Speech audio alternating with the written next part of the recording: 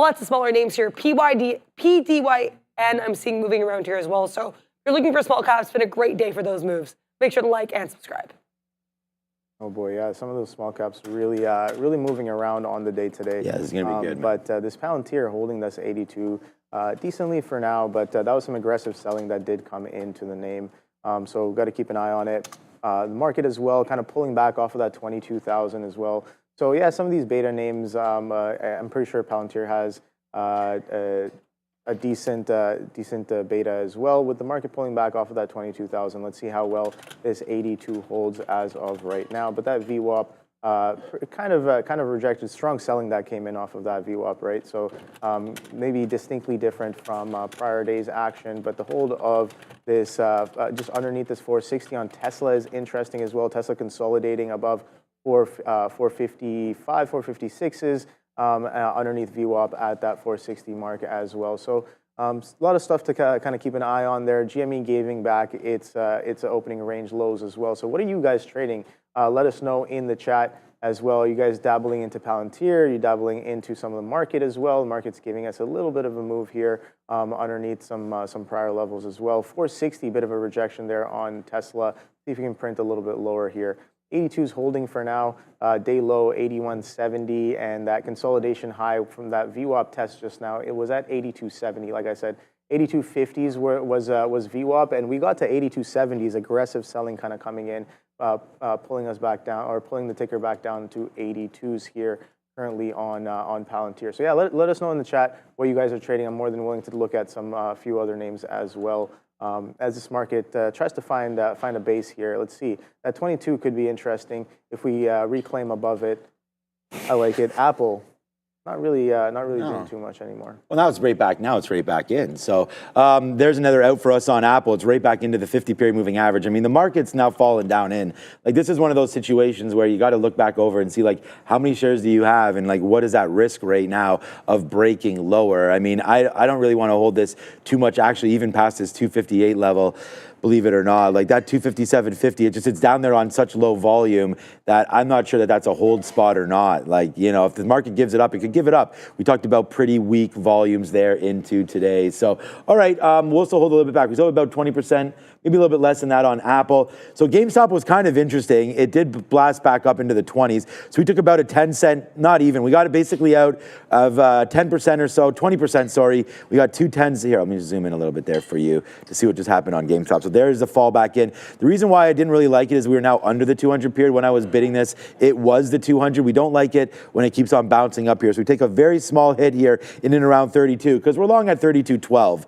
So we get out for like 15, 20 cent hits there on 20%, then get that rate back there as it prints 30s or so, or 25s, I guess, at the 50 period, at the 200 period moving average. Now we'll see if it holds it back to the upside. I have my stop set at 31.50. So if we break, actually, now that I look at this, I do not have my stop place there. So 31, I thought I did, 31.48 right there. Okay, Rigetti right now is absolutely a monster. So forget about, like, this is why you never know. And I know that Sharif and Joe and all these guys and you guys and Obi and all of us, Neil, all of us, you never know where sort of your bread is going to be buttered. And there's Rigetti right there. Like that, the fact that I'm up similar numbers on Rigetti that I am on Apple and Palantir is quite nuts. I was not expecting that. But there it goes right there, Rigetti, huge move to the upside and continuing. So RGTI on what has been a great quantum trade over the last little while. QBTS, the other one, yeah, so boom,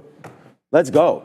Hot dog cannon there for anybody that followed the hot sector today. That is quantum for sure, as that's going up. Is the big guy going with it as well? Google, no. So as you can see, man, we talked about it. It's actually written on the sticky note today, and we talked about it throughout the morning show as well. That retail trade is hot, right? I mean, you saw GameStop going there early. Now you're seeing some of these quantum names starting to go as well. But what's pulling back are these names, Obi. The Palantirs of the world and whatnot have pulled back into some levels. I should be buying this level. Why am I not? All right, Palantir.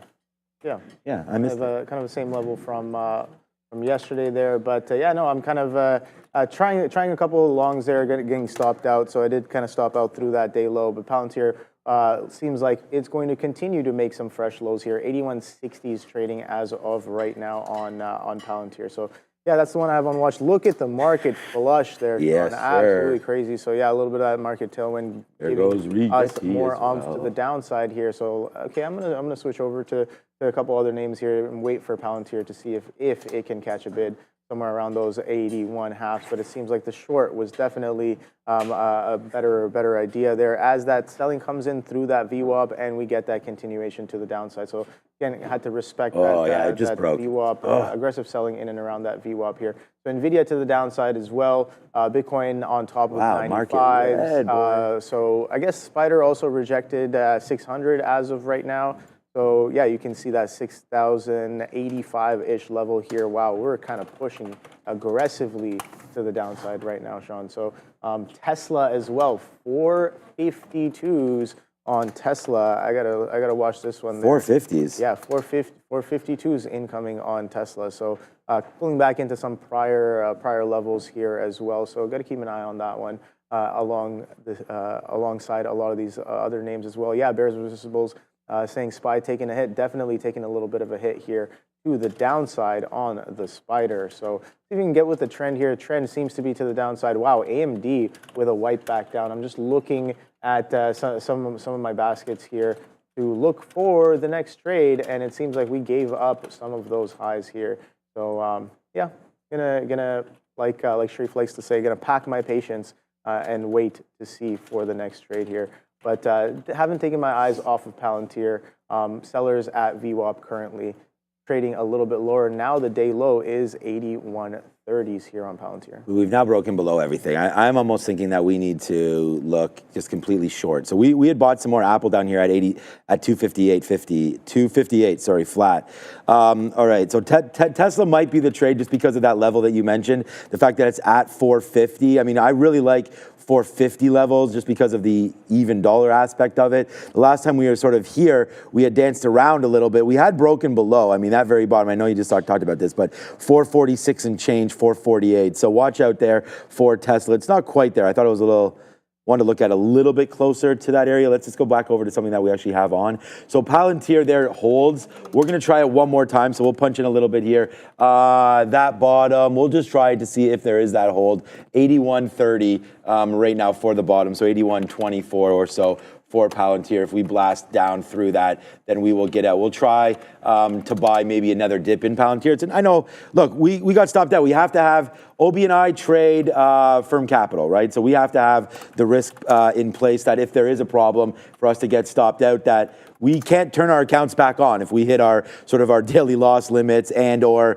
planned trade executed. If we don't get out at the levels that we want, it can turn out sometimes to be disastrous. So good call there to get out. I feel like it looks like we both had very, very similar ideas on that low of day break. So I'll try it one more time just because, you know, and my theory is here, and you're going to see on a beautiful, actually, I'll take credit for this one because Apple, we just boomed that. Wow, Obi. This Apple is something else right now on that reload right there. Good, let's go. Yes, sir. Okay, we're going to get more out right there because it just broke into the 200 period moving average. So that is, for me, the dip buy opportunity of the day right there. I mean, if you're looking at Palantir, why is Palantir different? Where the what is the 200 period moving average? Right there, right? It's all the way to the upside. You're not there. This is down. This is down 0.87, right? When you're looking at Apple caught just a bid down here at support that we've seen before. So, all right, put out some more there at 55. It looks like we are having a little bit of a problem breaking through that level. So now we'll watch out to see if there it goes. All right, Apple. Plan of action, 50 period. That's where we're at right now. Next plan, 259 at VWAP. So let's go, Apple. Nice battle back here, upside on AAPL. We're at the high spot we've been at all day right now, and part of that is courtesy of Palantir, as it's starting to go now one more time. Just quickly on Rigetti, because we got some out there at 1320, then again here at 80s. We're still trying to go one more time right now. I cannot believe it, dude. We have a lot of shares on board right now. We also got Z-Car just came into the building one more time. So watch out for Z-Car now. 240 is my stopper zone right now. Wow. Oh boy, but we have 5 positions all long and all banging right now. GameStop, the one in trouble. Yeah, so a little bit of a push back up here, back on both the ES and the NASDAQ. So let's see if the bid can finally come in. What's going on, Adara? Even more small caps to talk about here quickly. We have SES. This is SES AI Corporation. This is basically at high of days here. This is just above a $1 stock, though it was a penny stock at the start of its move today. We do have a market cap of just under $400 million, short float of 3.6%. No catalyst, but it does have AI in its name, so that could certainly be part of its move. Then there's also SKK, which is currently halted. This is a holding based in Singapore. Companies called SKK Holdings. This one tends to move with no catalyst. We've had this happen, I believe, a couple weeks ago as well. And it's also worth noting with SKK, they're a pretty recent IPO. They made their debut on the market on October 8th. SKK, SES, guys, make sure to like and subscribe if you're enjoying what you're seeing. Thank you, Adara. Great job over there on the desk, of course, for Adara. All right, so Zcar, Rigetti, GameStop, and Apple. So they're all, Apple maybe trying to turn around a little bit. All right, let's put an offer there at 66s and get out of that one. And we'll see if we can have a little bit more diamond hand action right now. There, did I not get that? No, I did not. I get that. Oh, yes, I did. On Apple. So we'll see if we can hold that just a little bit more. But so far, so good. I know you're still on. You're still in Palantir, so that was a good one. And then I just want to talk quickly about Tesla. I may go run and get a coffee over there in a couple seconds. 456 in change right there for Tesla. What a great bounce that was off 450, guys. We talked about that as a key level there. 450 came right in at a nice bounce off the lows. But don't get it twisted too much that it's just a Tesla story. Everything right now, look at the market. El Fuego as it goes higher and higher right now. Let's go Apple. I mean, oh my. Never not winning, it seems like Apple longs. And again, on the sticky note today, GameStop, Apple, Palantir, and IBIT. The only name that we're not in yet is the Bitcoin name of IBIT, as we'll watch out for this market. And oh boy, Obi. Oh boy. My number one stock will be Apple, but Palantir now making them sing to the upside as it's going a little bit back up. You want a coffee or anything? I'm going to go grab one here as we're getting ready to throw over. I'm still sipping on mine, thank you. Okay, so you take it over, then we'll throw to Adair and I will be back. But I don't want to mismanage these positions. Stop orders already in, as well as take profit to the upside. You know what? I'm actually going to sit here for a couple more minutes because this is really starting to go, and I don't want to leave my desk. I mean, I have 5 positions.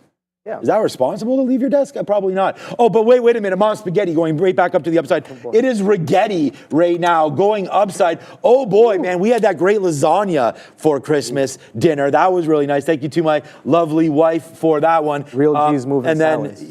Pardon me? Real G's move in silence. Real G's move in silence. I mean, I'm not too silent right here, right now, but I don't know if that's 50 Cent. Is that a Many Men there? No, that's Lil Wayne. Oh, Lil Wayne, yeah. Wayne, yeah. 6 foot, 7 foot. Especially because we're not making a milli or anything like that, but some people that own some of these quantum stocks, especially from a long time ago, may be making something like that as well. And you know Lil Wayne's favorite NFL team? No, I don't.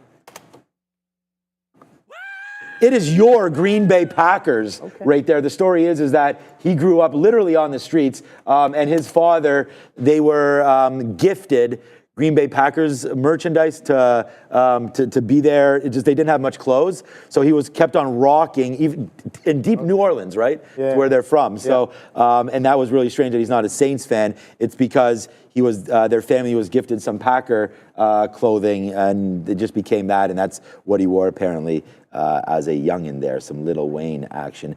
GameStop still trying to go as well. So far so good here today. The only one that's been a problem, Zcar just not really going right now. But let's see if we can get back up to $3. Yeah. We have the NASDAQ here basically trying to hold on to this previous resistance from the pre-market around that 528 halves, down about 0.25% today. Then we have the S&P 500 slightly stronger, and actually I would say chart-wise looking a little bit better here, poised for a bit of a breakout with these higher lows, trying to get above that key $600 level where we're currently hanging out, down about 0.2%. So again, performing slightly better than the NASDAQ from both the percentage standpoint and a chart standpoint today. Now, it has been a shortened week, so a little bit less volume across the board. Certainly something to be cautious of. There's also less catalyst from an economic data standpoint. We did have the initial jobless claims coming through at 8:30 a.m., a little bit lower than expected, 219,000 versus 223,000 expected, and the previous print of 220,000. The next big economic data print today is going to be coming at 1 p.m. with the 7-year note auction. In terms of stocks on watch, NVIDIA here, with its first close above 140 in quite some time. That came on Tuesday, pushed above that level, but then gave it up. This is now the top retail traded name in terms of net inflows, nearly $30 billion in net inflows for NVDA this year, going from 4th in this category to 1st this year. Then we have GME up about almost 3%, trying to hold on to 32s, but certainly giving up a lot of these earlier moves. What happened was we had a post from Roaring Kitty on Christmas Day, just posting a box that happened exactly 24 hours ago, push off the open, but giving up some of that move. Then we have Lee Auto, still up about 5.5% right now. Lee, Neo, and Xpeng all in this deal here with Xiaomi with regards to Xiaomi users can use the app to use some of these companies' chargers. So interesting look here for all these Chinese EVs, but Lee Auto, the strongest of the bunch, guys. Back to you. Okay, thank you, Miss Adara. I just realized I did not have that connected into my ear, so thank you for that throw there, Obi. All right, so Rigetti's still upside. We did have Zcar starting to finally move a little bit here off 270. We'll wait for that. Palantir, nicely done, but back up to 82. We're taking more out. We'll figure out what your game plan is on that one very, very soon. And then, oh boy, we got a little bit of a diamond hand action happening right now. I don't know, but at least GameStop trying to go. We are offering 3205s, I thought. 3206s we're actually offering. That's a strange level. Let's see if it gets back through there, and we will. There it is. Yes, sir. Oh, boy. Here we go. Again, I was going to say we may have our first losing trade. Well, we lost on the Palantir, but patience, it's king on that one for sure as we got back in, and now Palantir will be right up there as a top stock. But what's trying to go right now as a top name is going to be GameStop. We get that 3150 bid. I mean, again, these are just ideas every day. And they're just ideas. Whether or not you want to trade them with me or not. But this is GME 3150 long. So there's the take at 3150 right here. We got 3165s. So, I mean, that's the take right there. That's the long that we had. Obviously, the Palantir long was banging. We'll wait to see if it can get going through there again. But there's the 82 long, dip into 81.50, as we talked about in the pre-market. The Apple long was huge. My number one stocking continues to work out as well at 258.50. So far, so good right now as we continue to get higher and higher in the market. I mean, there it is. Nice little bounce back. And then again, we said the same thing over and over again. And it's just about learning. I want to thank everybody so much for watching us here on your holidays. I mean, you did not have to come here on your holiday to do this. And I want to thank you all for doing that, especially in lovely Canada right now. We are at the highest spot we've been at all day right now because of this guy right now. There goes GameStop. It's a nice little move right here. We're up 40 cents. It's starting to go. Rigetti is up $1.30. That's trying to go. Zcar, we don't have much exposure there, but it's going the other way. And Apple, we just got a 258.50 take there as well. So, hey, man, we're doing pretty good here today so far. 5 stocks. We'll be it all there. Thank you so much. Long love, live, love, sale right there is thanking us for being here today as well. The Sticky Note Rules, thank you so much as well for Venomous there, as well as hopefully not too venomous, because I don't have the antidote. Other than to come in here every single day. Unless we got Travis Scott on the line. Do we have the antidote then? But okay, here we go. Back there to the upside, just watching GameStop, watching Apple. I'm feeling a little bit like we got to start cashing out of some of these plays because we're now at VWAP and the market could possibly be bouncing just a little bit. So there's my out on, there he goes. There's my out on Apple at 40s. I'm going to take another out right here at 49s, 50s if we can, as there it goes back up to the upside. Hey, man, I guess getting out was wrong. Because the stocks continue to go higher. Let's just be patient. How about that, Obi? And we'll let it sort of the cards play as they lie, so to speak. Yeah, I think so. The market's still consolidating. We got that aggressive bid that came in the prior 15-minute candle there. So yeah, let's see if that continues. But at the same time, 22,000, bit of a sell-off there off of that 22,000 coming in as well. So a bit of a sandwich there, but consolidating within the opening range here on both the ES and the NASDAQ. Interestingly enough, Tesla finds a little bit of a support base at that 452 mark, and now we're trading a little bit back above 460s consolidation highs from the opening session right there. So let's see if we can break through that 460 here on Tesla as well. Palantir still holding a little bit of that downtrend as of right now. VWAP selling definitely dominant on the day. We saw that initial test of that VWAP come in real aggressive there all the way down to 81.30 day low currently, and now trading back up into 82s. So let's see if sellers are kind of stepping down, and VWAP currently is at 82.30s that I'm seeing. This secondary high that came in, this lower high was in and around, what was that? Specifically, let's see, it was 82.26, so just shy of that VWAP. So yeah, VWAP sellers definitely kind of pushing this ticker around on the day. Tesla, though, I like Tesla because that relative to its VWAP, we're testing. Okay, no, that's volume range. So where is VWAP here on Tesla? I have 460.37 on Tesla for the VWAP, and we're trading 459.30s currently. So holding decently well. Yeah, let me know in the chat. Have you guys been shorting some of these names here as we pulled back off of that 22,000, or are we getting a little bit long? Starbucks still continuing to the long side. Wow, that one is aggressive. Intel as well. Intel, we saw how aggressively Intel has been selling off over the past couple of weeks. Intel catching a bid once again today after I think prior day as well, sold off in pretty much V-shaped recovery on the day on Intel that pulled us all the way back to opening range highs and maybe a little bit above opening range highs as well on Intel's currently trading at 2059, a day high at 2065 on Intel. So nothing too crazy. SPY is holding its day low currently. Day low 451. What is this? 451.93s. Day low on the spider, trading at 458.5. So maybe a little bit of a bounce coming in, but I'm watching this 460 here on Tesla to see what we do in and around that area here. But again, with the market taking a little bit of a pullback, might be poised for some selling. We saw that aggressive bidding came in on a bunch of names. A lot of names were very strong prior trading day, right before Christmas. Some names literally opening at day lows and closing near day highs as well. So I get stopped out once again here on Palantir. So you know what? I'm going to be a little bit more patient. Let's see if we can form a little bit of a base here. If we reclaim that 82, I'm more than willing to try once more here on this name. ARM taking a little bit of a pullback. Let's see what chips are up to. We saw what Intel was doing, but NVIDIA to the downside. So distinctly different action on NVIDIA currently as it trades a little bit lower here as well. So let's see what you guys are talking about here. NVIDIA flushing. Yeah, we just talked about NVIDIA potentially coming in as well on the day. So I don't know. I like this. I still continue to like this Palantir long as of right now, even though the chart is showing a little bit of weakness underneath VWAP. So just kind of watching the tape. Let me know. Also, I'm curious to know how many people out there actually watch tape for their trading. Is it like a combination of tape and chart?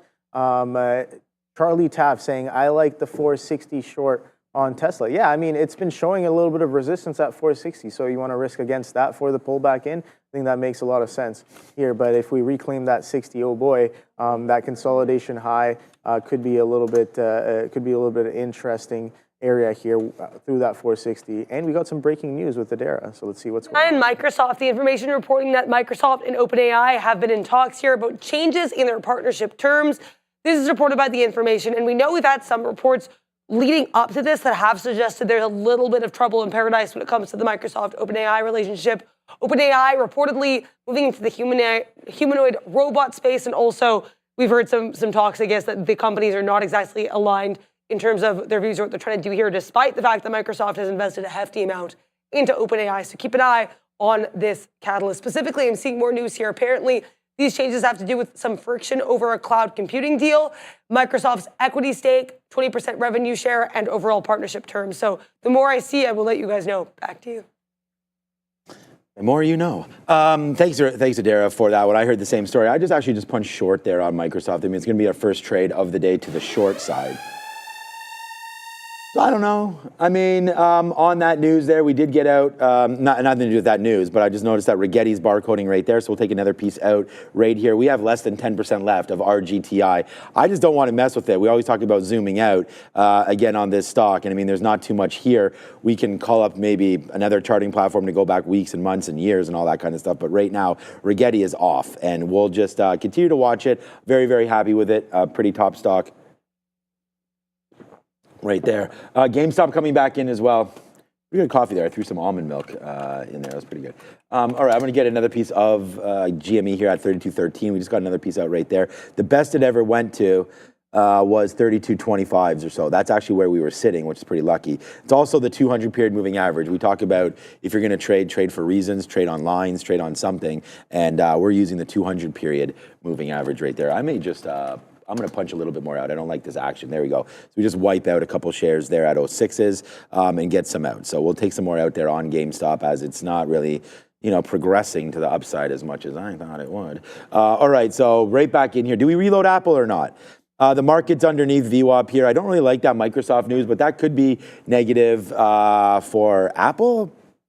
Not really. I mean, Apple is using ChatGPT, so OpenAI, there with their platform as well now with Siri and moving forward with Apple Intelligence. So I could see maybe something happening. And what did we just happen? Oh, we just got more GameStop on the upside. Okay, good there. So I don't know, for Apple, this story's almost done for me. We reloaded it there. We were super happy with that move back up into the 50-period moving average. I was holding it for a break of 85, I believe. It just got as low as 95 right there. So let's just sort of maybe count our chickens a little bit here on Apple. It's not moving that great. The market is trying to make its way back up to VWAP. I'm going to execute something out here at 16s as I move my water away, and there it is. Take a little bit more out on Apple. Okay, now that it bounced up a little bit more, I'll take some more here at 26s. As you see, I just put an offer there, and the level just like 3 or 4 more people joined. Like, isn't that crazy how that works? I know you know about that better than anybody else as you read tape and watch level 2s a lot. So anyways, there it is. Another out there on Apple. Getting a little nervous. Not nervous, but we're underneath the market here.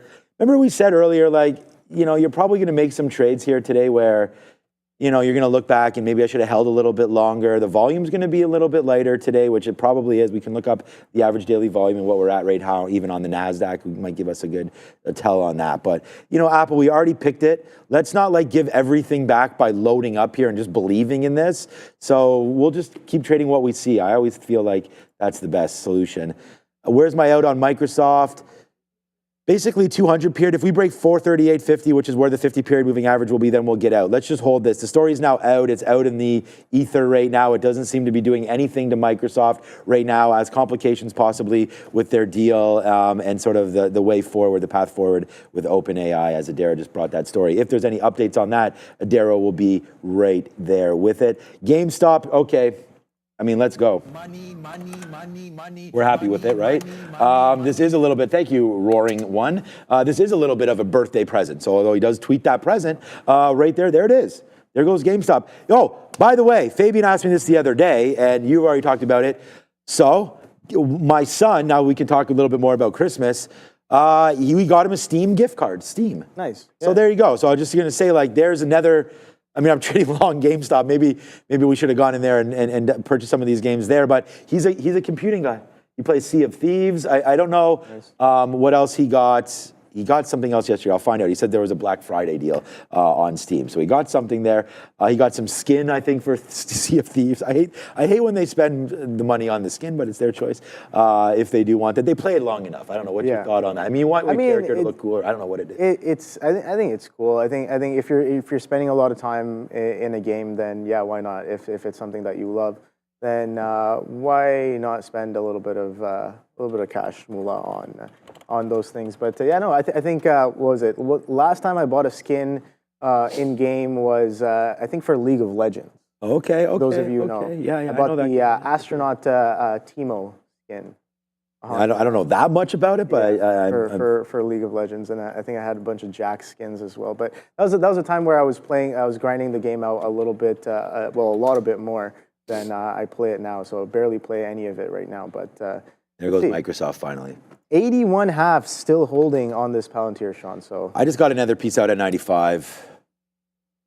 I don't know. It keeps going up to VWAP and then kind of selling off. So I have stopped out a few times in it. So I'm kind of just like, all right, well, maybe be a little bit more patient to see if you see any sort of kind of break of trend here. But the fact of the matter is that, yeah, we've been making lower highs, kind of a low at 81.30s currently, and chopping around this 82 mark. So we talk about that consolidation from prior day.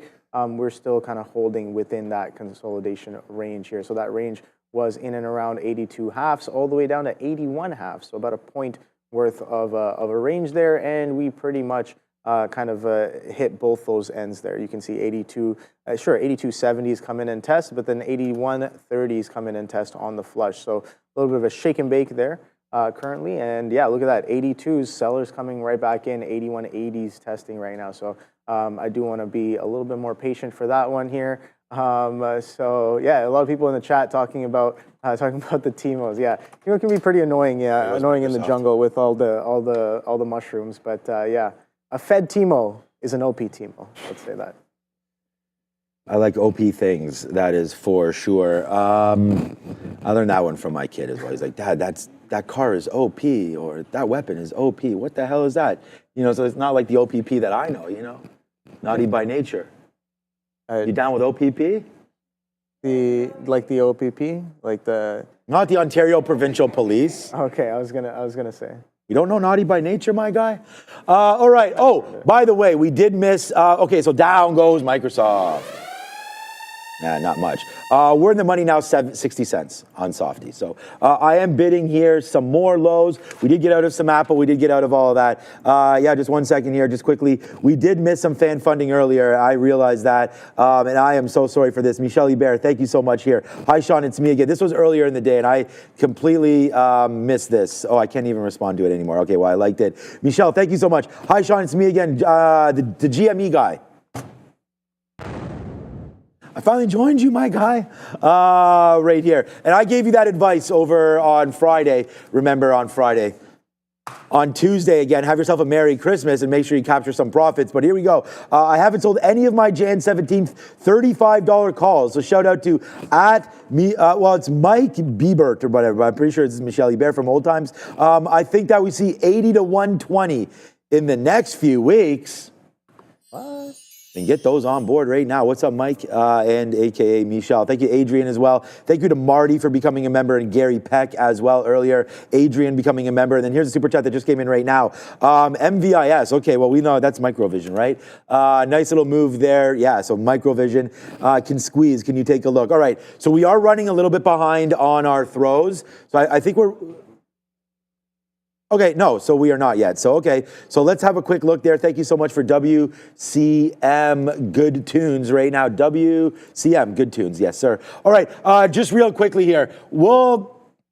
I'm just going to do chicken dinner winner, because this is my number one stock, although we're celebrating a loss right now for Apple. Not celebrating a loss, sorry, just announcing the fact that it did break that low. But my net is staying the exact same here, because here we go back in right now. Microsoft, we are bidding 437 flat. Hopefully we'll get that. Z-Card just doing nothing still as well. Rigetti, oh my, I mean, Obi, when you're talking about something right here, look what Rigetti's doing, up to 1365. Like, are you even kidding me right now? We will take a piece out there on Rigetti. Obi.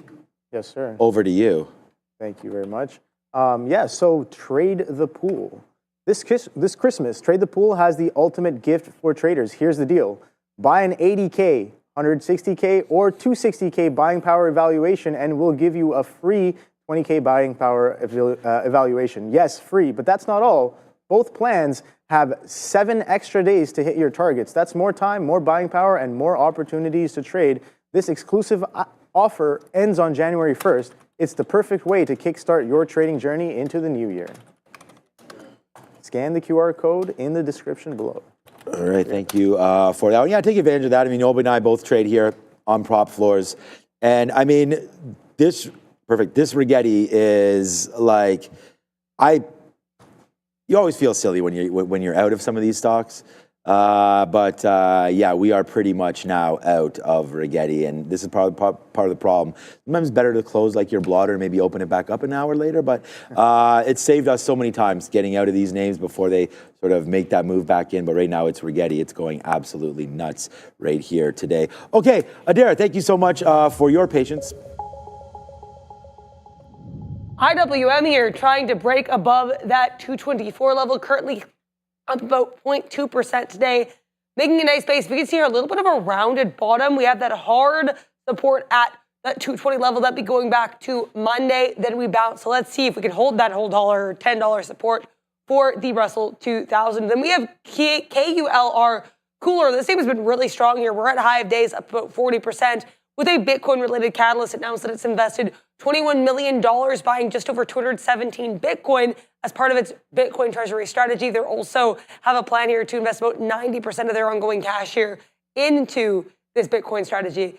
Then we have RYDE. This name also trades on the AM or the MX here, about 46%, so definitely removed from day's highs. They are a penny stock, But here with a catalyst announcing that they have a 3-year renewal of their ride-hail and carpool licenses in Singapore. Last but not least, that's EHang. This one at day's highs up about 15%. This is an eVTOL-related name they've run in the past. Announcing here they've collaborated with a district government in Beijing to establish a national headquarters for their low-altitude emergency rescue solution. So keep an eye on with the governmental catalyst here, guys. Thank you very much. There goes Palantir knocking on the door of VWAP once again there, Sean. So 460 as well. Here comes the market back up into that 22,000.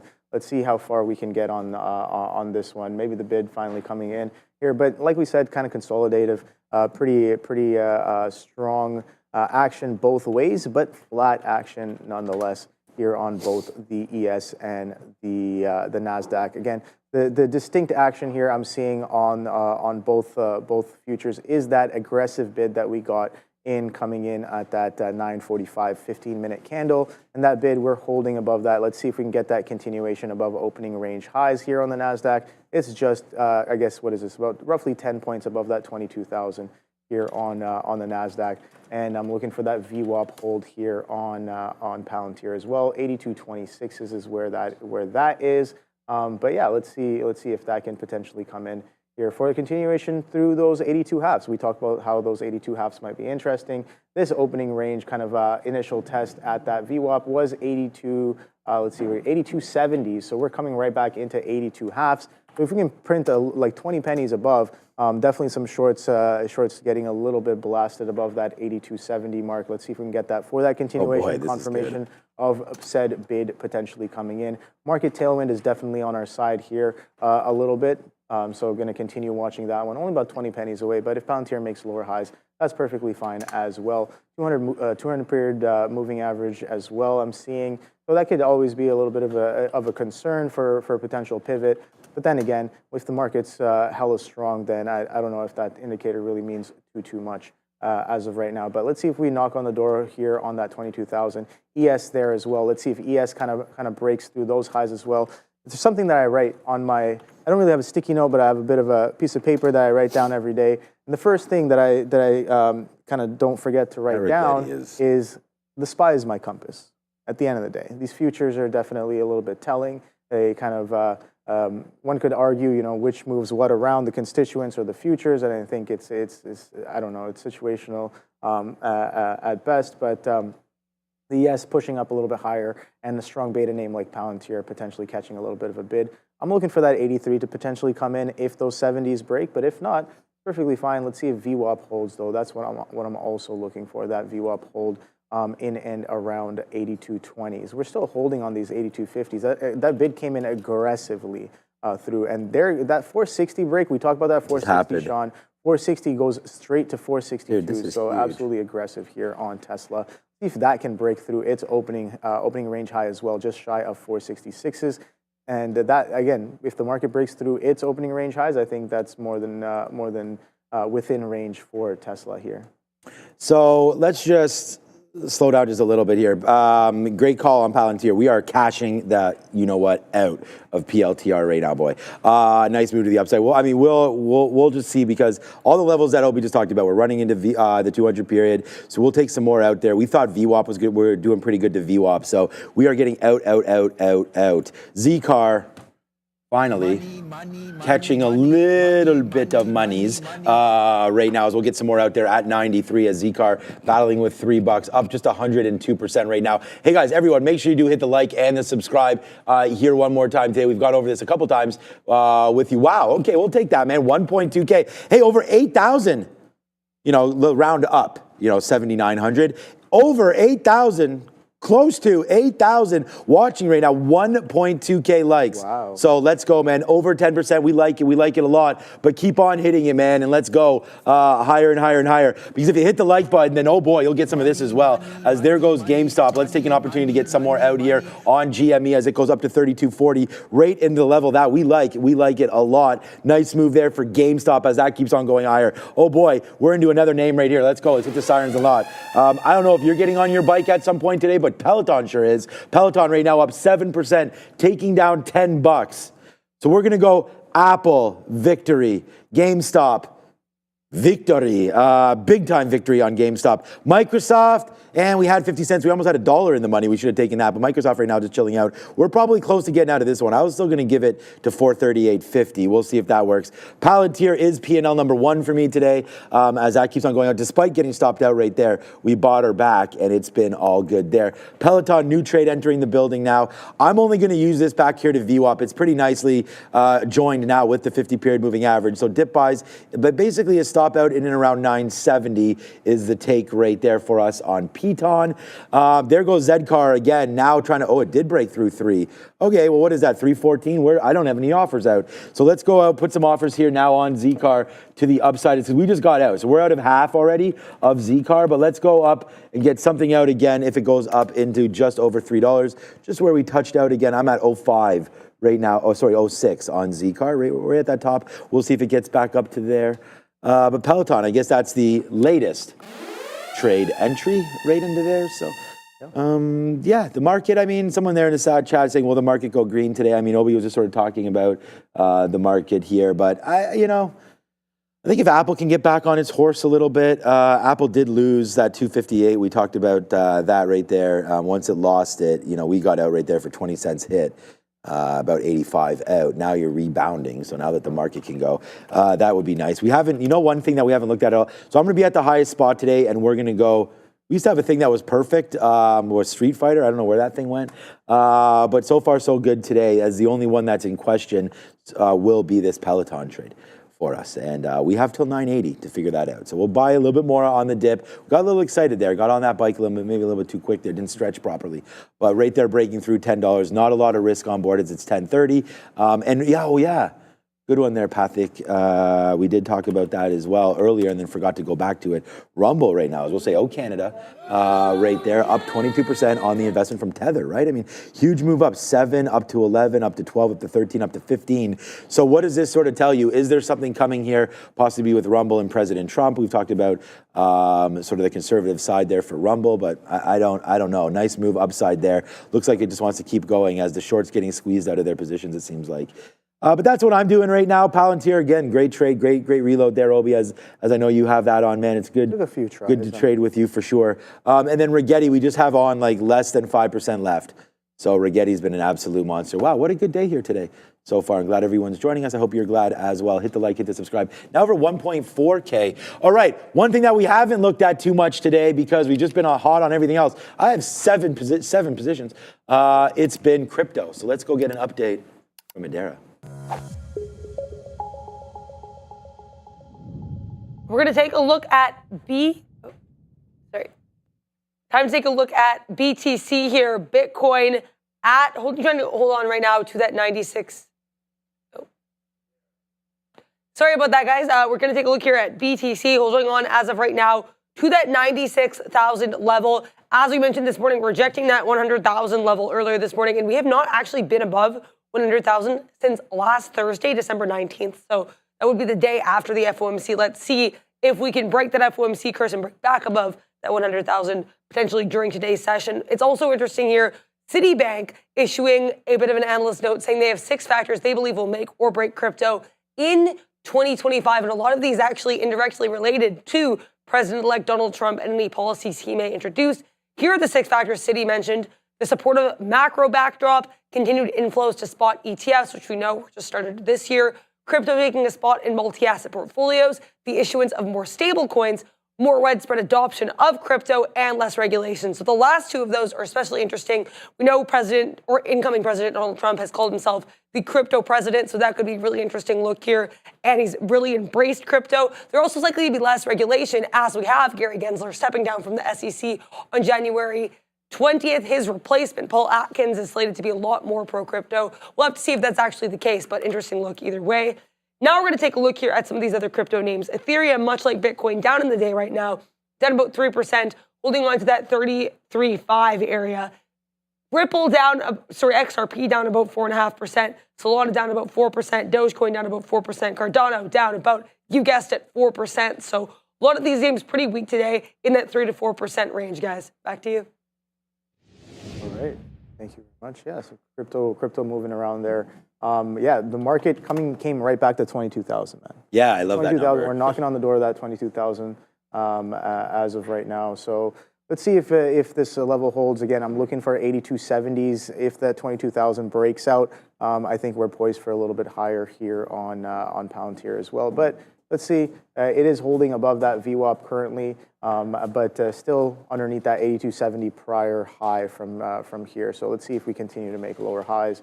I'm just going to continue watching this one here. But yeah, no, oh boy, Starbucks still pressing higher here on Starbucks. That was another idea. Intel as well. Kind of the Intel, I liked the short over the past couple of weeks, but it seems like the bid is finally kind of starting to come in here on Intel as well. So a little distinctly different action. I did have it on my screen for multiple days back to back, just watching it, taking some trades every now and then as well. But yeah, Intel with a bid. Seems interesting. Maybe we've bottomed. I have no idea, but let's see what we have in store for Intel going into the end of the year. We know that it's been aggressively sold off, right? Right. Yep. So aggressive selling on Intel, distinctly different from some of the other chips here. But let's see how much longer can something like Intel sell off. You can't forget that a lot of PCs still use Intel chips as of right now. But again, a little bit of concern from I guess the street with some of these other chip makers starting to dominate some of this AI and quantum computing infrastructure as well. So if Intel gives us that comeback, but that was a bit of a trade as well. Yes, Mirek, that's funny. Saying that I'm getting a little excited with the monotone. No, I have a little bit of a stuffy nose today. Woke up with some sinus stuff. So. Hopefully, it's not too bad, but hanging in there as of right now as this action hangs on underneath that 22,000 on the NASDAQ. So maybe not poised to break just yet, but continue to watch on that. Yeah, Water Lover saying Intel volume so low. Yeah, that's the crazy thing. We've been getting a nice little bid on low volume on Intel. So interestingly enough, there goes 462s on Tesla. So let's see. We are making a bit of a trend back to the upside, holding above that 460 mark on Tesla. Again, that push and break of that 22,000 might be interesting if and when it does come in. So that's what I have on watch currently. Let's see how some of these Mag 7s are doing. Oh, Spider. Yeah, Spider, of course, looking very much like the ES, obviously. But Spider kind of reclaiming some of that action. We talk about that second 15-minute candle. I'm looking at the 9:45 15-minute candle. Some aggressive bidding coming in on that, and we're still holding higher with reference to that candle currently. So let's see. Going to be patient. Gonna come in. Okay, well, that's some aggressive selling on Palantir currently, but let's see. The question is, do we hold that VWAP or do we break a little bit lower? 82 seems interesting. More outs there on GameStop. Thanks, Obi, for all that coverage there. I was going to sort of do something similar on Palantir. You guys know that my trade is going to be a little bit more scalpy, so we're out many more shares there, 82, 50, and so out, getting lighter and lighter on PLTR. As my sort of thinking here today is like, let's try to hold on to as many of these as we can, but at the end of the day, it's still 1040 right now on what we expect to be a little bit of a lighter volume day, but it's really been pretty profitable so far as we've just picked names with catalysts, right? So Apple was on our sticky note today. We really like that name down here as it's been like basically absolute rocket ship to the upside. So we knew if the market got going, Apple would have been a name that we had wanted. So we got on that wagon real quick, man, and have not really gotten off of it until it broke through 258 and then wound up holding. So that was a good trade there. We did get GME news. Again, this is the #1 trade idea. We had a little unboxing of some sort there on the weekend, on yesterday.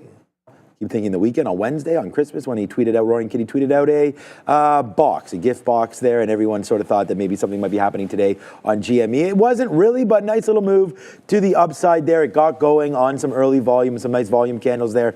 We were able to dip by at 32, and then we got our 31.50 as we had wrote down, and then since then, it's It's been real nice movement on GameStop as we have about 15% left on that one. Then we went over to Microsoft. This is all just going to be alphabetical. That's how it's sorted in my account. We got news there about Microsoft and OpenAI having a little bit of a rift there. We'll get that maybe exact story some more. I feel like there's more there that I either didn't pay attention to or missed. But nice move down there for Microsoft. We took advantage of it.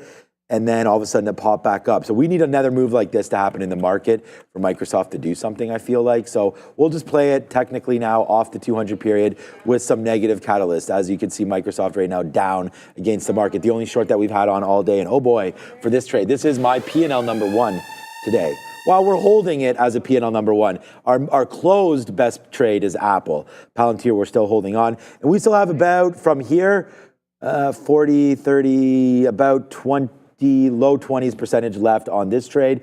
Peloton, our newest trade. I'm just trying to break these all down and then we'll work on some more trades. Peloton gets up to the upside, breaks through $10. We took that long bid there. And again, we already know, we zoomed out, we already understand that this high of 1050 possibly is as high as it gets. That's fine for me. Our stop is the 50 period, but which has now come all the way up to 985, by the way.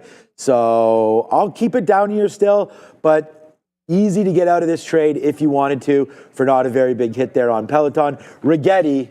Awesome.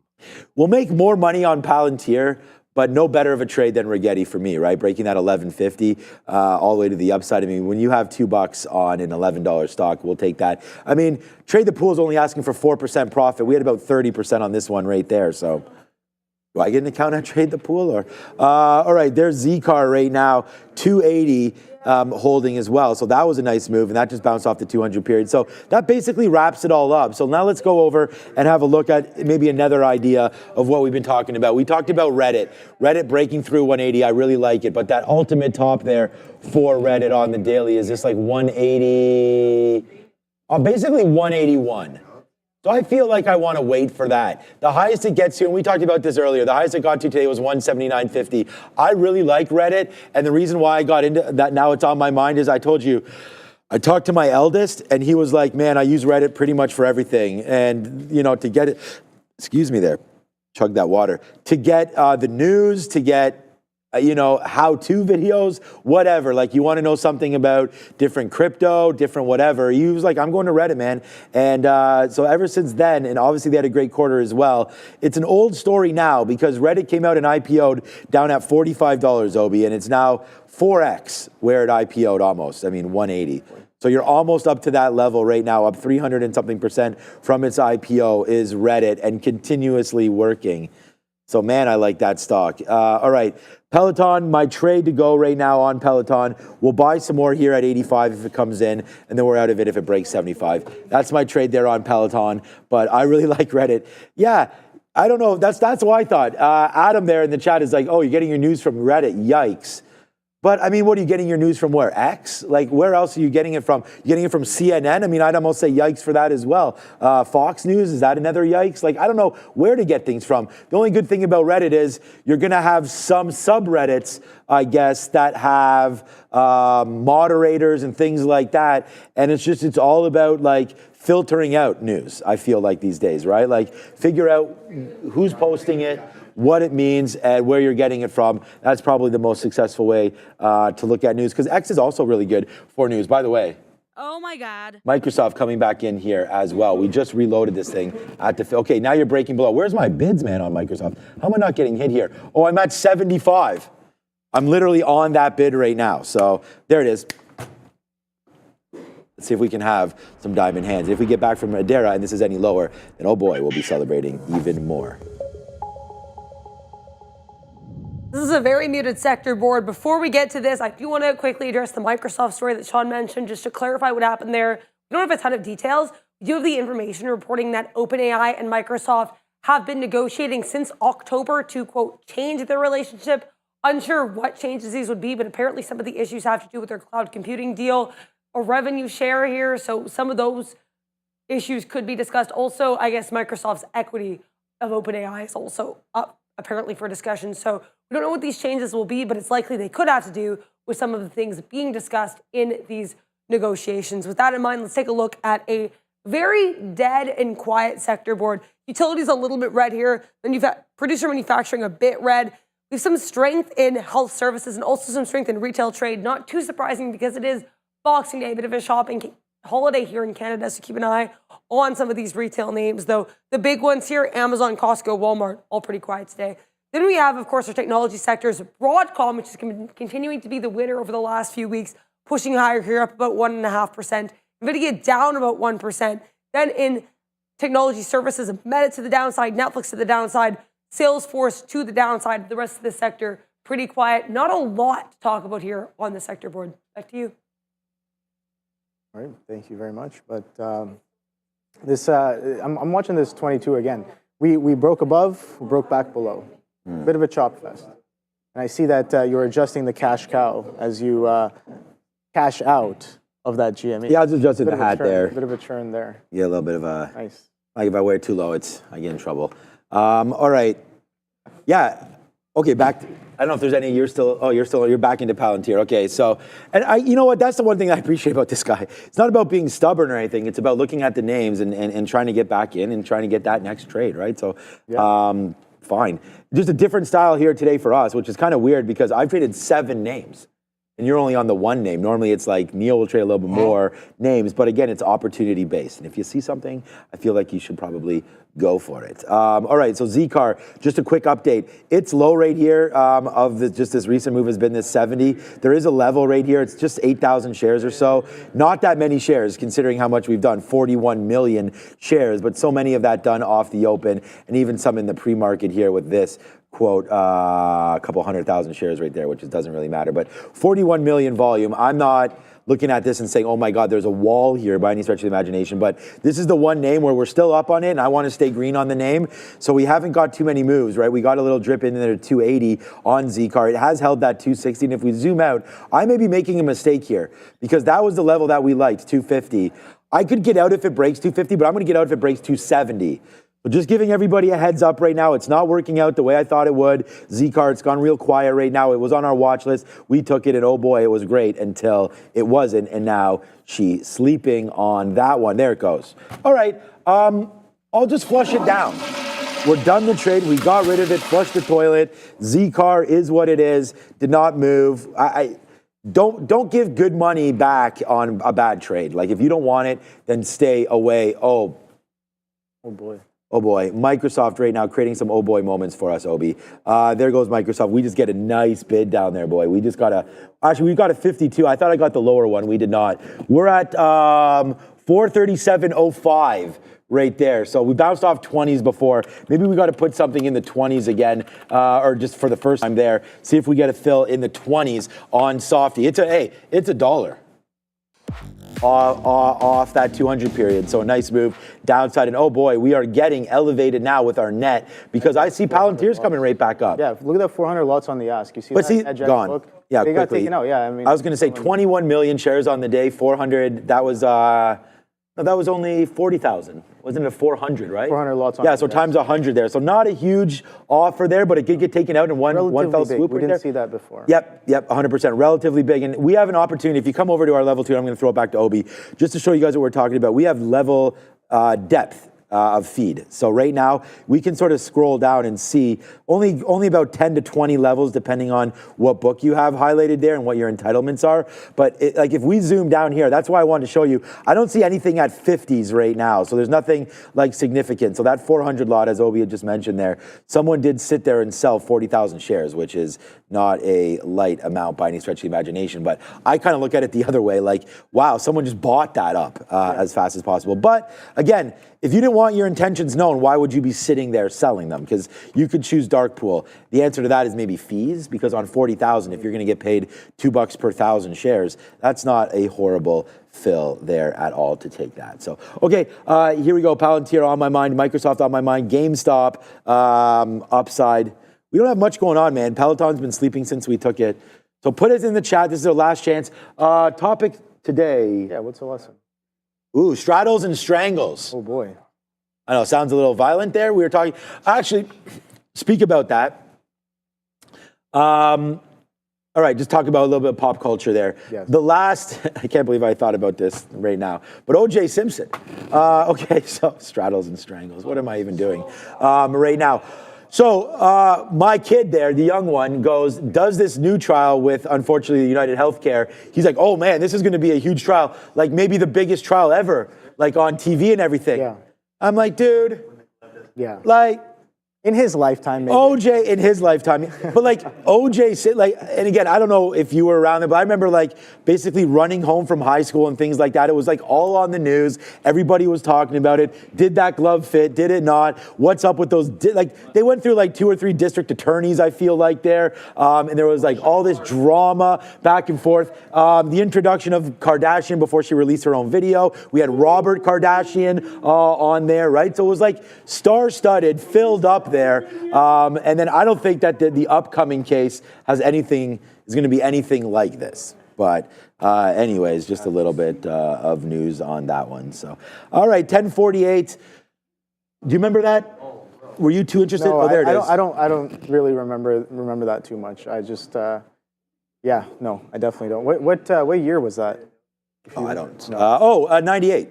98? Yeah, no. Yeah, 97, 98, Definitely not. I believe was the.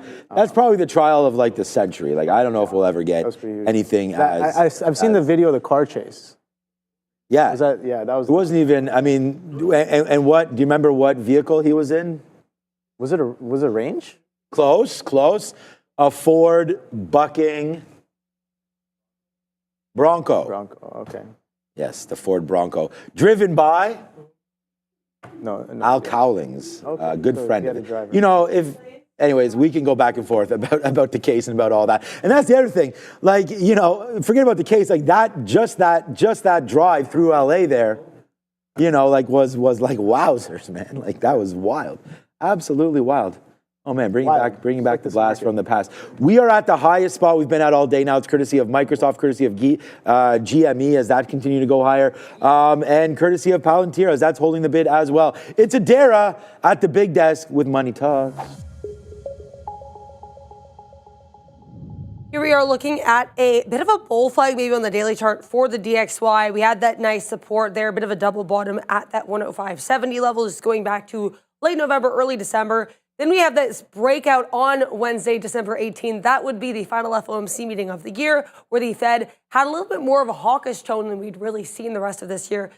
Bit of a pullback on that Friday, but then we get that push up on Monday, and now 2 straight doji candles. Let's see how we end up closing, red or green, on this day after Christmas. Currently trading around 108.2 for the DXY. We had a little bit of economic data today, slightly higher than expected continuous jobless claims, slightly lower than expected initial jobless claims. Tomorrow, we're actually going to get a little bit of data as well. At 8:30 a.m., we're going to be getting wholesale inventories, the month-over-month change here. Retail inventories, ex-auto, we're also going to be getting, as well as advanced good trades balance. Then at 1 p.m. tomorrow, we're going to be getting the crude oil inventory, so a bit of an interesting one.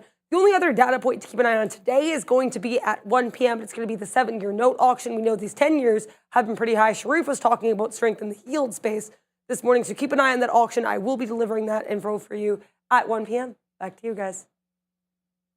Thank you very much. Yeah, no, just I got nothing else going on. Like you said, yeah, you're involved in many tickers. I'm just involved in one. Looking for this price is compressing, right? We saw some big orders go through. Prices compressing. Market is holding underneath that 22. So, oh boy, all right. So there's some aggressive selling coming in here. Let's see again. VWAP. I like VWAP. Let's see if we hold above that VWAP or not. But the ES. Spider is trying to push towards the high. So I like that little bit of a confluence there. NASDAQ not really giving us the same kind of push just yet on the NQ here. Tesla actually got past that 462, came to 462 halves and some change, and then pulling back now 459s currently on Tesla. So yeah, let us know in the chat what you guys are trading. We only got about less than 10 minutes now, 9 minutes left until the midday show, where you guys will be getting the The Strangles and straddles. lesson on strangles and straddles. Yeah, exactly. A little bit of options there coming through. All right, so this is a different day. It's a holiday. There it is right there. It's a holiday day today here in Canada. We want to wish a happy Boxing Day to everybody. We also want to wish a very happy birthday to Neil. Happy birthday. Taking the day off right there. So awesome. I hope he's enjoying that. He's already messaged, and he is. So make sure you do hit the like and subscribe for Neil today, if anything. Make sure you do that and, celebrate his birthday by liking the stream here today. Thank you for doing that. One more time. Let's do something fun, all right? Let's do right now what's for lunch. Yeah, so I was going to say, like, today, because it's a holiday, so what I was getting into, we do not have a catered lunch. So, Obi, I ask you the question. Yes. What's for lunch? I don't know. We can go to that. I don't know if that Cabanos place is going to be open. That's that burger place. Yeah, that's that burger place. Shit, we keep on forgetting to do that. Remember, so we got to do that. Well, we can go today for sure. I was saying before there was a shawarma place across the street that I was thinking about getting there. That works. Ramin was advising me on the toppings and whatnot to get no lettuce, no tomato. That is an inappropriate shawarma. If you put a lettuce and tomato in your shawarma, it is a wrap, as she had brought to my attention. Fair. She said pickles could be used in there.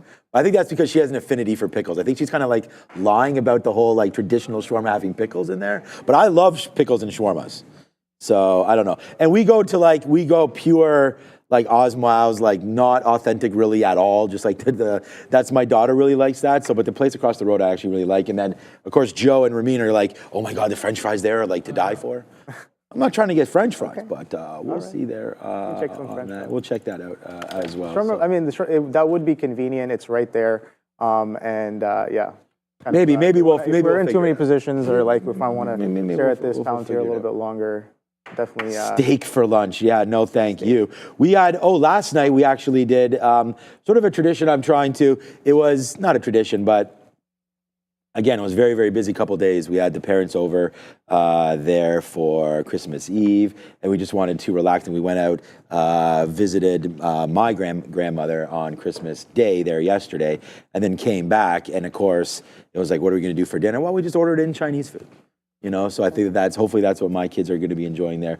There's no better I don't think this is a very chalk opinion here. I don't think this is like, it's like when you go and you're a stand-up comedian or whatever, you're a wrestler and you're like, so glad, like The Rock is back in Hartford, Connecticut. And then everyone goes crazy. But I was going to say, Chinese food, one of the best leftovers. Yeah.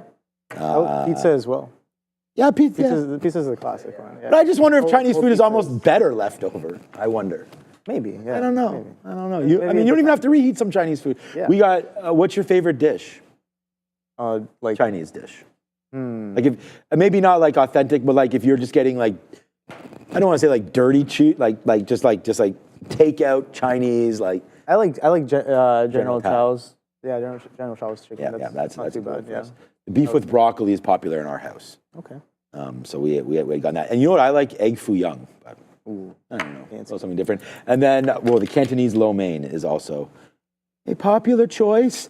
Okay, so here we come back into the downside right now. Let's get down to business. That's a Tiesto song. That's like one of my daughter's like hype songs right there. All right, it's a hot dog cannon. Microsoft. Oh, by the way, let's celebrate it today, Joe, because today we get the start of see, Joe, I pay attention to what you say, my guy. This is the start of this man's favorite tournament. It is the World Juniors today. Okay. Can we get it back, Joe? Last year, U.S. took it down.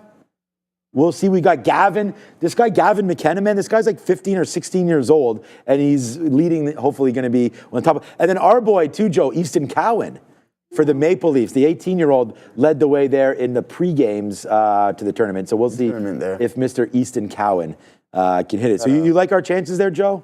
I do like our chances. But again, the Finns are good as well, so we got to watch out for the Finns. Because I think the year before the States there, they won. So we got to watch out for the Finn, who we play today, actually. So going to be tuning into that game and seeing how the boys are doing. There's no doubt about that. Is that an evening game today, or are they doing that in the afternoon? No, I forget. It's usually, it's in Ottawa, right? So I'm assuming it's going to be around afternoonish. Are we taking Sharif's plane down to Ottawa? Maybe we can go see the finals Sharif's plane, yeah. There he is. What's up, Sharif?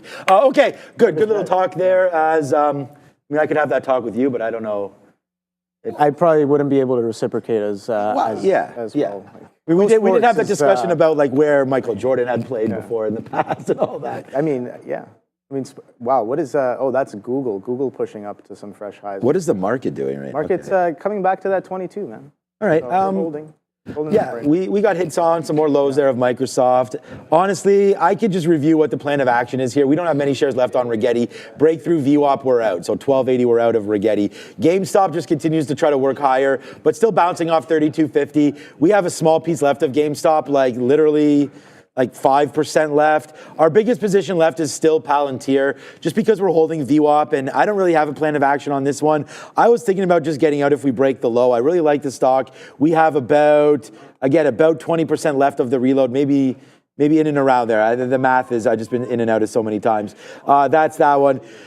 Unfortunately, Peloton has kind of just rode itself into the sunset here and not done much. So this play might be a little puff, pass, and not doing too much here with Peloton, to be honest with you right now, as it's just kind of holding the highs there. And hopefully it gets going. We said 1050 is the spot. We're going to get out if it breaks 975 to the downside there where VWAP basically is. And that's about it, man. We're out of Zcar. Pretty happy getting out there. It did pop up against that out a little bit, but still happy it's better that we're out now than that we're in. And that's that. So I'm done. The only other name that I would possibly reload would be Apple, but I'd like to get it a lot closer to that day's low where we actually punched out in order to make sure that we have the right price. Because if I go long again at the 200 period, this is going to be my stop again. So that gets run one more time, and then I give it back. So I don't want to do that on Apple. We'll just try to be as patient as we possibly can as we look forward to an exciting midday show there, Obi. So why don't you wrap it up and your idea there on maybe on Palantir? Yeah, I mean, it's like I said, that 8270 is that prior intraday high as well. Some double top action in and around 55s, 56s, 8255s, 56s. We're trading 82 halves right now, 8250s. So only about 20 pennies away. Let's see a bit of some strength in the market as well. You can see the ES is hella strong right now. We did break above that opening range high on the ES, and here comes in the Nasdaq as well. The Nasdaq is pushing aggressively as well. So again, if that 70 gets taken out, I'm looking for that buying pressure to potentially come in to confirm that buying is kind of continuing on this ticker again. A bit of a trend. Oh, trade. You GME's can going. look at the higher time frame. We've been trending up for weeks on end, and I think that a little bit of a decent hold here on top of those prior days levels, 81 halves. Continuation, holding 82s, holding VWAP, and now pushing back up towards this high, 82.70. We're only about 3 pennies away from that one there. What is that alert? Oh, it's my Intel alert. Okay. GameStop's We'll starting watch to that go. one. There goes the 70, Sean. So 82.70 is trading currently on PLTR. Let's see if we lick this prior high, or do we kind of pull back a little bit here on the Palantir currently. So I'm going to continue watching it. Let's see. I'm looking for those 83s. Opening range high. Where is that? Oh boy, can we even get there? 83 halves. So about a point away from where we are right now. There goes the 70s. Some buying pressure coming in here on Palantir, Sean. So with that, it is 11 o'clock. Yep. GameStop going, Palantir going, man. We'll end it at a very, very high note, but it's about to get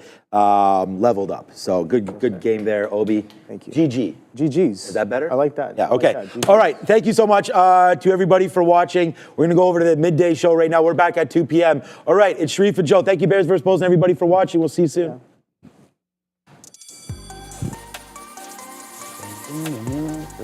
Here it is. What is up, beautiful people? Welcome to How to Trade During the Midday. That is your boy, Joey Options.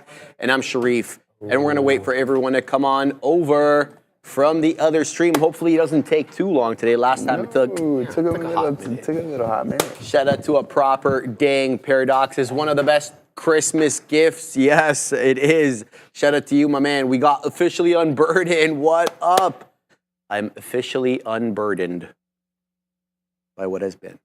Bears versus Bulls, Robbie EV. We got RJ Woodkill, as well as Daniel Vargas and Tua. No, it can't be. Tua Tagovailoa, shout out to you, my man. I didn't know you'd be joining us. I didn't know we'd have celebrities today. BGZ, Pitchbull, Richard Peterson, and Benton. Come on, you Gunners. We play tomorrow. Looks like City tied again. I'm sorry for you guys. Mateus Lane, Fugazi Bear, Scalp Hunter, and Fairchild. Shout out to Drops Trades and the Sankofa. We got Frank Hong, Cesar Sandoval. We got Cleverly, Reg, Easy Media, Matt C, Ezekiel, Jose Gonzalez checking out as well, joining us. Future Eddie as well as Nephew with a capital P, Curious and Nessa, Easy Media again. Shout out to Darth Buddha as well as JG Computers and Dylan Pays. Who else? Elvin Wegner. We got Jordy VWAP. Shout out to him. DJ Marshall and Yannick Nesbeth. Shout out to Elon and Jimmy Donnelly. Cobra's in the house as well as Gene Cook, Harry S. and Darius Golden. Some of the OGs there and Trader B. Couple more here, Joseph. We got Roy Tesla 77 and Alex, a.k.a. Boneless, not a bone in that dude's body. He's all muscle. Boneless, straight muscle. Good morning, Joseph. How are you? What's up, brother? How was your Christmas, man? Did you get spoiled or what? Yeah. Well, I'm Orthodox, so we have our Christmas on the 7th. Okay, But we get together with the fam. We hang out, open presents. Everything's good. My condo is an absolute mess. All the wrapping paper. Fine. All the wrapping paper. Yeah. Everything's good, man. Life is good, man. We got the markets open up today. There's no doubt about that. Yes, sir. We can't complain. Guys, we're gonna talk about some straddles and strangles today. But Sharif, before we get into the lesson, yes, sir. My guy, is there anything you would like to? There are, Joseph. You know, there's so many small cap gappers today that we had to use 2 tabs here. So I'm gonna go with starting in order. SKK, a multiple halter. It's now breaking down below VWAP, so it interests me far less than it did 10 minutes ago. Likewise here with YHC, also breaking down. But look at LAES. When I was getting ready for the show, this was at 705. Just took out that $8 level. Keeping an eye on that one. Likely going to be involved in this one. Likely at 750 or 760, depending if it comes back down there. SES as well. Good mover up 115% on the day. And you saw the Katina man involved in this one in the pre-market. Rigetti still above the volume weighted average price. Just held 13 to a dang T. SFHG just bouncing off VWAP. This is a sub $1 name. Be careful with this one. Rumble continuing to put in higher highs and higher lows, now up to the tune of 30.5%, looking to take out that 16 2/3 MVST. Another 25% winner here with multiple topping tails into that 2 1/3. So those are the first 8, but there's more. There's more because the Russ is the only indice or index up today. SOUN. I see you guys yelling about this one in the chat, looking like it wants to take out that 23.5. Just printing day's highs. We've got to keep up GameStop because Catman was tweeting on the weekend. And then KULR, very interesting area here for KULR. A good area, resistance to support flip. And last, but certainly not least, GEVO. I always mention this one. Reminds me of 2020, 2021. It just touched $2. It's up 32%. Joseph, there's too many to talk about here, but those are the first. There's a lot going on, and guys, someone in the chat said the States are going to take it. Yeah, that's fine. We'll see about that. Only time will tell. We got to play the games first. And don't forget, our best players are in the NHL too, right? So we got Macklin Celebrini. That kid is, he's a stud. There's no doubt about that. He's playing over there in San Jose. So keep an eye out for that. But if the NHL teams were to release our top teenage players, it's not even close. The competition is not even close whatsoever. So I love the tournament. There's nothing better than playing the States and Russia. I remember I was about 18 years old before we get into the lesson here. Sharif, I think I was 17 years old partying in Montreal, and on the New Year's party, it was Canada versus the States, and it was one of the best times that I have. We were at the club watching this game. So gonna hit the bank. That was a good time there. There's no doubt. I'll never forget that one, guys, folks. But let's hop into this lesson here and get this Christmas party started.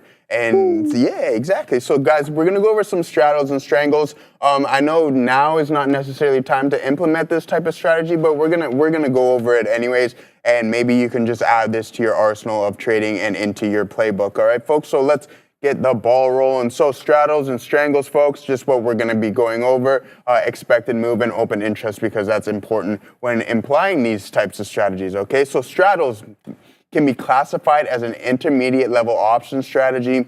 This is best utilized when large increases in implied volatility are expected, including large expected moves. So again, with that FOMC meeting, great time to implement this type of strategy, and most importantly, during earnings, okay? So as I mentioned, earnings announcements consists of 2 options contracts with the same strike and expiration date.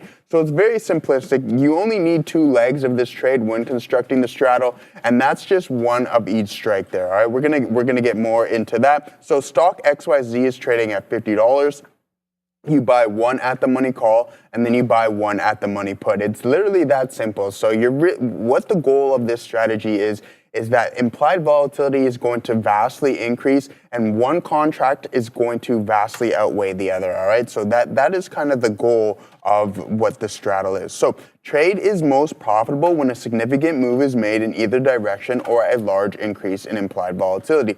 Max potential loss is total debit paid for both contracts. So that's something really key. I mean, other than you not being able to exercise your options outside of the market hours, so when it's closed, you have a certain amount of time, only a couple of minutes where you can exercise those, but you can't open or close any other contracts in that aspect, and same in the pre-market. But this is really important. The max you can lose is the total debit paid for that. So if you paid $2 per contract, so a total of $400, that's the max you can lose. So the risk is fairly defined on that front, all right?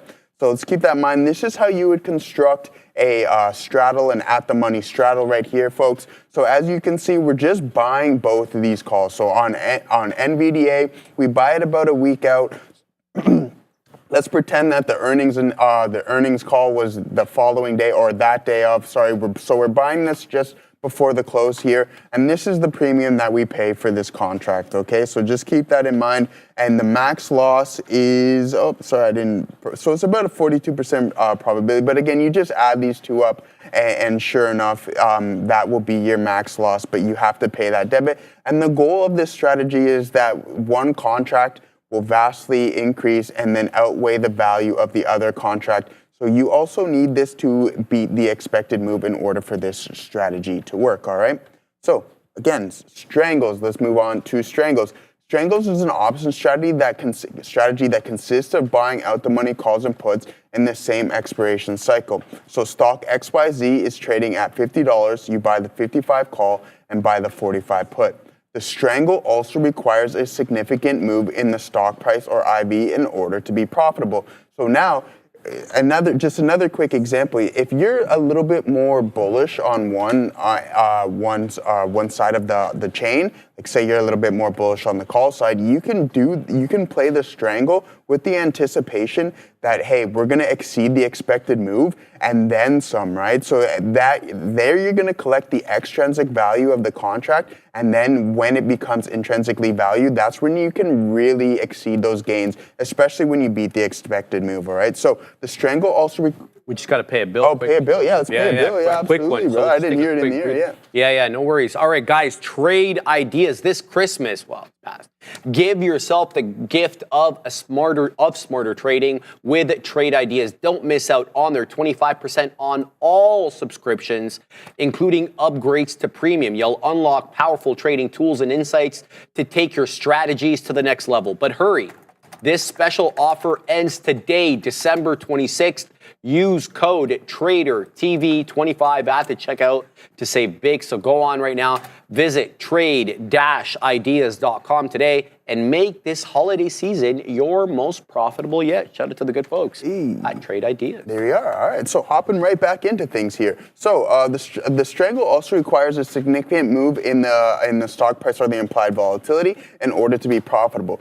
Due to the large profit potential, the strategy does not have a high probability of profit as well, too. All right, so again, you're going to sit around that 35-40% range of being profitable. I like to straddle the max losses, the total debit paid for the long call and long put. you can create a more directional bias strangle by offsetting the deltas on the long calls and long puts, as I kind of used as an example before. All right, folks?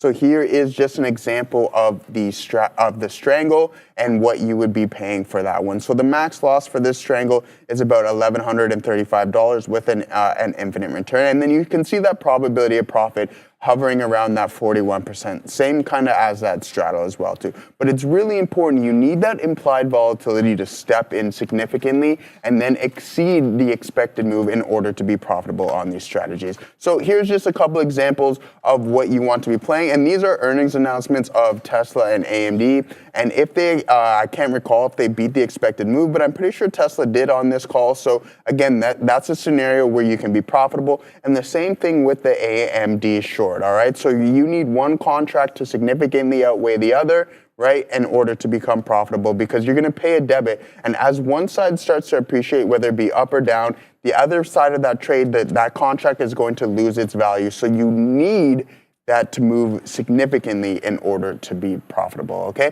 And the same thing with PLTR. Went on an absolute monster run on that last earnings report there, too, folks, where that scenario, you can be extremely profitable.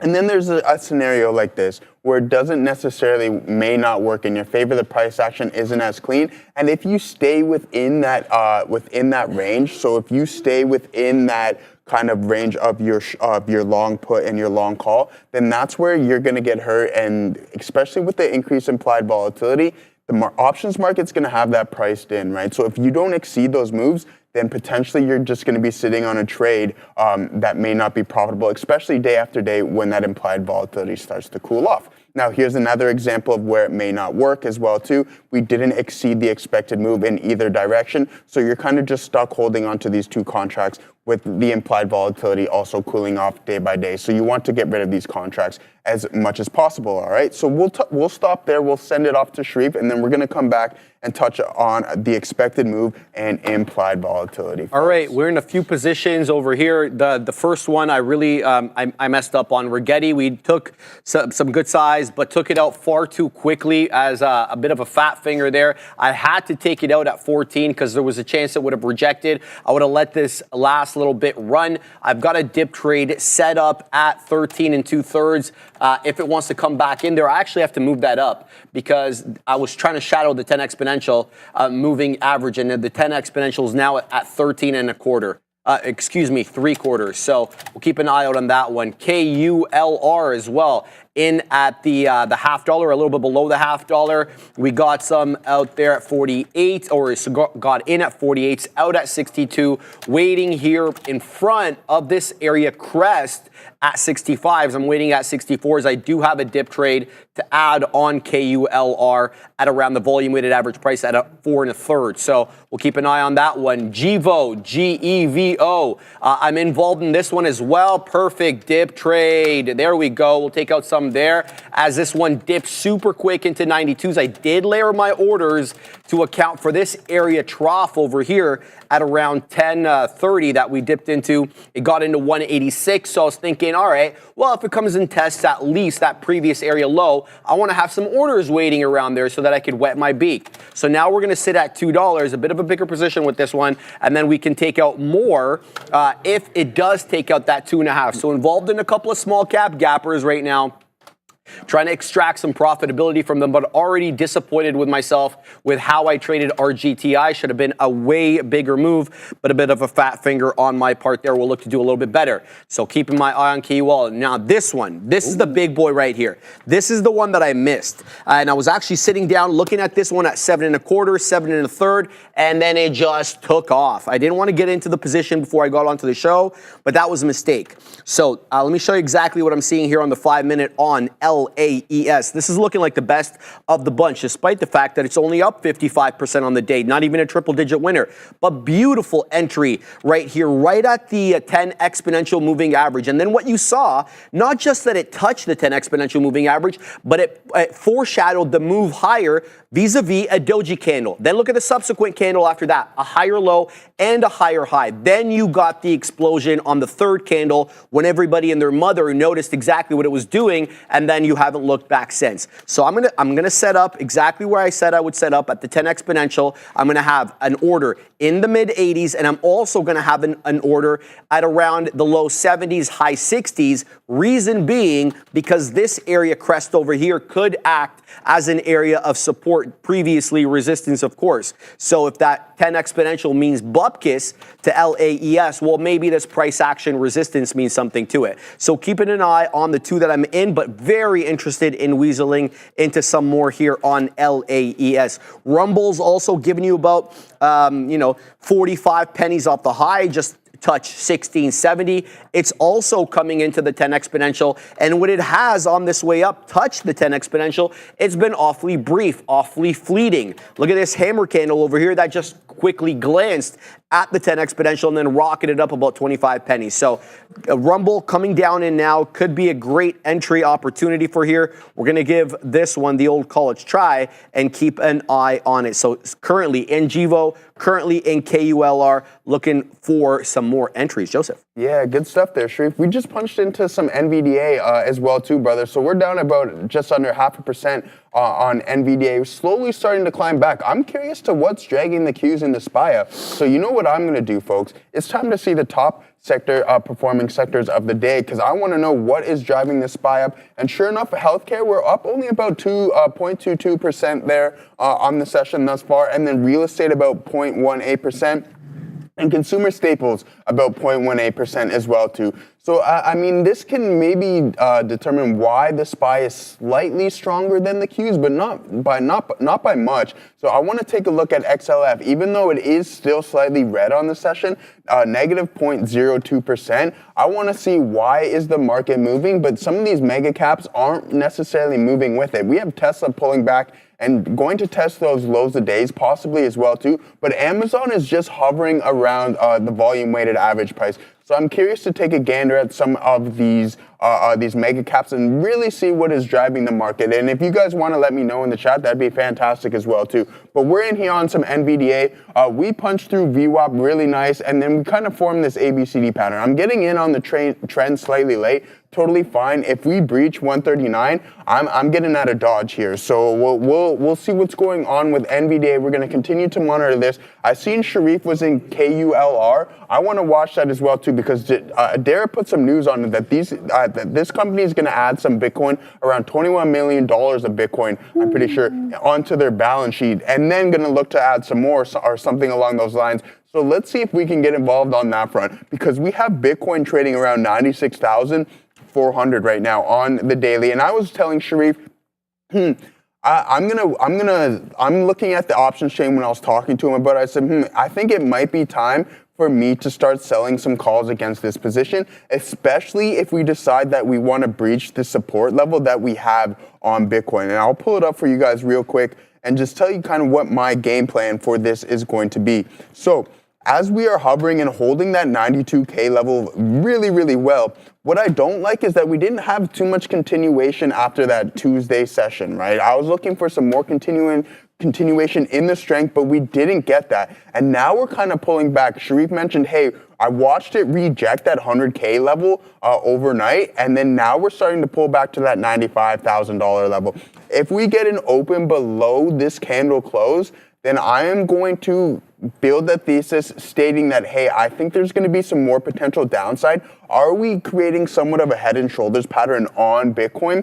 Only time will tell. We need this to form, but I will be prepared to sell some calls against my position if we do breach this support level around 91,000. So we're going to keep an eye out on that. There's no questions about that. And then we're going to look to sell some calls only about a week or two out. I don't want to hold on to those for too long, because I do have unrealized gains. And if we do decide that we want to go into the mid 80s, I want to collect some of that profit, get out of dodge, and then look where I can get back into those positions. But as of right now, Sharif, we're just holding on to this NVDA, and we're going to look to get into some QULR when the time is right. All right, we're in Apple right now, so I'm looking to take this move up, but I was looking to place my stop, and I'm just like, okay, let me place it below a whole dollar. I don't think that that's the right move.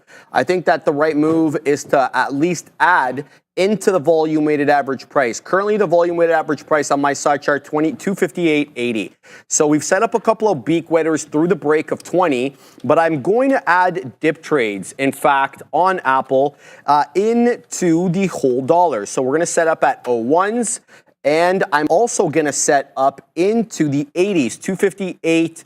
I'll set up at 90s, low 90s there, because I'd like to be DCAing into the VWAP, into the volume weighted average price, in case we do get a bit of a retracement, because right now we're on a 1, 2, 3, 4, 5 green candle setup.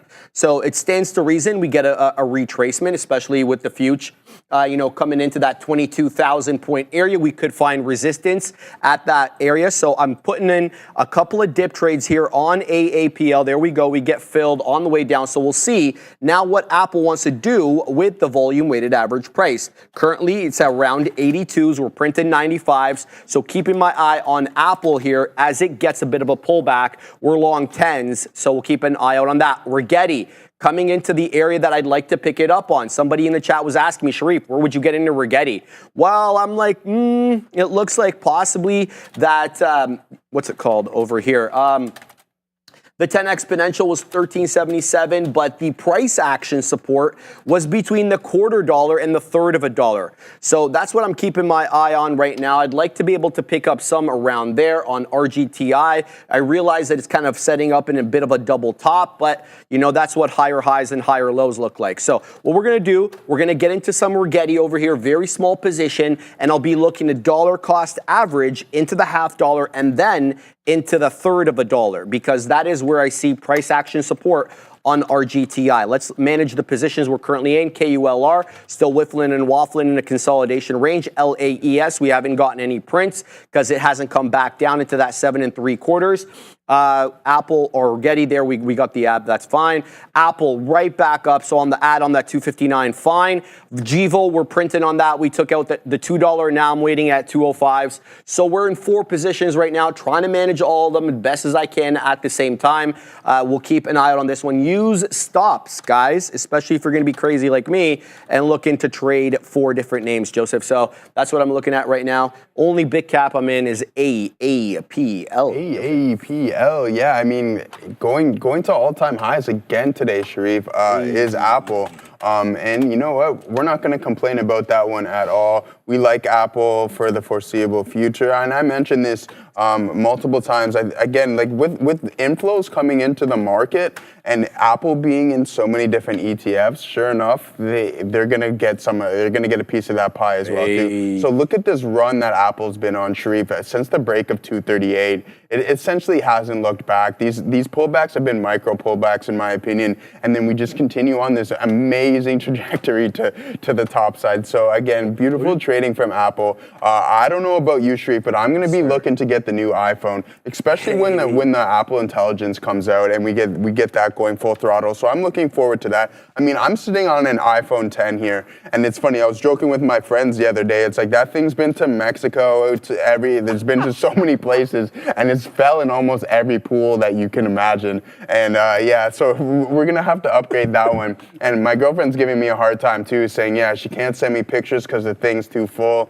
And so I'm sick of it. Yeah, so we're gonna hop on the Danny Ives train here, Sharif, shortly, and we're gonna get into that super cycle upgrading the iPhone as well too. So we're gonna look to get involved in that. There's no doubt about that. And guys, continue to let me know what you guys are looking at. If you have any questions about straddles and strangles, be sure to put them in the chat, and I'm going to do my best to answer them. Sharif and I will. So I got a comment. Thanks. I've been trying. It's not easy. I don't trust YouTube to learn stocks. I mean, hey man, YouTube University is one of the greatest places on the planet. You don't have to take everything with a grain of salt, but the more I guess you listen and the more videos that you watch, take a little bit from everybody, because that's what I did, right? So take a little bit of information from everybody and then implement that into your own ways and kind of create your own DNA and your own style of trading, right? If you don't trust YouTube, I guarantee you that the majority of the traders, I can ask Obi, I can ask Sharif, that they definitely got a lot of their information and how they became successful in trading is from books and YouTube, right? You don't have to take everything literal. Take what you want. Make sure you do your own research as well too, and then learn that way. But eventually, it's only a matter of seed time until you can be able to interpret the market, kind of how we talk about it as well too. But again, YouTube University, you cannot go wrong there, folks. Yeah, and I'm getting a lot of comments. I'm trying to get good at options trading. Yeah, Philip, it takes time. It takes time. I mean, Wayner's a great options trader. There's a lot of good options traders around me. Surround yourself around good people, and then sure enough, you'll be able to get to where you want to go. And just keep working. It's a matter of time. That's the one thing about trading as well too. It's like it's not okay. You're not going to pick things up right away. There's no doubt about that. But the more you just sit around and watch screens and see what's going on with the overall market, then the quicker you'll pick up on things, all right? So just keep that in mind. What am I doing? KULR, I'm trying to pull this up here, but it's not cooperating. Is that A? Yeah, I'm on KULR. I had the same thing. Yeah, I typed it in. So yeah, I'm going to watch it here. It's starting to kind of, well, it's not starting. It has been consolidating in this range. So let's see if we can catch the bottom of this range on this, and then maybe we break for that that third leg higher. Because as you can see here, we had a really, really strong opening drive. Beautiful consolidation phase, taking that second leg higher, and then sure enough, just pulling back, holding VWAP really well. So we're going to keep that in mind. I want to stick to something that's strong. This thing's also up about 32%, going on 33%. So if we can catch the bottom of this range or around the volume weighted average price, then I think we're going to be sitting in a pretty spot with KULR. I like it, man. All right, bro. So here we go. We took out some here on Rigetti on the dip trade. Now it's at 92s. Where am I long on Rigetti?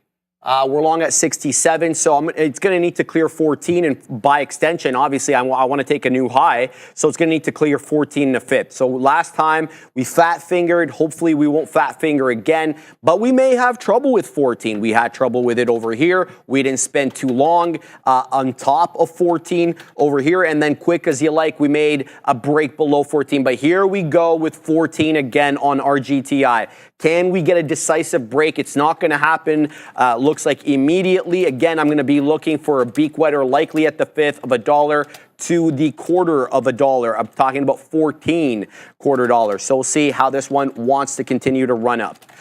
So that's the look right now. Apple is coming back down. Look, I'm trying to defend the volume weighted average price here. I've already set my stop below the break of 70. There is price action support at 70.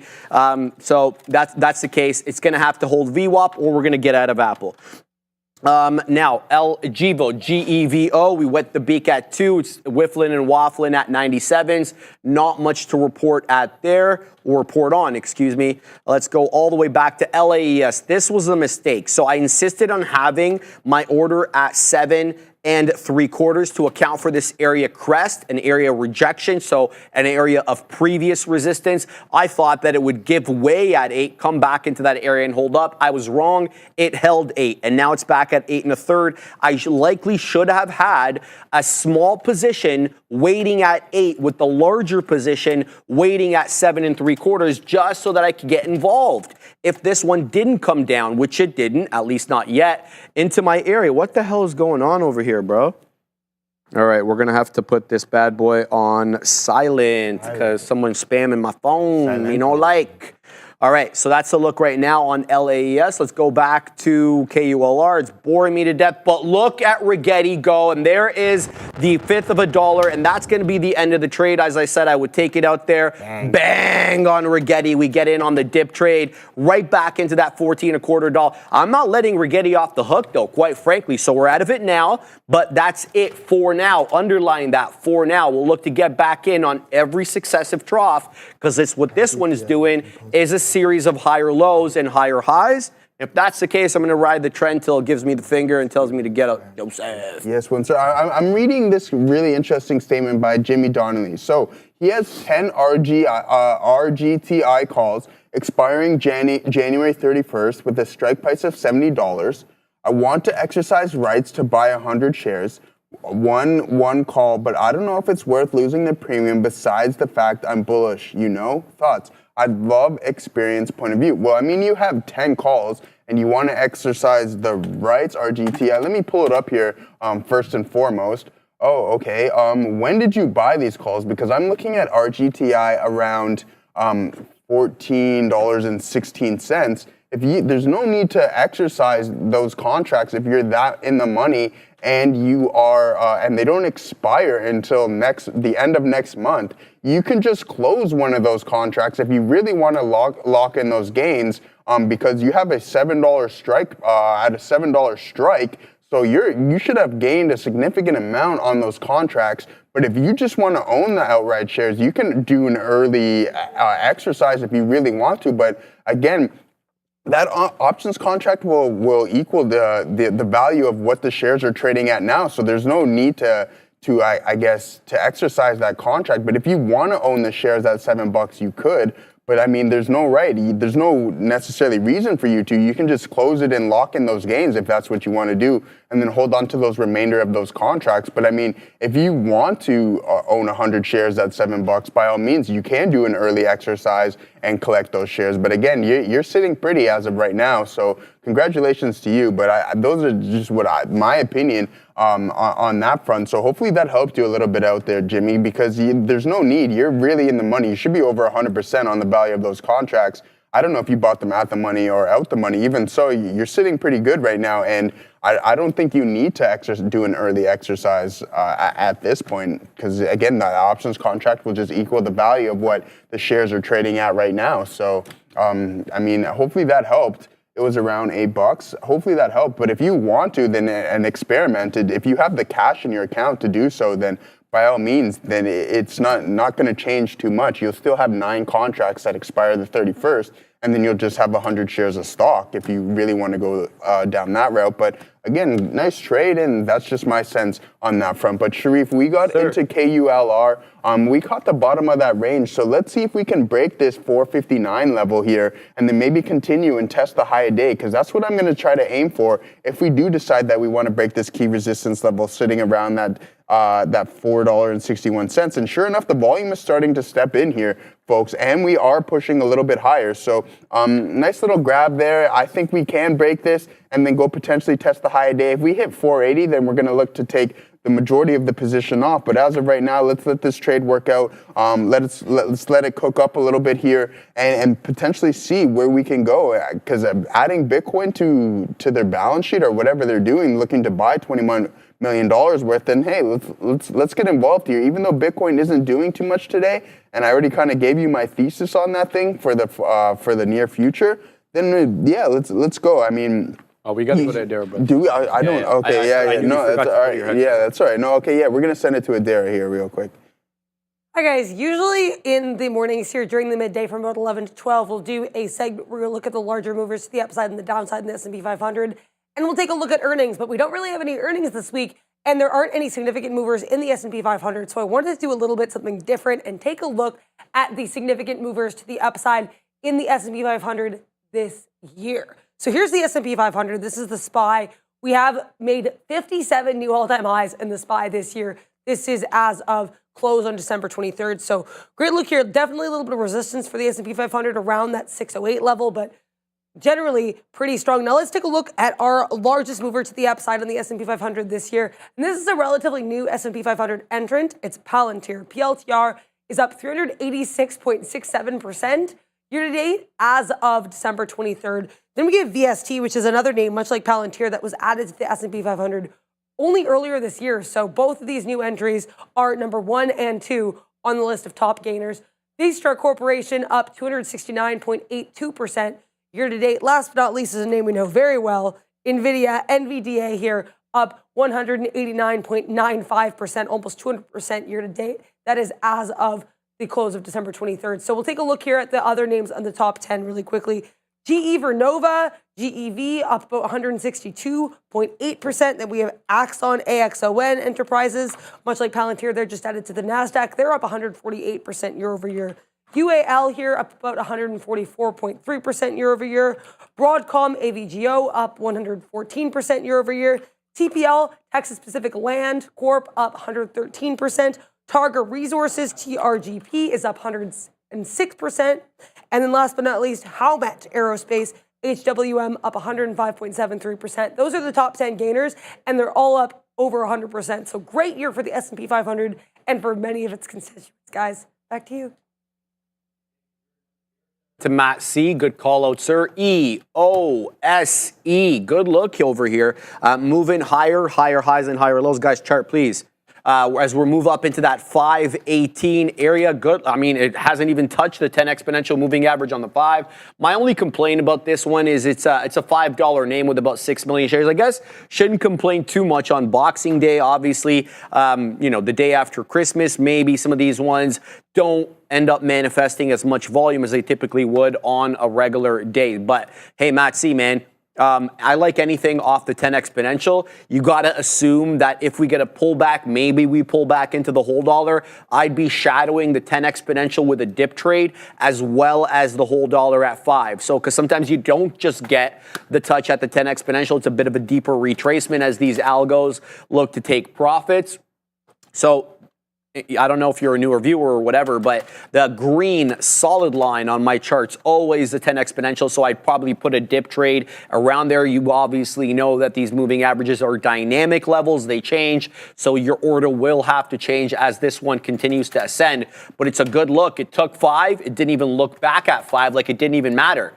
So, this one's definitely got some momentum to it. Keep your eye out in it. It's already earned a place on my side chart, my coveted EOSE, my coveted small cap gapper side charts. We're going to give this one a box over here and keep an eye out on it. KUL dang R. We took out 65s, and now I'm waiting here at 74s to front run the level at 75 in case we do reject off that $0.75. I'm talking about KULR. If you don't know, this one trades on the pink sheet, on the Amex, excuse me. So on the OTC markets, you got to have access to that. Not everybody typically has access to OTC, so you may not be able to trade this on your platform unless you have permissions. I know that I have to pay extra for mine. So on my platform, I had to pay extra for the data for these OTC. Shout out to Jeff Mendel. Thank you for making everything easy. So keeping an eye out on that. LASE continues to bounce here. Really disappointed with how I didn't get involved in this one. I had 2 opportunities, 7 1/3 and 8, and I missed both of them. So yeah, a little bit frustrated with that one. Hopefully we'll do a little bit better on these other ones. Rigetti keeps going here. So it whiffled and it waffled at 14 1/5, and now it just took out 14.40. So I'm trying to, be I know I obviously should have been picking up more at 14. It dipped into 14 several times. It did find buyers there. That should have been my cue, but I had to manage some other positions, and so I didn't necessarily see that 14 dip and pop in real time. I'll keep my eye out on that if it wants to come back into 14s. Apple, bro, don't disappoint me. Right. I mean, it's the day after Christmas. You and I have been involved in a long-term relationship over here. We're going on a year and a half. Ooh. And you know what I'm saying? Like, we should be celebrating over here. And now you're a little bit disappointing me here, dead one. No, kidding. Of course, I'm not psycho. I don't date stocks. No, but in all seriousness, though, I did look to defend a dollar cost average into the volume weighted average price. We've got 3 anemic green candles off the 10. VWAP. Let me show you what I'm seeing on my 5-minute chart, because we're about 3 pennies out of the money, but that isn't my concern. My concern is these pops right here. Yeah, sure, it does have a bigger red candle. It comes into VWAP. Yes, they put in newer highs and newer lows, or higher highs, and higher lows, but they're candles of indecision with equidistant, top and bottom wicks. You're not getting that continuation. So my concern is here that we do a 3-candle pop, but then we continue to drop. That's my concern. And we're not really taking out levels with any vigor, especially, similar to the way that we did it over here, starting at around 10.50 and then really concluding at a quarter after the hour. I'm sitting at the 10s just to take out some there, despite the fact that, I'd obviously like to take out more in front of that 20, because that's the area crest over here. I'm talking about 259.20 on Apple. Neither level is forthcoming, not 10s or 20s. So we're going to have to continue to pack our patience. It did come up into 9s there. I didn't get filled, obviously, because I wasn't waiting at 9s. We'll see if Apple wants to continue moving up here. Hardly trading these large caps anymore. Really focusing now on the small caps. But I saw Apple with aggression. Danny Ives loving this one. It was moving up aggressively to open up the day. I was like, all right, maybe Apple can catch a bit of a tailwind over here in this holiday shortened week. And there we go. We got the fill at 10s. Where are we long now? We're long at the whole dollar exactly. Now I'm waiting at the fifth of a dollar. So I'm waiting at 259.20s, and I've layered my orders as such above that to account for beak wetters into that third of a dollar. But again, Apple not really directional as it was before, so packing our patience there. Back to KULR over here, Joseph. Yes, sir. Bang! We take out some at the $0.75. Now we're going to wait for a high daybreak, Joseph. We're not taking anything out over here unless we get into that 499s.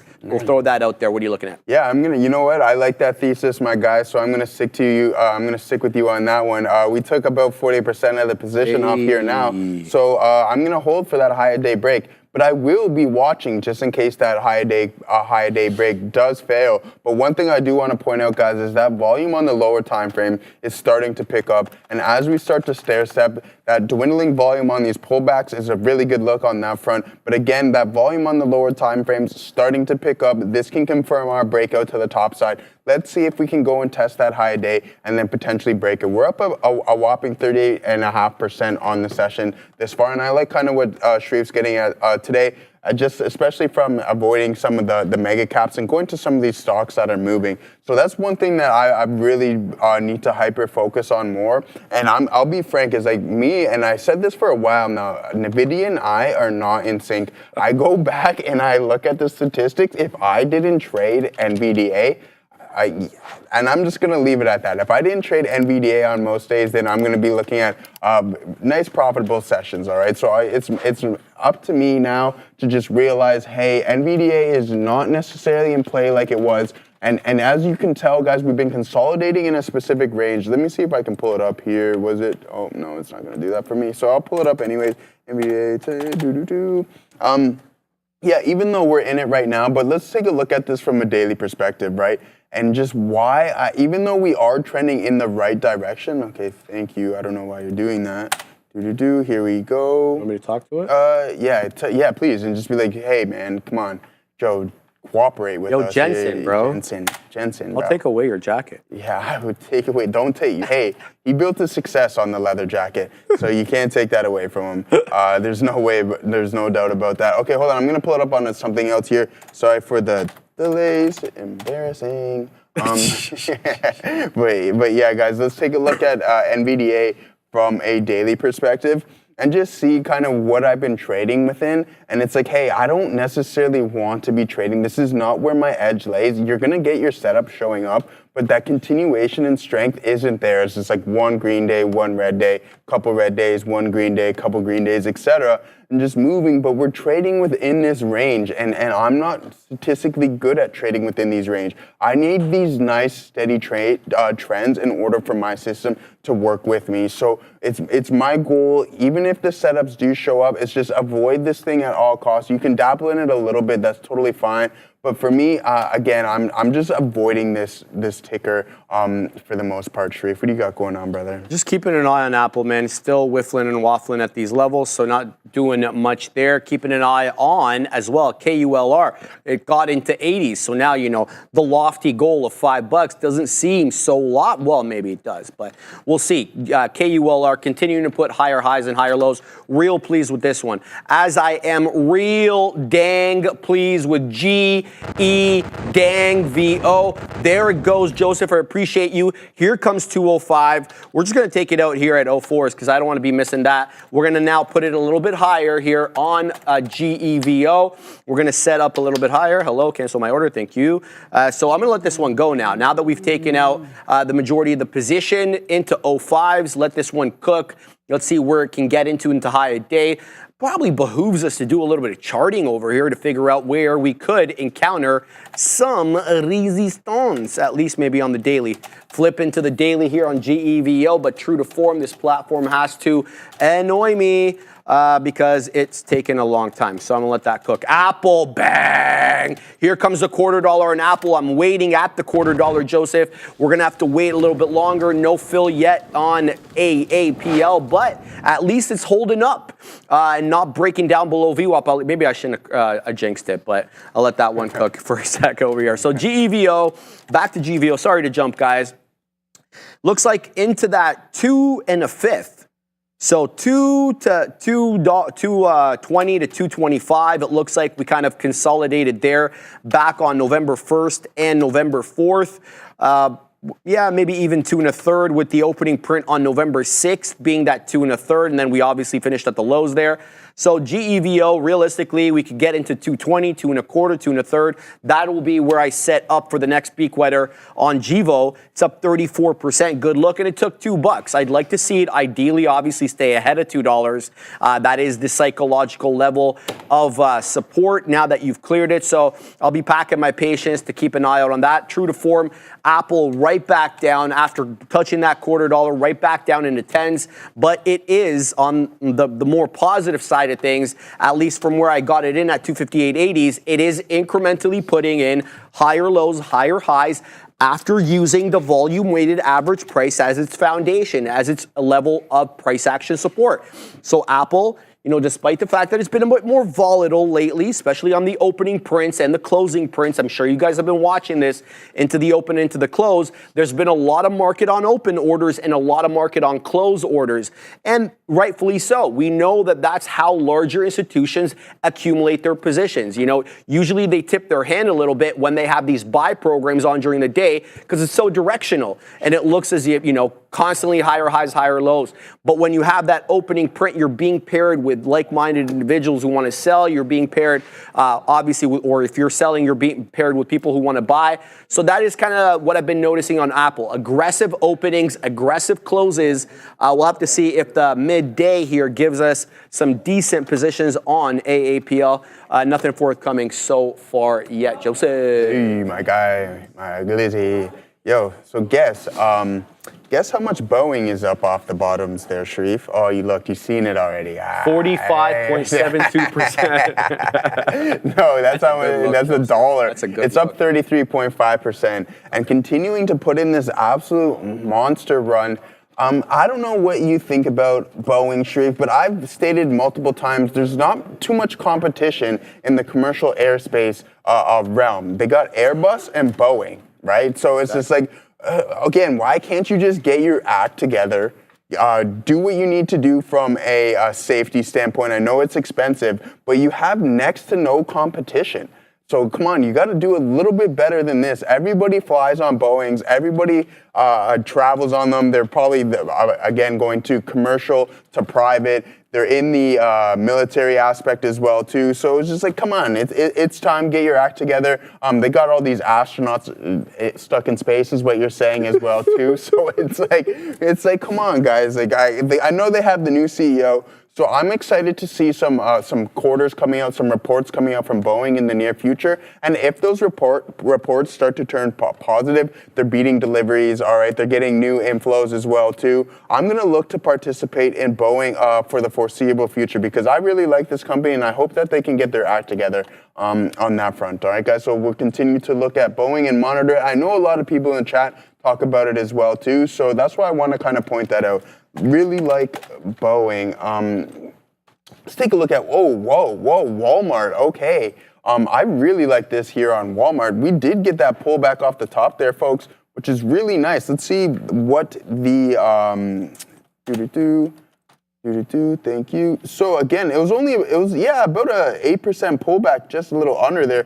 7.3% pullback there on Walmart. Now recovering some of those losses. A really, really nice hammer doji on this Walmart daily chart that I really like, and then we broke it. We had the inability to create any new lows. So is this a potential dip buy in Walmart? As of right now, it's looking like it, especially because we broke that 91.50 level and then continuing to the top side. So as long as we don't break that 88.75-ish level, then I think that we can continue to the top side in Walmart because we all know that it's America's darling. So we're going to continue to monitor these strong stocks and things that are moving into the top side. And what is also continuing to make new highs as well too, Sharif, is the SPY and Qs. We're putting in an absolute monster session again, especially after what it was Tuesday, Christmas Eve.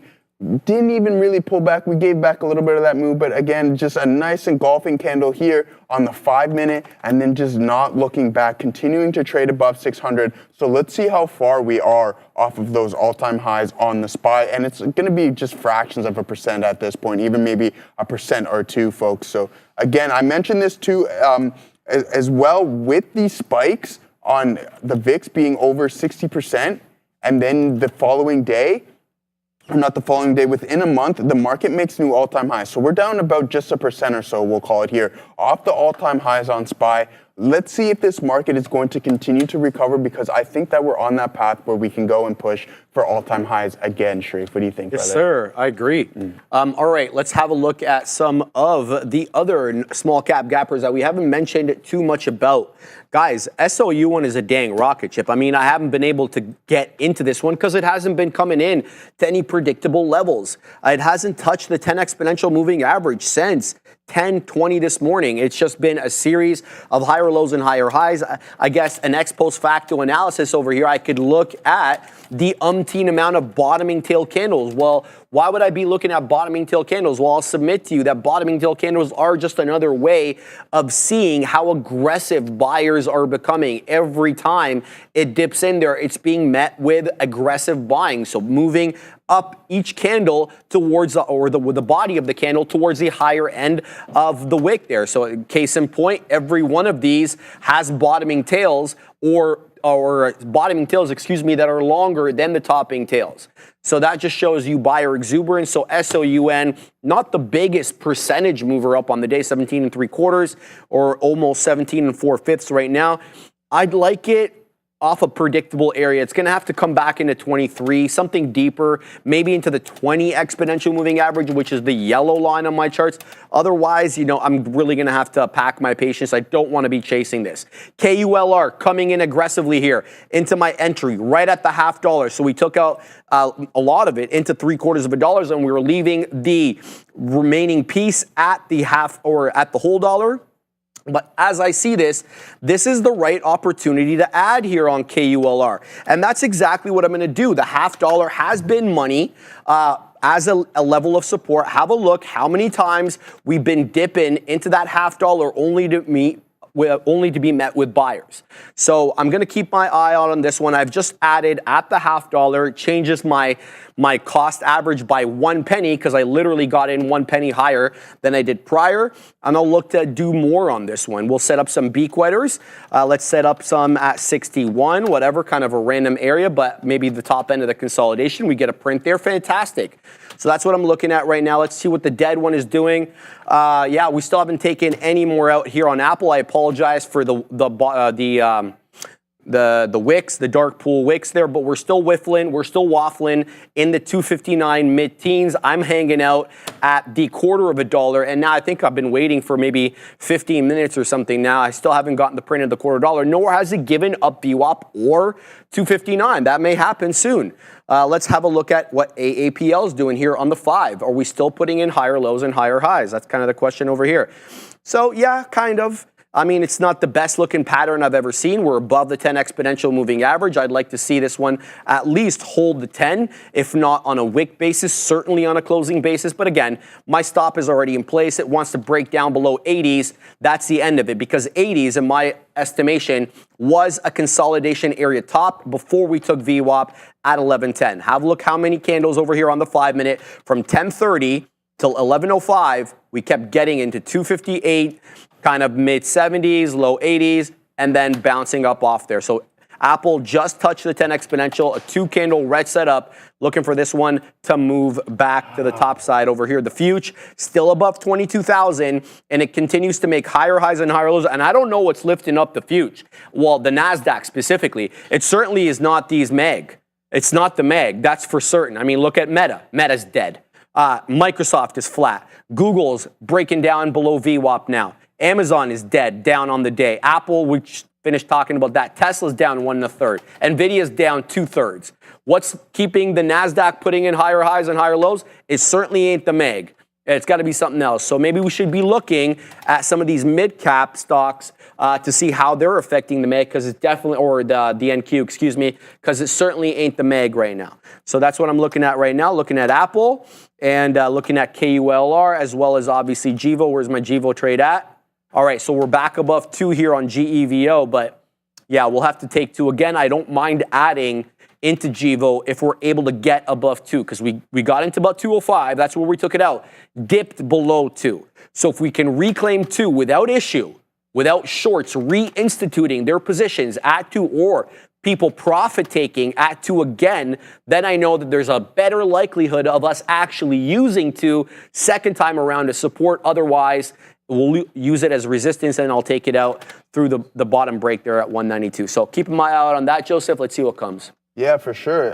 Sharif, again, I just had to read up a little bit more on SoundHound, because I'm like, who is it? Who are these people, and what is this company? Because just putting in this absolute monster of a run, continuing to trade higher on the session as well too, is SoundHound. So breaking that all-time high on, or is that all-time highs? Yeah. So again, creating new all-time highs on SoundHound, trading around 2470 or 2420, right now, and just putting in an absolute monster day. Let's zoom in a bit and see what we're looking at from a 5-minute standpoint. Everybody in the chat's mentioning this thing, and it's continuing to trade higher and higher day in and day out. I need to start looking at this a little bit more, because for the past little while, we've been going over the highest volume stocks, and it's literally been NVDA, SoundHound, and then the rest of the pack. And sure enough, SoundHound trading with the most volume on the session around 75 million shares traded, with NVDA only about 58 million shares traded on the day. So I want to take a look at SoundHound. I'm not going to chase it all the way up here, but again, at some point, I need to start getting involved in this stock, especially with the sessions that it's been continuously putting in for the past month or so, all right? So good luck there on folks that have been trading SoundHound, looking really nice. Sharif mentioned, he's like, what is driving the Qs? What is driving the SPY? And so obviously, I have to take a deeper look into that.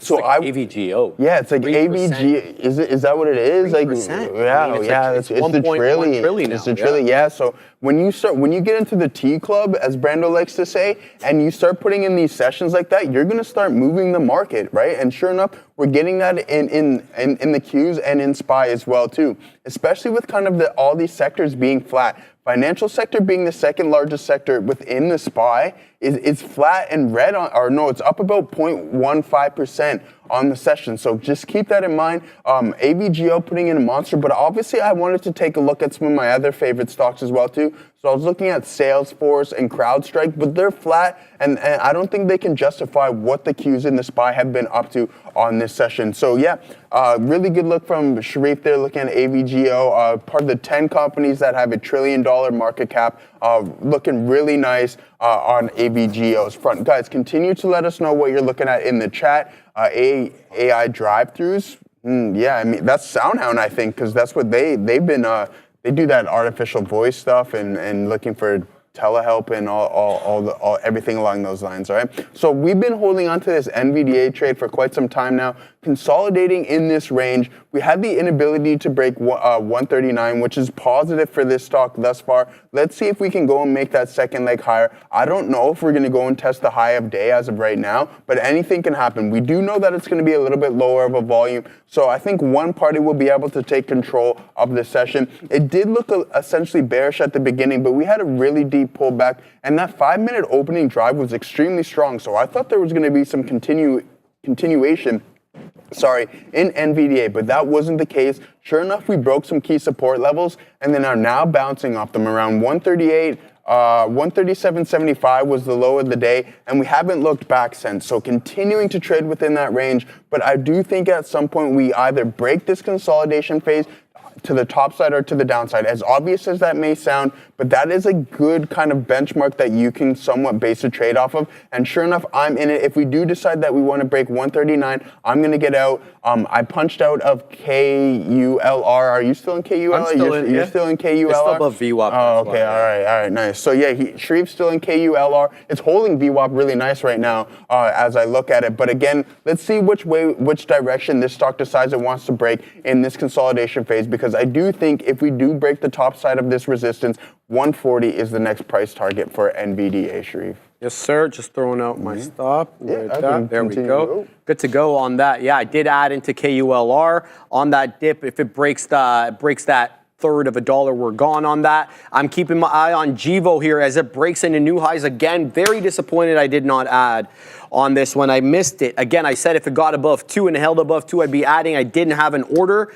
nor was I watching. So a bit of a mistake there. We're still holding a piece, but this one is kind of going without us. 205 was that level that we took it out last time. We're right back at that level again, the same size that I saw last time, posted on 2 different gateways. You can kind of see 221 and 221, 59 and 59, 45 and 45. You know that's either a market maker or an algo posting at that level. So we'll keep an eye out on that. And we'll see if buyers want to step in here. All right, guys, we're throwing you to Adara right now. We're going to do here is take a look at what the market's done so far today in our Happening Now segment. The Qs here, basically a day's highs, virtually flat in the day, up about 0.06%, so just positive. S&P 500 only slightly better, basically the exact same kind of performance here. As we have a lot of mixed performance here from some of these Mag 7s, lots of strength in names like Apple trying to break out, NVIDIA, as mentioned, trying to break and wrestling with that 140 after closing that level, above that level for the first time in over 20 days. But there's still some mixed sentiment. Tesla had a strong start, or was poised for a strong start, but then pushed lower. But these small caps continue to rule the day, specifically a lot of these retail names. GME had a really nice push off the open, though it's given up almost all of those gains, currently up about 3.82% today, but struggling significantly with that $33 level. Roaring Kitty posted a tweet that sent a lot of these small caps and related names soaring, including KULR. Shreve's been involved in this name, announcing that they had a $21 million investment here in Bitcoin, and they're working towards a Bitcoin treasury. So great look there. Then we have AAPL, Apple, another name I just realized Shreve's also involved in right now. Apple getting a positive note here from Dan Ives of Wedbush with a $325 price target. Seeing this Apple super cycle, we're expecting for the new iPhone to be a boon for AAPL. So lots of tickers to keep an eye on, be it the Mag 7 space, the small cap space. There's definitely something for you to trade today. And make sure if you're enjoying what you're seeing here every day that you like and subscribe. Back to the Bash Brothers. Thank you, Adara. Appreciate that. All right. Yeah, we kind of got forced out of KULR here, Joseph, and I'm kind of really upset about that because, well, it's moving right back up. You love when your stop is bottom wick, Joseph. There's no better feeling. You review your end of the trades and you look at that and it's bottom wick as you're out. Then it makes a new high after that. It makes me feel good. Oh, yeah. How about you? But yeah, fantastic look. It's a good feeling. Yeah, it's a very good feeling. Guys, Soundhound breaking into new highs again. This is going to take 25 or so, it seems right now. The rocket ship, a.k.a. SOUN, really squeezing. And I believe this one still has a bit of a bigger short flow, or at least last time I checked. Yes, at least 2 weeks old is this number 25 and a 5% of the 337.5 million share float is borrowed for short. So do your math, whatever shareage that comes to. And quite frankly, I don't know, man, where all these shorts are sitting because we're all-time highs on SOUN. So I don't know how many shorts. That number's got to be dated because we are at all-time highs on Soundhound. We've never been this high. The previous high was back in May of 2022. We got into about $19. So where the hell are all these shorts sitting? I don't know. Obviously, we know that the short data is about 2 weeks old, give or take. So, we could get a new updated number shortly. I don't know when exactly. That could show us something fundamentally lower.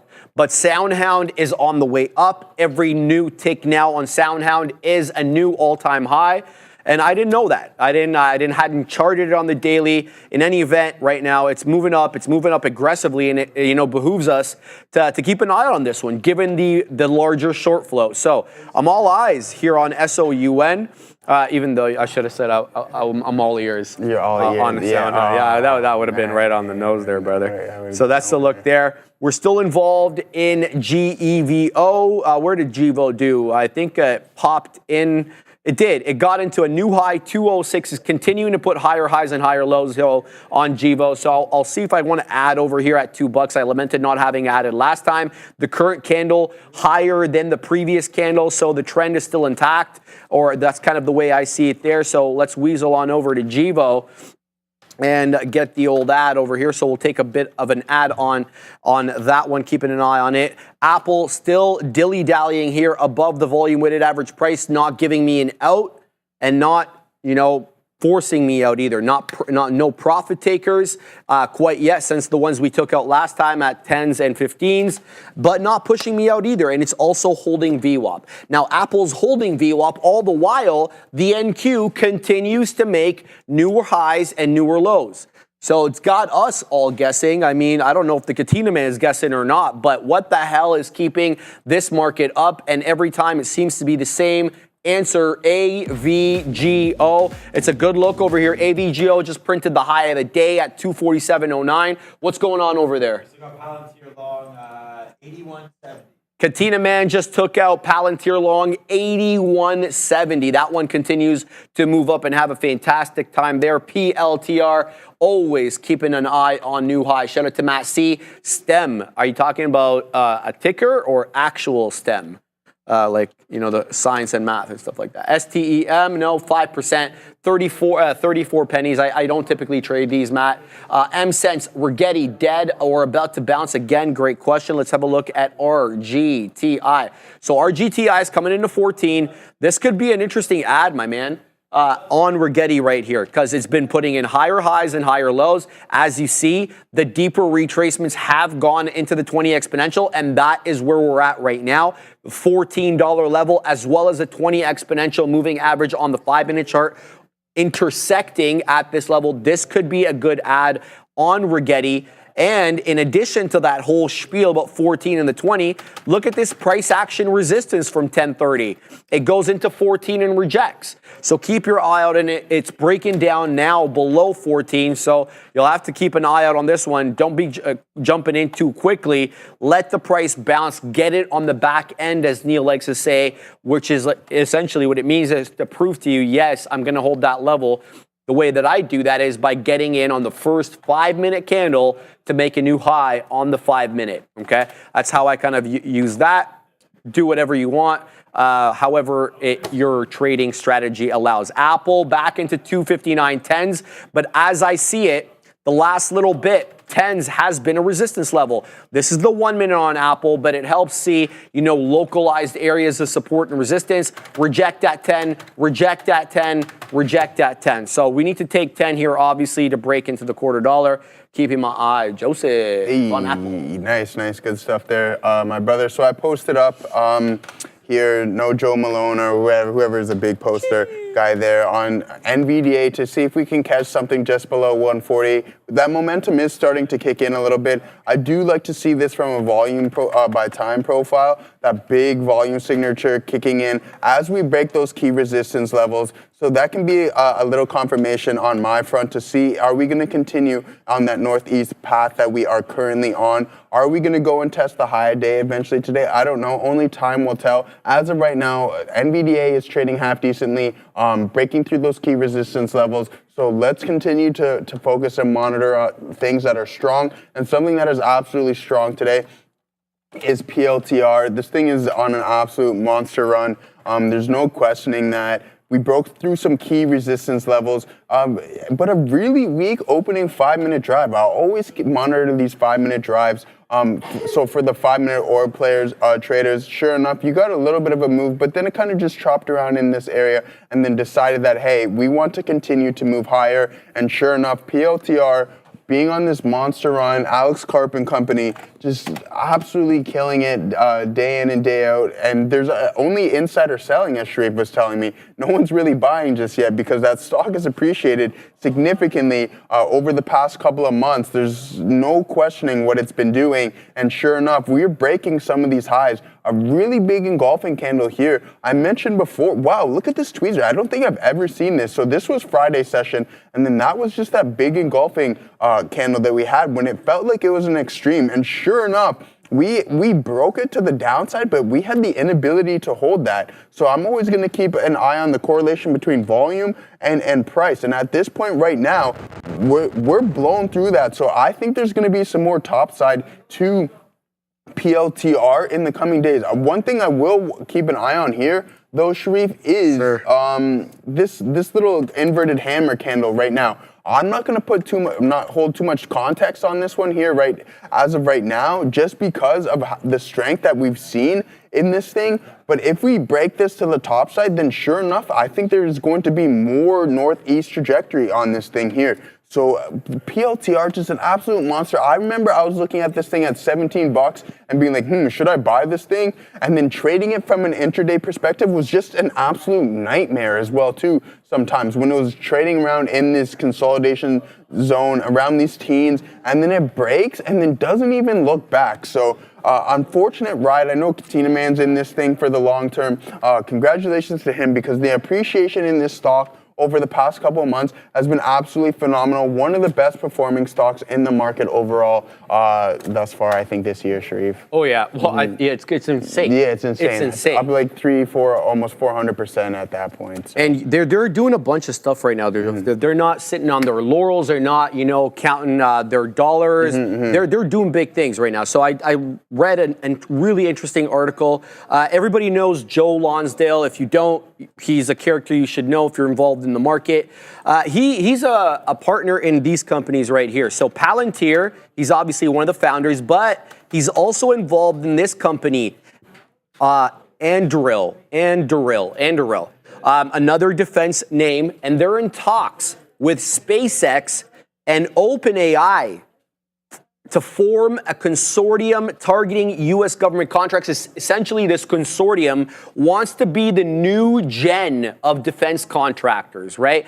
Like, I kind of waxed poetic about this a couple of weeks ago, about how, U.S. military prowess, especially with, the onset of these hypersonic missiles, may not be as dominant as it once was. You guys chimed in about lasers. I did my research on lasers. Looks like it's a completely nascent technology, not even deployed en masse, whereas we're seeing these hypersonic missiles land. I'm not going to get into that, but they're landing, all right?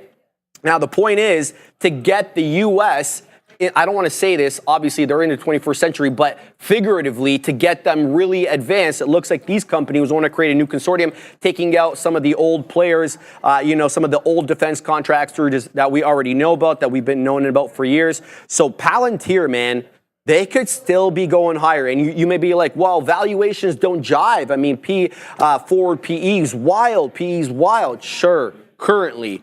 But I don't know, man. When you're doing business with SpaceX, you're doing business with OpenAI and some others, it might be a good look for you. So I'm not involved in the name. I've never been involved in Palantir on swing, long-term or otherwise, but it seems to me like a very interesting story that I want to definitely keep my ear to. True to freaking form, we go all the way up over here, Joseph, into the dang $0.25 in Apple. Dang. I don't get the fill again. That's quite frustrating, but what kind of keeping me positive is the umpteen amount of times we keep bouncing off VWAP and not giving up the ghost. A range has been established right now on Apple north of VWAP. It's about, let's see what kind of a range we got over here. 258.80s to about 259.20. So we got a 40 penny range established on AAPL. Really unable to take out that range since the opening drive. So I've got my beak wetters, my profit takers that is north of that range.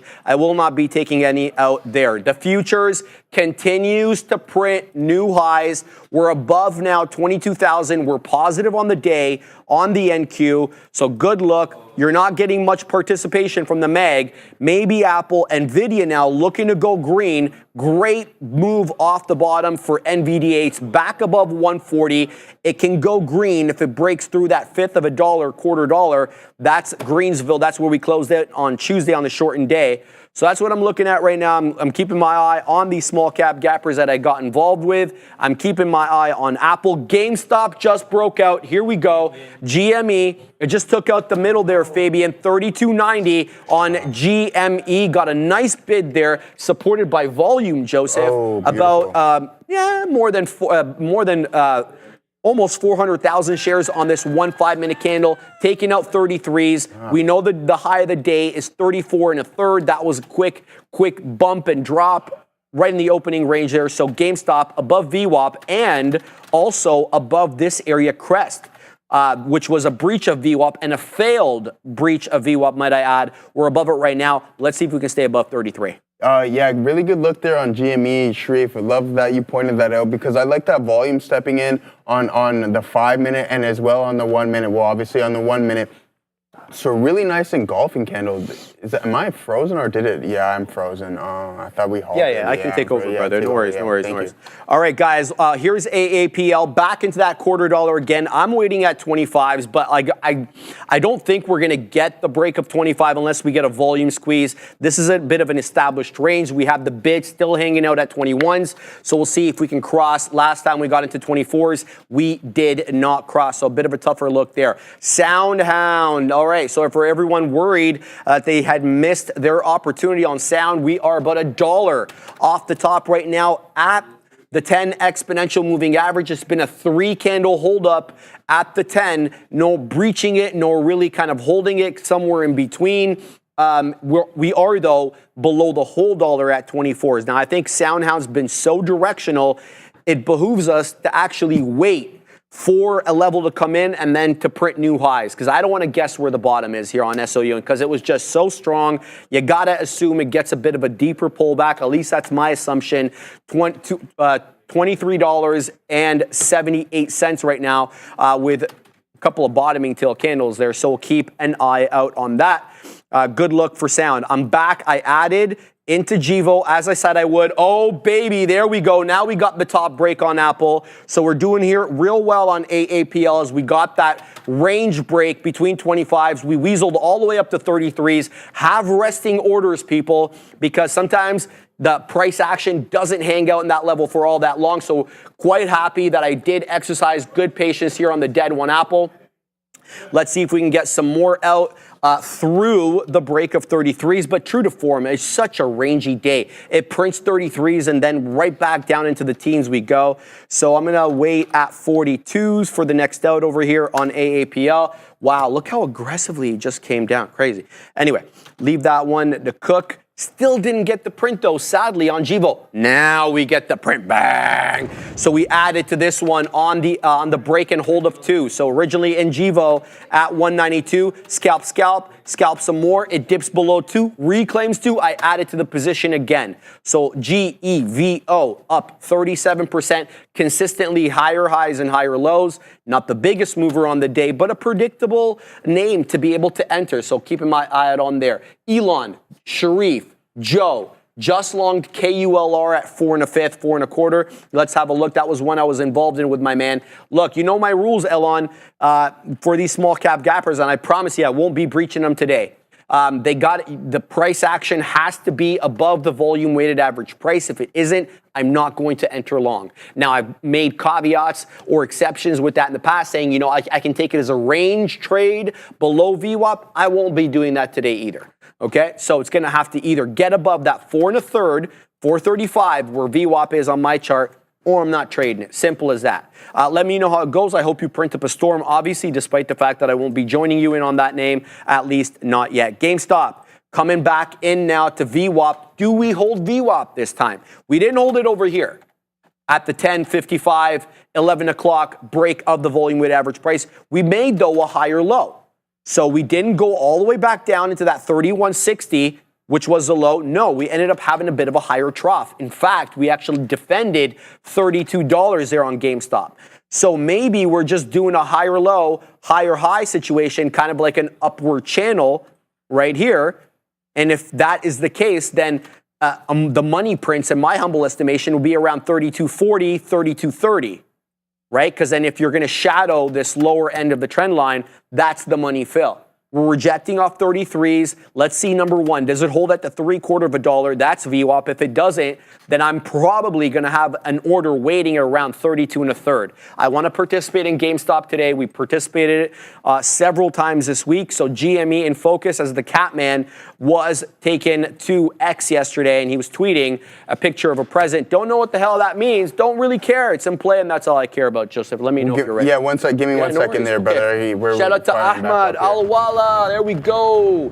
17.99 dirhams. Oklo is my star today. Say less. Let's have a look at OKLO. We're ready to rock and roll there, brother. If you want to take a breather real quick, and then we're going to throw it over you. So OKLO, fantastic look on the day. It's up 3%. Predictable levels, Ahmed, right over here, that 24 1/5 which is price action support, previously resistance, as well as the volume weighted average price. I like when those two levels conflate.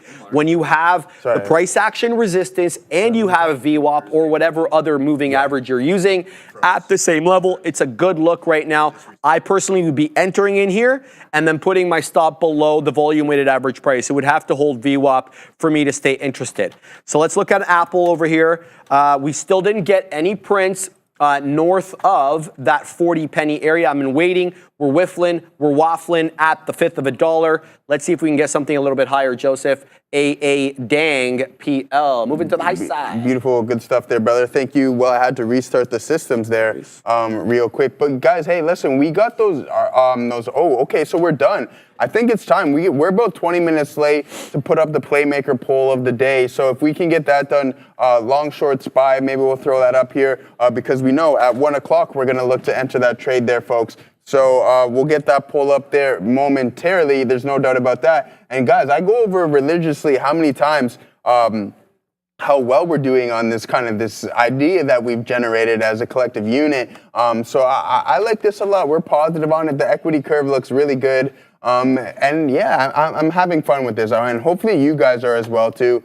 So this is after 12 trades, guys. And sure enough, that even though we have some ebbs and flows within this market, that's totally fine. But look at the northeast trajectory on this, guys. So and what one key metric I really want to emphasize on is look at the time ins and kind of the timeout. So we're kind of keeping those metrics identical, all right? Within a couple of minutes, minute variance there. But again, some of the outs, 155, that's what we're looking for, and then 2 o'clock one time. But again, this one, when we hit that, we got stopped out pretty quick there. So we were only in that trade for about 12 minutes. And then the positive trade, we're only in for about 36 minutes. So yeah, really good stuff there. I know Ramin's working on some things for it as well too in the back. So we're gonna get that for you guys, make it more a little interactive or something along those lines. But now I post Maloned here on NVDA, and sure enough, we got that fill around 140.20s. Really nice. We are now pulling back with the rest of the market. I have to pull up some of my charts. I had to restart the computer, so that will take a second. But other than that, guys, let's continue to focus on things that are moving, and GME is moving right now, and so is PLTR. PLTR was making new highs, so let's pull up PLTR one more time here for the people. And yeah, sure enough, we did make a new high a day on PLTR, now kind of pulling back, which actually, no, it's not. Yeah, it is. Okay, so yeah, new high a day on PLTR, just touching it. Those pre-market levels we are now rejecting off of, so around that 83.50 level, which is totally fine. A nice, really strong move. We almost double bottomed here, forming those higher lows, and then broke that resistance level around 82.60, continuing to the top side. Didn't put in a red candle for almost about a half an hour on the 5-minute chart, and then now starting to pull back a little bit. So totally justifiable. We're not going to get too worried about that. And one thing that you can note is that this volume, I don't want to say it's dwindling or anything along those lines. It is steady. But on the higher time frames, we are slowly dwindling on these pullbacks. So that's extremely positive for PLTR, especially for the rest of the session, right? If we decide that we want to trend for the rest of the day, those pullbacks on low volume are really key signals, because when price starts to turn around, this can give you a signal, say, hey, I'm ready to enter this trade. Let's see where we can go from this point. Is this pullback exhausted? And then we're ready to take that second leg higher. Those are key metrics that I'm always looking out for. Now, GME, we had that breakout volume Sharif pointed out, but now we are pulling back a little bit more than what I would like on GME, all right? So we had that breakup volume, and you can say, hey, Joe, but the 5-minute volume is dwindling on it. It is, but we're pulling back slightly deeper than what I would like. I am going to wait for this thing to turn around at some point, and if it decides it wants to, all right? So you can see this really nice run on the 1-minute chart from that bottoming signal all the way to the top here, putting in that really big engulfing candle here on the 1 minute, that volume signature, an outlier to the rest of the prints on the session. So let's see if this momentum to the top side can be sustained. We are trading up about 4.8, 4.7% from a tweet from the Roaring Kitty, a present. And that's all this thing needs, is a tweet of a present on Christmas Day in order for, or an X, I guess we should call it, it's not Twitter anymore, but in order for this thing to continue to move higher. I seen somebody in the chat say $100 on GME in like the coming months. I don't know about that, but only time will tell, all right? So there's no reason to say that it won't, and there's no reason to say that it will as of right now. A tweet, I think he's gonna have to come up with something very significant on the X front in order for this thing to kind of get back to those levels. But as of right now, GME is looking like it wants to turn around a bit, putting in, oh wow, monster run here. Shreve, this thing is awfully volatile, so I'm gonna look to get involved just a little bit here. Right at volume, you're in at VWAP as well too. In right now. Oh, same price. Look at that. We got it at the same price. Yeah. So there we go. Let's see what happens here with GME. And let's see if we can go and break this pivot level here. After that engulfing volume signature, I would like to see this thing go and potentially test that $34 price target. But again, if we break that $32.50 level, I'm gonzo. I'm at a dodge on this one. I'm not going to try to chase this GME long or anything along those lines whatsoever. We do know that this thing can get memey. I'm going to stick to the thesis that, hey, we're trending today. We are breaking above some key resistance levels on the daily streak. I don't know if you've seen that from a daily perspective. Yeah, man. But again, 31.75. We're sitting on top of that resistance now. So pretty good look there on GME, my friend. Just 1 second. Yeah. Do your thing. Put your orders in. Next millionth dark pool candle on Apple on the day. So I just have to fix that one as well. That tends to happen with the mega caps. You get those dark pool wicks, and then you got to edit them yourself. So it can get under your skin a little bit. There's no doubt, especially on the SPY and the Qs. It happens, and it's like, oh man, I don't want to continue to edit it, but you have to. But yeah, brother, what do you got cooking up? All right, so I've layered my orders on GME, Joseph. So I added on 80, I added at 70, and I'm keep waiting at 60. So this one is going to have to hold up above 50 pennies for me to stay interested. So I've layered my orders. We got the 80 fill, we got the 70 fill, and now I've set up my profit takers as well. If I'm going to set up my dip trades, it behooves me to set up my profit taker. So I'm going to front run the $33 level for the first profit taker, and then maybe we'll set up another profit taker north of 33.05. That is the local high. It's not the daily high, but it is certainly the local high, 33.06 GameStop. Incrementally higher lows and higher highs. If you're basing it on the area low, which is 31.60, the next another area low was at 11.50 and 11.55 on the 5-minute chart, and that got into 32. It held 32 there. So what I do like is the incrementally higher highs and higher lows. It's not parabolic like it's been in the past. In fact, I would submit to you that the spread has been a bit wider today on GameStop, about a 10-penny spread when I got in. A little bit tighter right now, down to 3 pennies. So we'll see if that ends up being the case. So keeping my eye on GME. Now I'm also keeping my eye on GVO, because this one really got going, got into 210s. We're long. With the new addition, we're long 02s. I'm not interested in taking it out here. I want to see if this is going to continue to put in that higher high, higher low type situation. This is kind of what I'm seeing, area trough. You guys get it? Every time we're about a little bit higher than we were last time. So packing my patience with GVO to see if we can continue to move up. Apple coming right back down. So that's why we took out some profits there. Have your orders ready. It comes back down, holding the 10 exponential, and obviously holding 259. By extension of that, of course, it's not close to VWAP, not yet anyway. 258.86 is where VWAP is. The reason I'm involved in Apple, it's above VWAP. It's positive on the day. It has a catalyst, and it's putting in higher lows. Not necessarily, though, higher highs. And, even when I look at the higher lows, they're quite anemic. But, sometimes when we are in the middle of the day like this, the fact that we're above VWAP could foreshadow something into the close.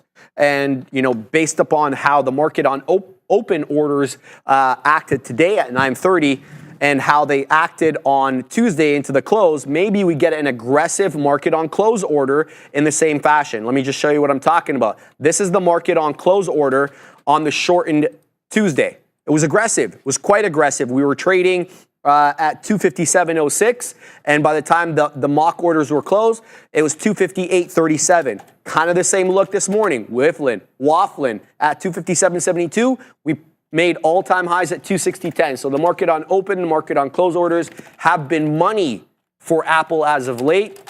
That is a trade that we used to do here on the floor. These MOO, well, not MOOs, but MOCs, certainly market on close orders. Apple, definitely an interesting one to keep an eye out on there as it comes back into that $259 area, AAPL, the future. As well, taking a bit of a downturn, a two-candle red position right now on the 5 on the NQ March contract. We make a new intraday high, 22,075. Right back down we go into Tuesday's closing print, 22,028. Looks like we may be holding on to that level. So we'll keep an eye here on the future. The future's also been awfully directional with higher lows and higher highs. It hasn't been zigging and zagging like it sometimes does. We'll see if this one wants to hold up right now. So that's what I'm involved in right now. GEVO, we're involved in GameStop at 77s.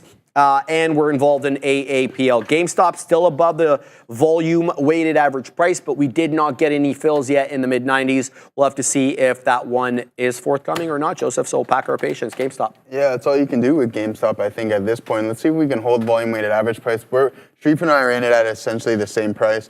We got a little bit better of an average now than me. But I mean, like, who is it in the RC?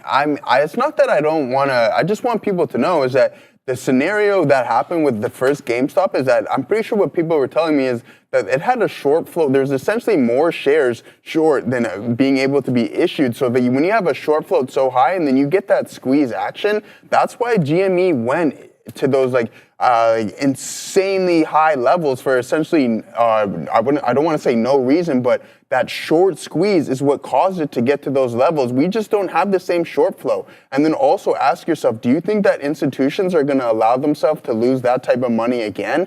Wall Street is too smart, in my opinion. I mean, it's fun trading it, especially when Roaring Kitty tweets and does his X's or whatever he may be doing, and he does his live streams on YouTube. That stuff's all fun and games, but the same metrics aren't adding up to what that initial squeeze was, right? So just keep that in mind. I'm not saying that it can't ever go to those prices again. It's just there's not all those things that added up in order for it to put in that crazy squeeze and that meme craze that kind of started this whole thing kind of put together, right? So just keep that in mind. And I'm not trying to damper on anybody's parade or anything, but you just got to look at it from a legitimate perspective and say, hey, is everything adding up or is it not how it was before? And I don't think it is. I don't think the street will allow itself to lose that type of money again. So that's just my opinion. I could be totally wrong. There's no doubt about that. Gotta go to Adair. Oh, okay, Adair. Yeah, sorry, I'm not allowed to restart. So yeah, sorry guys, we're gonna send it off to Adair quick.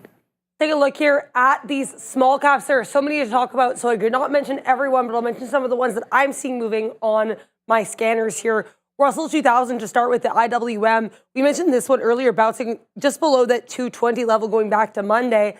So continuing to see that strength. High of day here, just above 225 as of right now, trying to hold on to mid 224s, up about 2/3% here, about 0.6%. So stronger than the S&P 500 and the NASDAQ. Streef and I were talking about this off camera as well. Small cap strength really continuing to rule the market. It is small cap season. And the Roaring Kitty tweet, as mentioned just now, probably helped that as well. A lot of these retail faves are back in focus. AIRE on watch here. This one up over about 186%. This one has run in the past. Float of 7.84 million shares. Market cap of 185.26 million. No catalyst on this one. We do have a catalyst, though, for the other two we're going to mention. Castellum, that is CTM is the ticker, up about 100% at day's highs. Market cap of 65 million, float of 65.6 million, and a short float of 2.2%.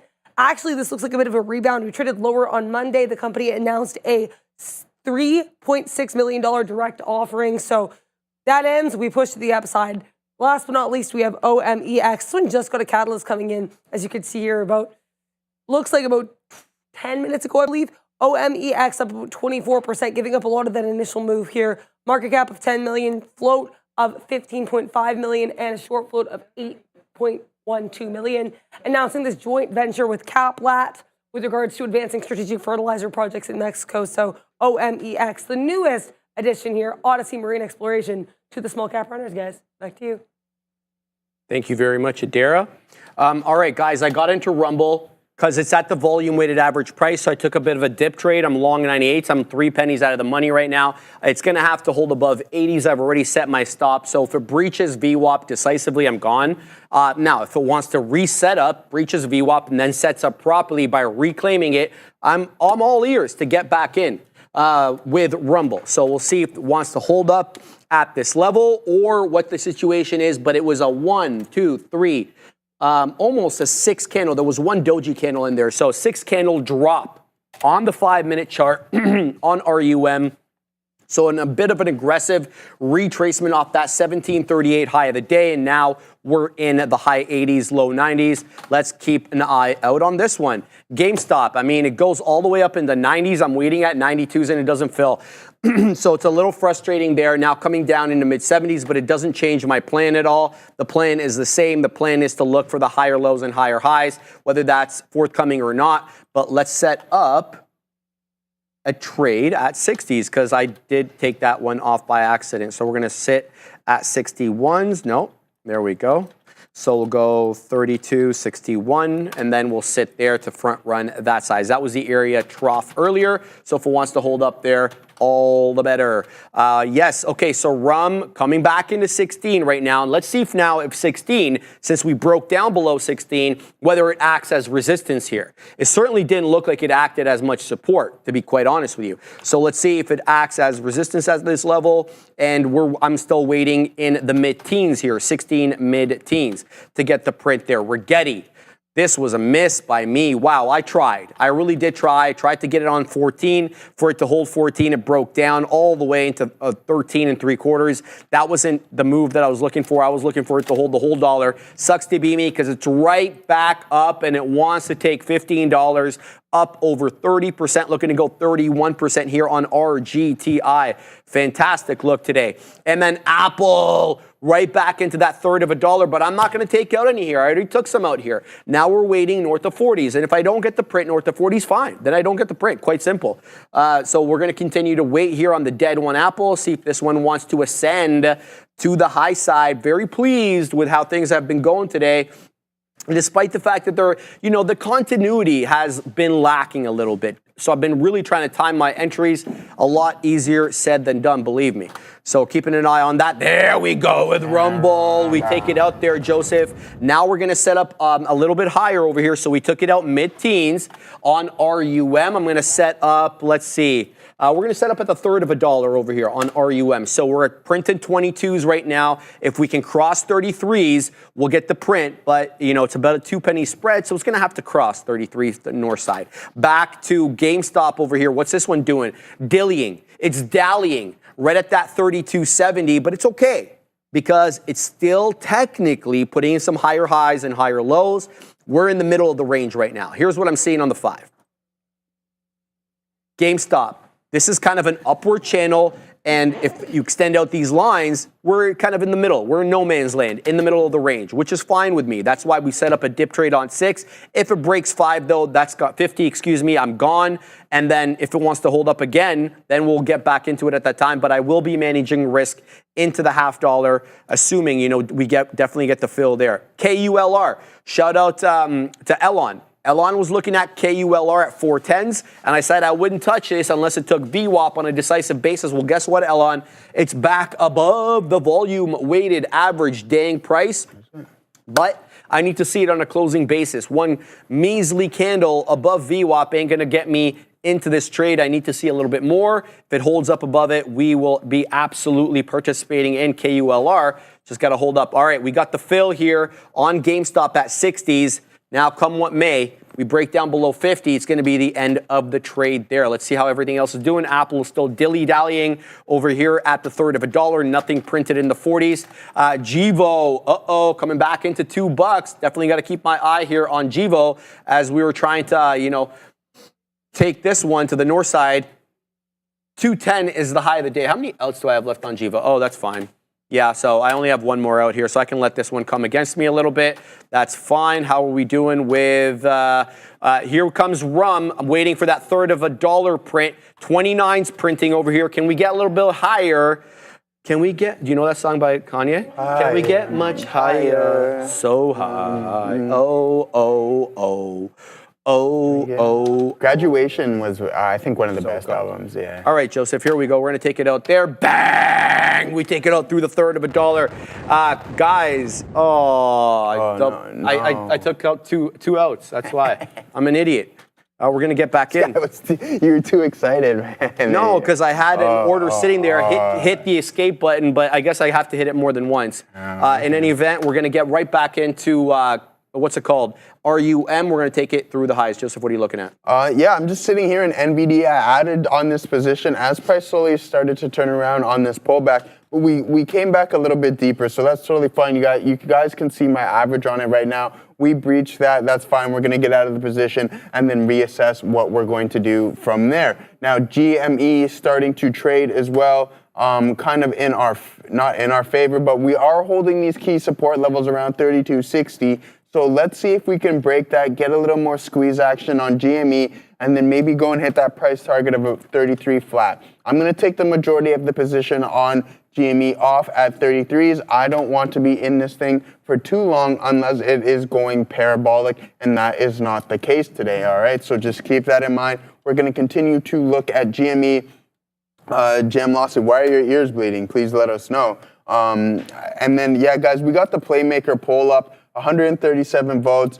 You already know which way it's going on that front. I voted the polar opposite today. Well, not polar, but I went short on the SPY, Sharif. I don't know what you went, but again, I think we have some potential topping signals. We had a really good run for the majority of the session. Now starting to pull back a little bit here. Totally fine, totally justifiable. Let's continue to assess. Am I going to be wrong for going short? Hopefully, considering that the primary trend is to the top side. I'm hoping that we can continue on that path because we have 157 votes and the majority of them, close to 80%, say, hey, they think that SPY is going to go continuously long come 1 o'clock. We're a little bit short on time. I kind of want to keep this data as finite as we possibly can. I want to stick to the same metrics as well, too. So I think we're going to close this one just a little bit after 1 o'clock. So let's try to get those votes in, folks, because then we have that second poll for the afternoon rundown as well, too, going to step in. So let's get those votes in. Let's decide which direction we are going to log our next data entry and take it from there, okay? So, yeah, guys, continuing to hold in GME. If we have the inability to break this 32.90 level, then I think I'm going to get out because then that means we're just forming lower highs, all right? From my opinion and from my technical analysis. So as you can see, we have on that second run up, we had the inability to break that pivot level. And then sure enough, we formed a lower high. And then now as we go to continue to trade slightly higher, we're really struggling to go and press this high, this previous pivot high. So I'm going to look for that to break. And if it does decide to break, then maybe this potential double bottom will come into play, breaking this key resistance pivot level. And then at that point, I think we can go and test 33 and then go and test that pivot, this secondary pivot high as well too. So keep that in mind. Someone mentioned Tesla in the chat. I want to talk a little bit about Tesla as well too, because we're running into some key support systems as well on Tesla, all right? So we're going to continue to watch what Tesla's going to be up to. We have those lower highs forming that a descending wedge, whatever you would like to call it, as they pointed out, and I couldn't agree more thus far, all right? So let's zoom out a little bit on Tesla and take a look at it from a daily perspective. We know that Tuesday was absolutely fantastic for Tesla, putting in an absolute monster day, trading from a low of 435 roughly to a high of about 464. All right, so that is a really nice move. Now pulling back, totally justifiable on Tesla. One key metric that I'm going to point out, guys, is these pivots at highs and lows. I'm always keeping an eye on these prints, and sure enough, we're going to go and test that, I think, eventually soon. So if this is just a breath candle, totally cool. I like this. You guys know I'm bullish on Tesla for the foreseeable future. Let's see what happens in the coming days. If we open up around 452 tomorrow or someone within this range, I think that momentum can step in and volume can step in on Tesla, and then maybe we go and test that 480 level by the end of the week, Sharif. I don't know what you think about that. Yeah, man, I agree with that. Yeah, cool. All right, GameStop, we took some out there on after the dip trade at 60. We took out some at 80. I'm still going to keep my order exactly where it is, above that area crest that we rejected at last time. Looks like it was 90. We're putting in a nice little move. Now, my concern is, though, we technically made a newer area low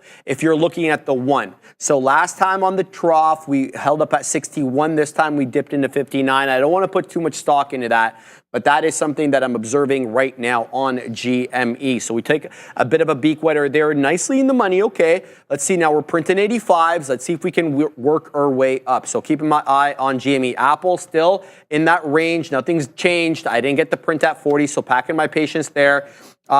One more penny here on GEVO and I'm gone if it breaks 98s. Reason I'm looking at 98s, well, it's an area low right there. So if we break that area low, that's fine. That's I no longer want to participate in it for the moment. I'm doing quite well on RUM. I'm really happy with what I did here. I fat fingered by accident, took out too much, got right back in, took some more out. Now I'm waiting in the mid 60s. Here we go. 50s coming in again here on RUM. It looks like there's some selling though at that level. Anything below 30 pennies or 20 pennies and I'm gone. It's going to have to continue moving its higher high and higher low situation. Now looking at 40s. RUM Rumble up 29.5% on the day. Good look for them. What else we got? There's a whole bunch of other stuff moving, guys. I mean, it's not just the ones I'm involved in. There's a lot of stuff moving. SOUN headed right back up. So many bottoming tail candles south of 24. You could feel that buyers were definitely buying this at the $0.75. And here we go, taking out 24s, taking out local highs there above that 24.05. Definitely not as parabolic as it was. 24.70 is the high of the day, but it's putting in higher lows on SOUN. So SOUN certainly back in play. KULR is trying to stay above the volume weighted average price. It's having trouble.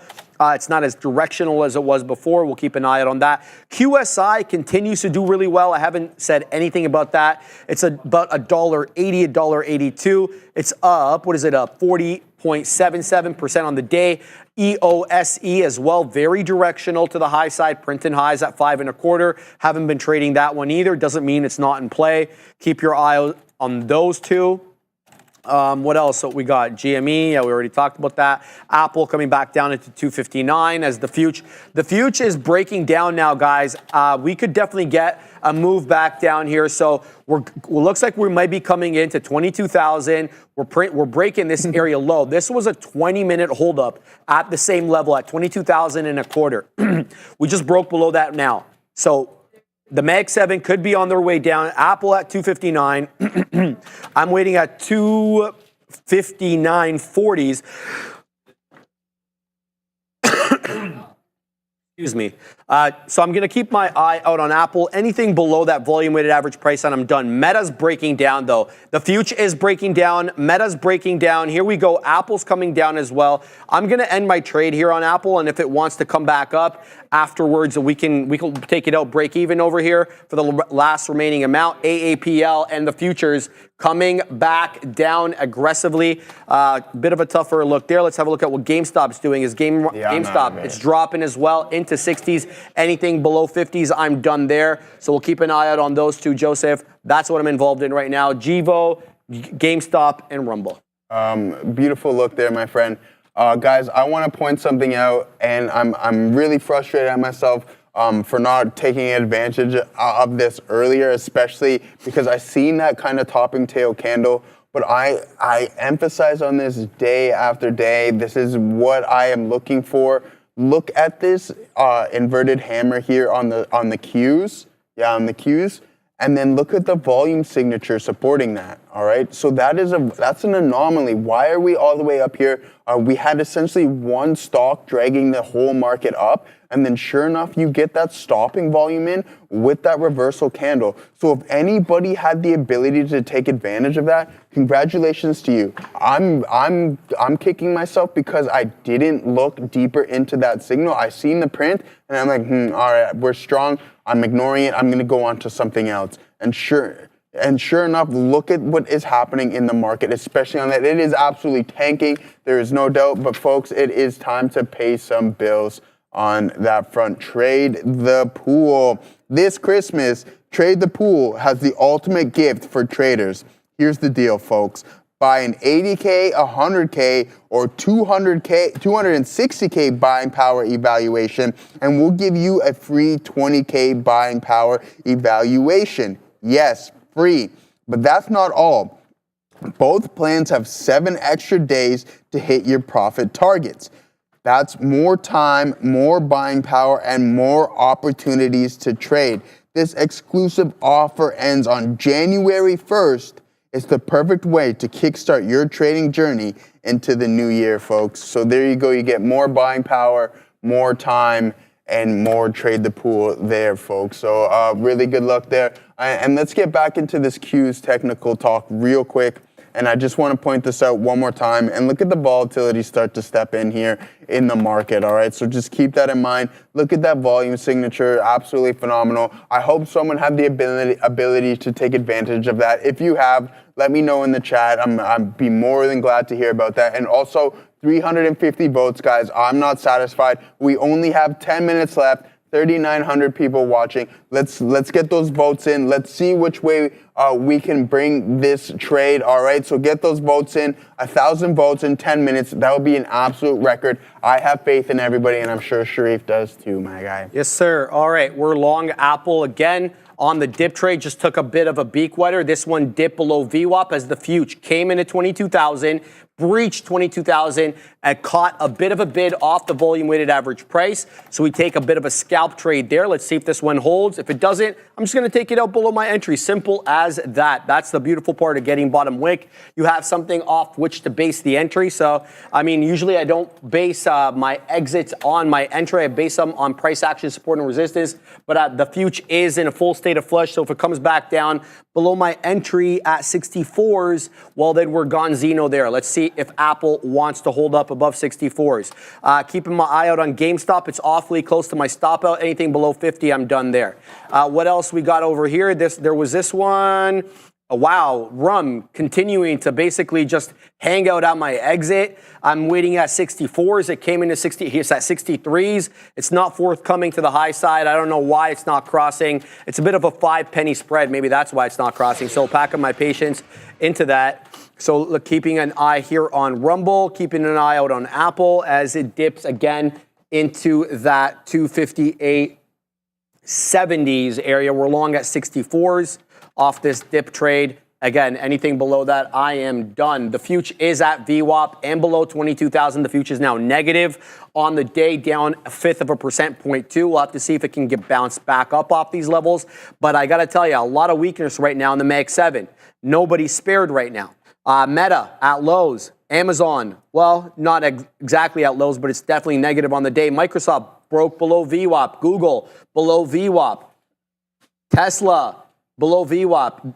The only one really above VWAP right now is NVIDIA, trying to bounce up that 139.25. There seems to be some buying in and around there. Apple right back into mid-80s. So we'll let this one cook. We're long 64s. Let's see if this one wants to reclaim the 59-penny level. The $59 level, $2.59. So we'll see exactly what we get there. GameStop still at the $0.50, packing my patience. Rumble not getting the print. There we get the print on RUM. That'll be done. We're done that trade. Good trade there on RUM. Packed my patience on that one, up 31%. If this one wants to dip down into 16 or 16 and a fifth and make a higher low than that 1580, I could get back into this one. But right now we're going to take the profits and run. So the only trades I've got on are Gevo. What's Gevo up to at this moment? Yeah, it's still holding above 98, so there does seem to be a buyer at 98. So we held up 98s here, and then we'll see if we can dip. But right now we are kind of locked in a bit of a range, about a 4-penny range, 202 to the high side, 198 there on GEVO. All right, Apple. Right back up into 90s, but still below 259s. I don't think I should be taking anything out here, because if we get a double bottom through VWAP and then we reclaim VWAP and reclaim the whole dollar level, well, then that just puts the odds of us breaking that 259.25, 259.33 top all the more likely. So I'm going to hold on here to Apple. I'm not taking it out. So far we got bottom wick. Let's see if we can weasel back above 259. Likely going to be a bit of a resistance level now on the dead one, right? The whole dollar is a psychological area of both support and resistance. Let's see if it acts again like that this time. And I'll submit to you, we definitely did have some 259 supports once we were above it. Look at how we bounced off that level quick as you like. Once we dipped down from 259 a third, right back into 259. We're having trouble with 259 again. Back into the 80s we go. Nothing I didn't know was going to happen or likely to happen. So really nothing a surprise there. GameStop above the $0.50 and back into 60s. We're still about 10 pennies out of the money here on GameStop, quite frankly. We did wet our beak into the 80s, but now it's a lower low, lower high situation and has been since the breach of that 33.05. Every successive crest has been lower than its predecessor, and by extension of that, every successive trough has been lower than its predecessor. So we are in a downward channel, whether you like it or not, right now on GameStop. The only thing kind of keeping me involved in this is the $0.50 hold and knowing that we're in the middle of the upward channel. So I just finished telling you about a downward channel. That's a local downward channel. There is this upward channel though. So multiple different time frames you need to be charting off to get different looks. There we go. This is the upward channel that I theorize that we're in at the moment. And this is kind of like the midpoint of this upward channel. We're below VWAP, so let's see if we can reclaim it again. GameStop, GVO, and Apple, Joseph, hopefully we'll do a little bit better. Guys, KULR has now had a 6 candle hold up above VWAP. So it might be time now to work back into KULR. Shout out to Elon. Elon, though, I'm going to tell you, brother, there could be some resistance here at the 50 penny area, not just because it's psychological resistance, but we had a consolidation area bottom, here on KULR for a hot minute at 50 pennies. So if it acted as support previously, it could act as resistance this time, Joseph. Yeah, I mean, $5 super chat. The styled one. Kyle. Hey, he's back. He's back. You're Merry a mean Christmas, one. brother. Yeah, Merry Christmas. You're a mean one, Mr. Grinch. Check your SPY larger time frame, jabroni. 602 should have been all over your radar. I mean, Kyle, listen, Kyle, this is what I have to say. All right, you've seen Tuesday's session, you've seen the run that the market has been on for the past little while. Just because we have one selling day doesn't mean you're absolutely victorious in the grand scheme of things, all right? But I'll give you it for right now. That's a great level, but come on. In the long run, who's the winner? Who have been the winners, my brother? Come on, all right? That's all I got to say. You can agree with me or not, but hey, you have won this battle, but I don't know about the war quite yet, my friend. So we'll continue to monitor that, my good buddy, Big Spile himself. All right, guys. So I'm into some TQs here, all right? Why? I see a hammer. I want to play the break of it. We are now pulling back. But again, we had that big sell-off here. At the peaks, they're now down about 0.1% on the session. Let's see if these hold. I should have got in at that hold of the volume weighted average price. I did not. I am now chasing. We breach 88s. I'm out. I'm going to get back in. If price decides that it wants to turn around, it's that simple. I'm not going to hold on to this position for very long if it breaches. And there's a saying that Neil says, and I really like what he has to say on that, is that you can be wrong. It's okay to be wrong, but it's not okay to be wrong for a long time. All right, I really like that, and that's kind of the motto that I stick to. I'm cool with being wrong. There's no doubt about that. You can't avoid that in this game, but being wrong for a long time, you can most definitely avoid that. And there's ways to mitigate losing too much when you shouldn't. But someone said Tesla, we were talking about an ascending wedge on Tesla, and sure enough, we broke it to the downside, but I just want you to keep in mind, when a stock is extremely strong like this, those breakdowns aren't as strong either, right? You're not going to get that massive momentum within the breakdown. It's like, okay, I'll take a leg down, pull back, stop a bunch of people out, then go and make that other leg down. And sure enough, that has been the case, right? So as you can see here, we had that really strong 5-minute opening drive. We breach it about 20 minutes later, but then we just recover all the way, pretty much recovering all the way through almost 60% of that breakdown, running into some key support levels, and then making another leg down, making another high, and then making a new low of day, all right? So for me personally, sitting in that type of short would be extremely tough, especially if you're playing the 5-minute orb, all right? You wouldn't be able to sit through that. That's a massive move there, especially at the low. That's almost a 10-point move in Tesla, and that is extremely hard to sit through, especially when you got some size on that front, all right, guys? So I think Tesla is I'm not saying it's a long, but again, it's not as weak as it may seem right now, okay? So now we only got about a minute left in the SPY poll.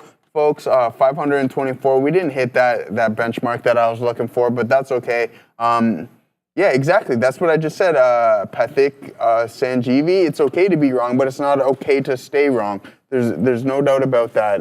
You don't want to do that. Otherwise, you're going to be cutting your lifespan in this game extremely short. And longevity to this profession is to keep those winners larger than the smaller, as obvious as it may sound, but just cut those losers. Don't hold on them for too long. That's what the people here on this floor do. If we're wrong, we get stopped out. We're not crying over spilt milk. We're looking to reassess the situation and then get back into that, all right? So, guys, I think that's going to be the end of the Playmaker pool. We're going to document the data right after we get back from my guy, Sharif. All right, we just took a quick scalp on sound in at, I think, 24.10. We just scalped out into that high 20s there. I've set up another dip trade over here to account for a 24 dip and pop.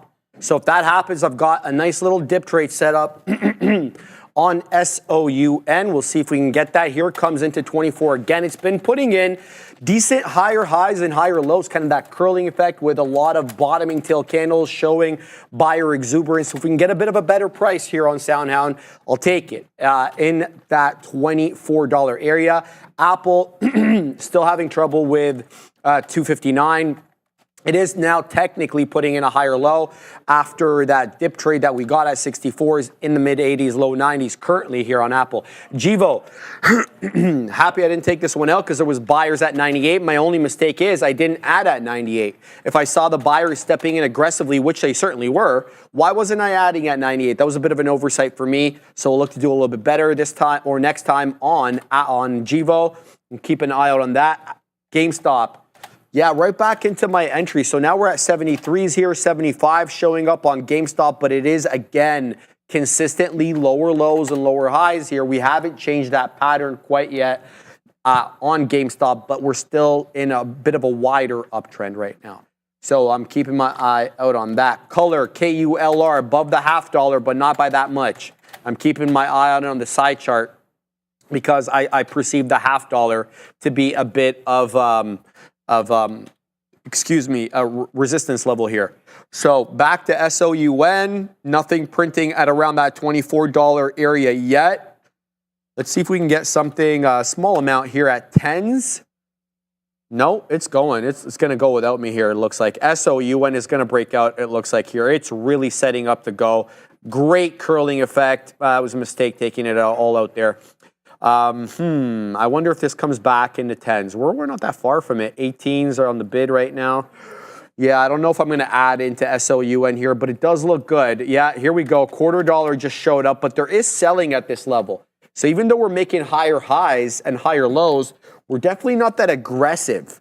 And when we move up into those higher highs, I'm seeing a lot of blue and a lot of red come in on my time in sales, which means a lot of people are either taking profits or getting in short at this level. So we'll have to keep an eye out here on SOUN, but I do like the curling effect off 24, guys. Keep your eye out on SoundHound. Adair, what do you got? What we have here is our Money Talk segment. Really quickly, though, we're doing crypto. That is what we've prepared here. That's what we're doing.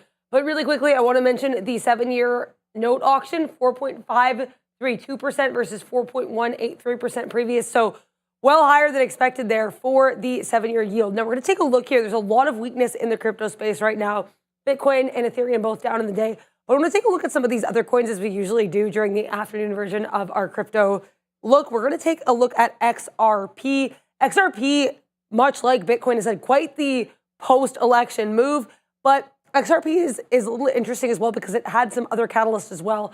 We had Ripple announcing they're going to have their RLUSD stablecoin, which gave XRP a little bit of a bump. The announcement that Gary Gensler is leaving the SEC was also a specifically good catalyst for crypto as a whole, but especially for XRP, because there was that Ripple and the SEC battle that was going on there, and the announcement of a pro-crypto, I guess, head of the SEC now, Paul Atkins, or someone who's viewed as pro-crypto, was a great look for the whole space. So lots of positive catalysts here for XRP, but right now, a little bit of a tough spot in the daily chart. After this run up into the start of December, struggle a little bit here with that area just shy of 3 slightly lower highs, and now it looks like we're going to break below that flat bottom, at least on a closing basis of that 2.2 level, currently at that 2.14. We'll also take a look here at AVAX, which is not a name I don't think we've ever looked at. This is Avalanche. This name's especially weak on the day here, down about, this is the market cap. We're going to get the AVAX USD. This one is down currently about 7% on the day, and this daily chart, a little bit of a topping tail candle here. We top at 56, double top. Then we break below this previous support at 44.5s. Now, as of right now, we're trying to get back to that 42 area. Currently below 40s, around that 37.20. The next level of potential support here would also be previous resistance around that 36, but we'll have to wait and see if we hold. We're about a point away from that level. That is quick crypto analysis here with Adara. Back to the Bash Brothers. Appreciate that, Adara. All right, it's time. It's time for that. It's that time. It's that time, my guy. Playmaker poll, baby. Shout out to the Playmaker. We need a quick highlight reel. We need the chalkboard up as a how to trade on the Playmaker poll, man. Chilling You know in there. what I mean?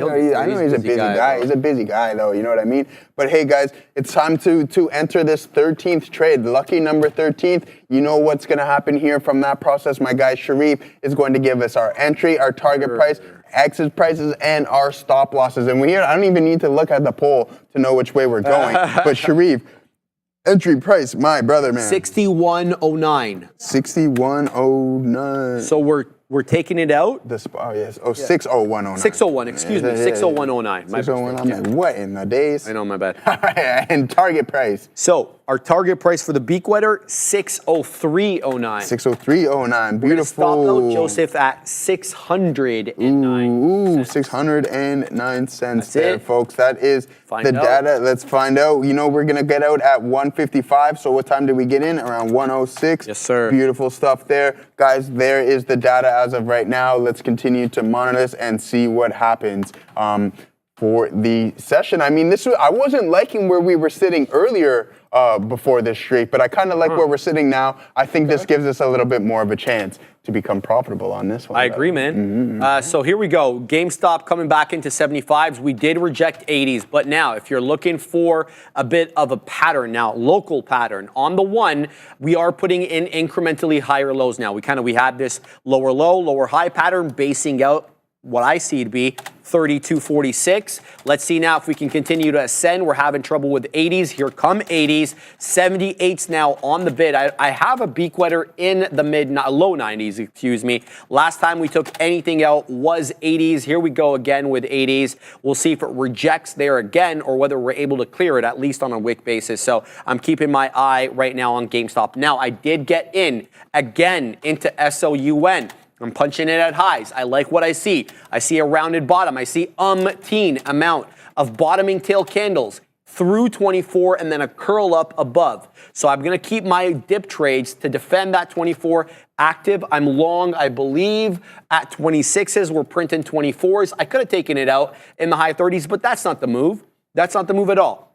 So let's see if we can come back in to that not low 24s, but low 24s. What am I saying? 24.10, 24.15. That's where I'm waiting for my dip trades. We can get a little bit more there. SOUN, good directional move on the day. Pleased with this one. Apple, boring me to no end because it keeps finding resistance at 259. That's fine. So now Apple looking like a 259 flat top. Now, the other side, the more positive side about that is, since I got in at 64s over here, bottom wick, incrementally, it has been higher lows with a flat top being at around 259. We're going to have to hold this pattern. My out is exactly where I got in. If it comes right into where I got in, that's the end of the trade for me on Apple. I won't allow any part of this trade to go against me. I'm going to keep an eye here on AAPL. GameStop's at 80s. So let's see if this one wants to break 80s. So we have 80 on the ask. 74 on the bids. And this is what I was talking about. GameStop is not the tight name, or the spread is not as tight as it used to be. And now we've got a 5 candle rejection on the 1 minute at 32.80s. The other side of the coin again is we have incrementally higher lows with maybe an 80 flat top. So what I'm going to do, how many shares do I have here on GameStop? We're going to wait at 85s. We're going to wait at 85s to de-risk a little bit over here. We're waiting at 92s, but I've got enough shares that I can take out a little bit more on there and not take out too much, just to de-risk a little bit over here on GameStop. Wow, come on, sound, bro. You come right into my entry, my dip trade at 24.10, and you stop at 11s? That's frustrating. No. All right, so it came into my entry 1 penny above, and now it's curling right back above again. I'm talking about SOUN. I was looking for it to hold up at that 24.10. It did, but it came into 11s. We did not get the ab there on sound, so look to do a little bit better. Let's flip to the other one. Givo doing well again. It held 198. Now it's back at 206. Let's see if it can take out that 210, Joseph. That is the high of the day. I'm going to vote for AVGO because the dang rocket. I'm surprised, though. Everybody's voting for NVIDIA. What are you guys voting for NVIDIA? You guys voting for flat stock. It's down 0.09. Why are you voting for it? Vote for AVGO. It's the one that's moving the market. 2.5%. Come on now. Hello. You guys know more than Drunken Miller? Yeah, Drunken Miller. I don't get that, but I love it. You don't know Drunken Miller? No. He's a trader. Oh, is He he? weaseled out of NVIDIA. Now it was his biggest position. Now it's his top 15, AVGO. Oh, AVGO? Yeah, he's all right, we're good. I gotta look up cycling this into guy. that one. Yeah, okay. Well, at least he's not Miss Kathy Woods selling NVDA at the bottom. Saw that. Yeah, she sold it at the worst price possible. Let's pull this up here, and I'm gonna point the lowest part on this chart is probably where Kathy Wood sold all her NVDA shares, and I'm pretty sure it was last year, somewhere around here. So that's the equivalent of it being around $12 to today's price. That's a stinger. Why? What she was saying, I'm not gonna bash her too much because she's obviously she was on a historic run. Otherwise, she wouldn't be as popular as she is now. But again, I don't know what she was seeing to let go of. Do you know what she was seeing to let go of NVDA at that type of price? I don't know. If anybody knows, please inform me, and I will be interesting on what we have to say. The others, ouch. I mean, hey, it's true. I don't call a spade, as Sharif would like to say. But again, tough one. But yeah, guys, let's take a look here. We're in some TSLL. We're just going to use the 2x leverage vehicle on Tesla. You guys know I don't have the best entry price here on the TQs. All right, I would have liked to get that significantly closer to the volume weighted average price. Not the case. Playing the break of the hammer on the 5 minute. Let's see if we can go and test this high a day. Otherwise, it's just going to be a lower high on the session, and then there might be some potentially more downside. Are we forming somewhat of a head and shoulders? I don't know just yet. Nice phase here, head, and then now forming shoulder to the other arm. So let's wait and see what's going on. I would like to see if Tesla can come a little bit closer to the volume weighted average price. That will put us around $458 and change. Let's see if we can get back to that. Cabernet, especially if you're scalping options of 0T boost lots of time. Yeah, he was just saying one good trade a day. Kyle and I were talking in the chat, and all it takes him is one good trade a day. And sure enough, when you're sitting at home, he's working as well too. That's all it is. Sometimes just one really good trade a day, and that can make your day. There's no doubt about that, Kyle. Good luck, brother, and thank you for the super chats as always. Much appreciated, and we love it when you chime in. Who's worth, Kathy or Kramer? That's a good question. I don't know. I would personally. I like Mad Money. I like Jim Cramer. I like his takes. I don't know necessarily what the Travel Trust Fund is. He's always talking about the Travel Trust and people who are in his investor group. So if anybody can inform me on what that is, yeah, I know Katina Man watches a lot of Mad Money as well too. So I like to chime in. I like to listen to what he says. He's a vet, right? He's been doing this for a long time, and to not take in his words into consideration doesn't mean you necessarily have to listen and go do exactly what he says, but you should listen, chime in, see what he has to say about the overall market and maybe some of his picks as well too. But again, with his outlooks on the market, I like Jim Cramer. I like kind of that whole CNBC group. I'm not going to complain too much about those. They know significantly more than I do. So again, just like listening to him. But guys, yeah, let's see what the SPY is up to here. We are forming that lower high here, folks, starting to pull back now. Forming that kind of head and shoulders pattern here on the SPY. Let's see if we break these key support levels around 600, then I think we're going to head a little bit south. But guys, you know our stop loss on this one, it's 609 cents. So that might be in the picture shortly there, my brother, man. Sounds good. All right, Apple's about to get stopped out here. Break even unless it bounces off 65, which it just did. So we'll see if it wants to hold up a bit of a double bottom right now at 258.65. I'm not allowing any part of this to go against me. Apple has been, I want to say, undirectional during or lacking direction during the midday, and it's below VWAP. Not like I really base my trades on Apple around VWAP, but we are definitely below 259, and we're using 259 for a hot minute as support. So now it's acting as resistance. So I'm definitely, I've moved up my stop on that one. SOUN, I'm still waiting for a dip trade, possibly at 10s. We'll see if that one wants to come in. Now, GameStop, the spread is tightening up here. It looks like we are accumulating in front of 80. So we have been rejecting 32.80 on GameStop for a while on the 1 minute, since 103. So about 10 minutes. A lot of topping tails through 32.80. Nothing has printed above it. And the ask certainly hasn't been above 32.80 here on GameStop. We're waiting at 85s and 92s. I'm looking for the higher low, flat top kind of situation to manifest. Whether it does or not, an entirely different story. We're going to put the odds in our favor. That's what I'm looking to do here. So packing my patience on that one, keeping my eye on Givo as well. Did we get the print on SOUN, the dip trade? Let's find out. Not yet. Here we go. SOUN coming aggressively into that 10 area. Looks like there's a lot of selling here. This is making me a little bit nervous. But now that the tape is picking up, or the way the book is moving is picking up a little bit. So let's see if we get the ad. There we go. We get the ad. SOUN is coming in aggressively over here. Let's see if it bounces up. What's our price on SOUN? We're about 10 pennies out of the money. Let's set up some orders to account for any pops up in the price over here. So we'll set up like that. We'll see if this one wants to move up. What is our price here on SOUN? SOUN, we're long 13s. Okay, so 24 13s. Let's see exactly anything below 24s. We're gonzino, quite frankly. It's going to have to hold up above there. There we go. Right back into that $0.25 area. Let's throw up another order there. Yeah, let me take out that previous one, though. That's not right. Yeah, there we go. Good. So organized there on SOUN. Still, GME, no 32.80 breaks. What's Apple doing? There we go. Nice fill on SoundHound, man. All right. A couple ads there on the bottom of 24. Nice. Okay, let's set up a little bit higher over here as it zigs and zags. Let's go 39s. No, that's a high day break. Let's set up 35s. We'll see if we can take out a bit of a scalp there. We're still holding some on SOUN. How's Apple doing? Still holding above the 2/3 of a dollar, back into 4/5. Let's see what the future's doing. Has Apple got a shot to take out the highs or to get above VWAP, I mean?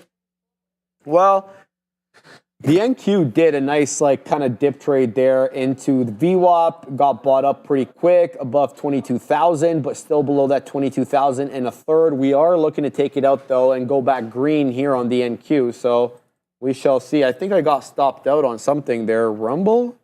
Is that rum that I got stopped out on? No, we got a print on sound.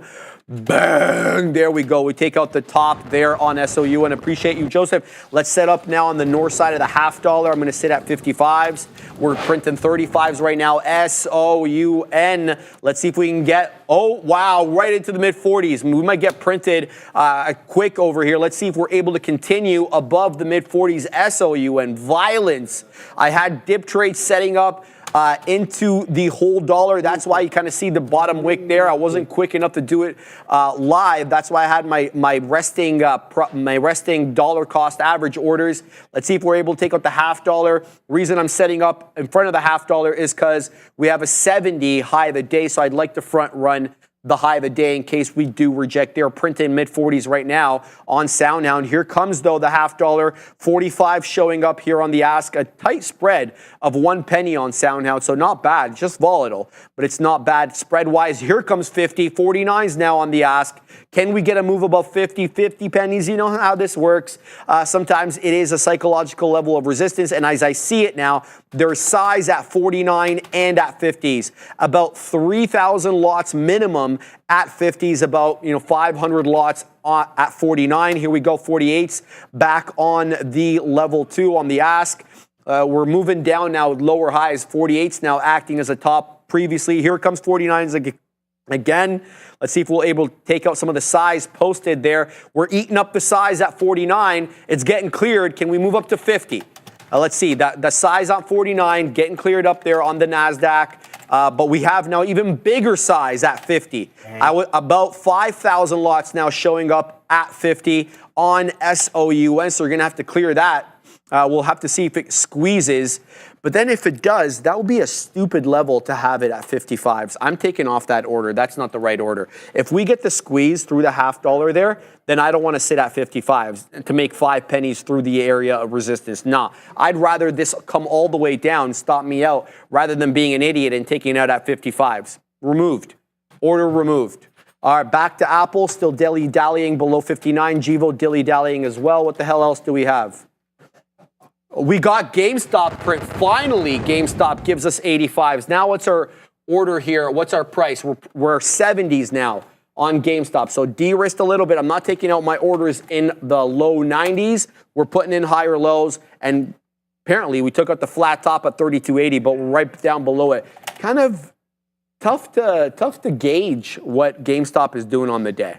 This is a bit of a bamboozler, other than to say there's an upward channel off the lows. But what's happening within the upward channel, kind of hard to gauge. That's fine. We'll see what we get and we won't get upset. What's your look? Yeah, I'm just here in some Tesla. I just posted an order on the TQs.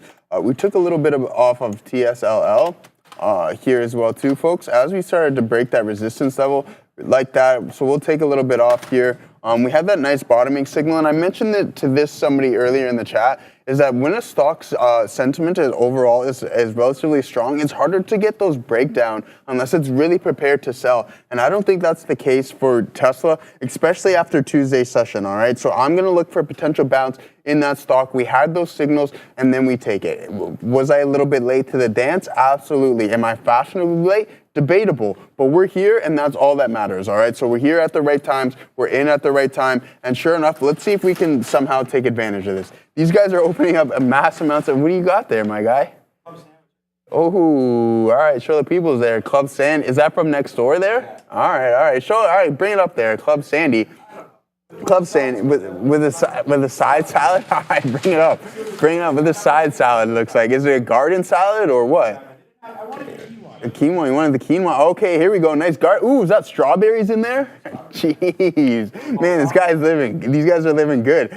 Obi had the Firehouse subs there the other day, but hold for a second here. He's not here, so I'm not going to bash him too much, but I have a major issue with cold cut sandwiches, all right? Yeah, I'm that guy. I'm not going to get a cold cut sandwich. All right, I'm not going to Arby's. You'll never catch me in Arby's ever. You won't catch me look at that, pull it up there. Look at this there. Would you look at that?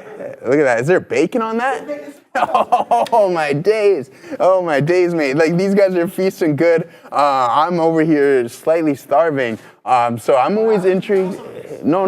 I'm joking. I'm good. I'm legitimately good. Yeah, I'm good. I mean, these guys are always eating, so now my mouth is watering. I'm a big foodie, so I always want to take a look at what the boys are eating to the right of me. So yeah, someone's at Firehouse right now. Amdeed Singh, you're at Firehouse subs right now. Get the meatball then if you are. If that's the case, get the meatball. I'm a big meatball guy, but anyways, yeah, I'm not a cold cut guy, and I know he got some roast beef. I think he got the roast beef sandwich, so you won't be eating. You won't see me eating that stuff. All right, folks.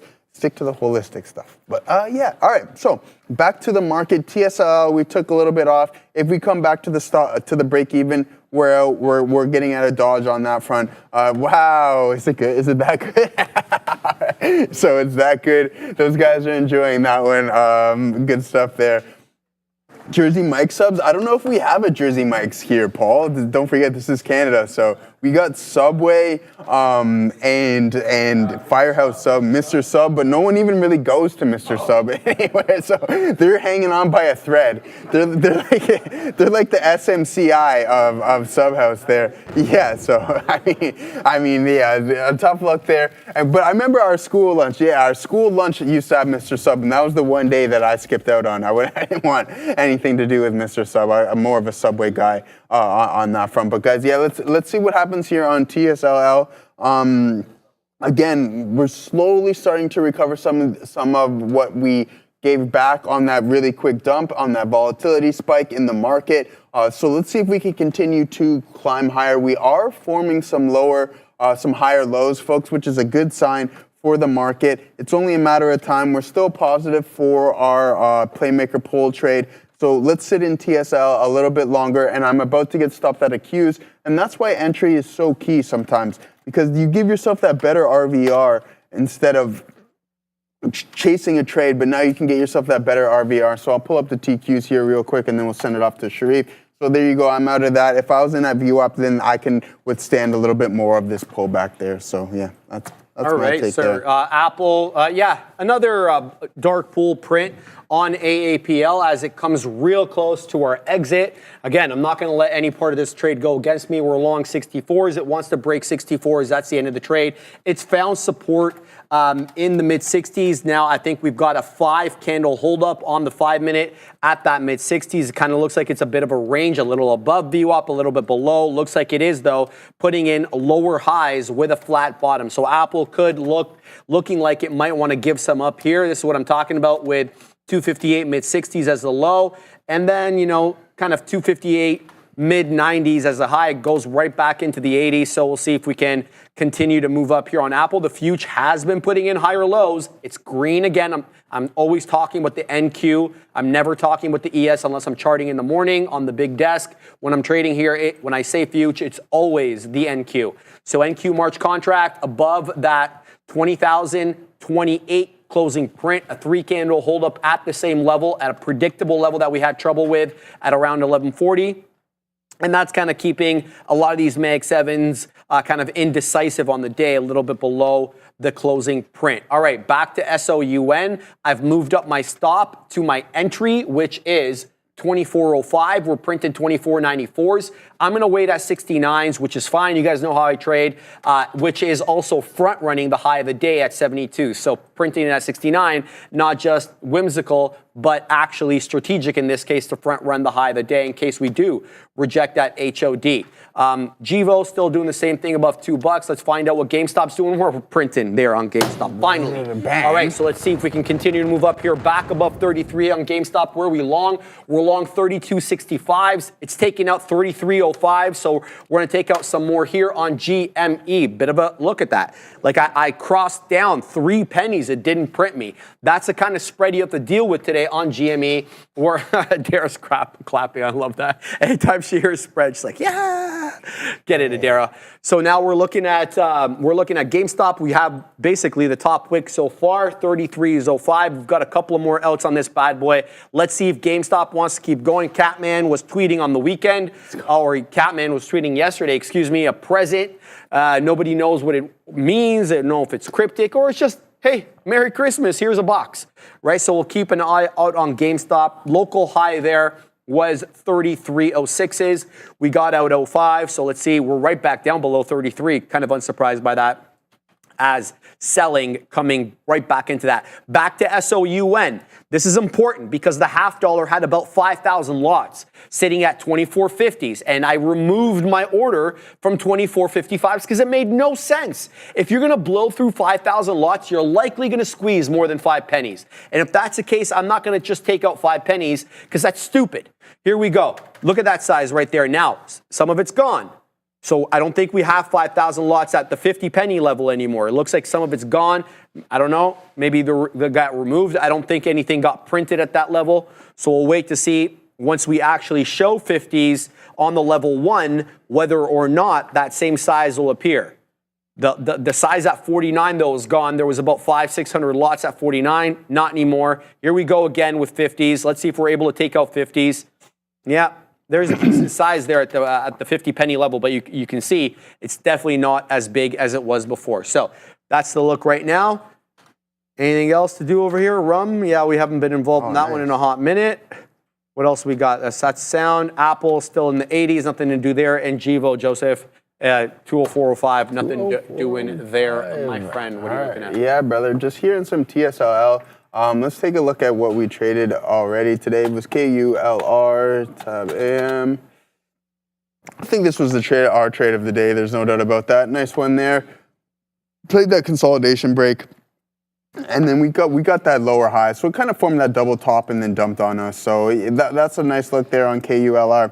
Yeah. No, and the double top there, yeah. Well, I was looking at it, I was like, man, if we have the inability to breach the high there, then I think we're gonna double top on it. So, or do something along those lines, form that lower high. So yeah, that's unfortunate on that one. But again, there's plenty of other things that we can be trading. There's no doubt about that. And that, sure enough, is the TQs. Oh, actually, I'm out of the TQs. So sick look there, Joe. I'm out of TQs.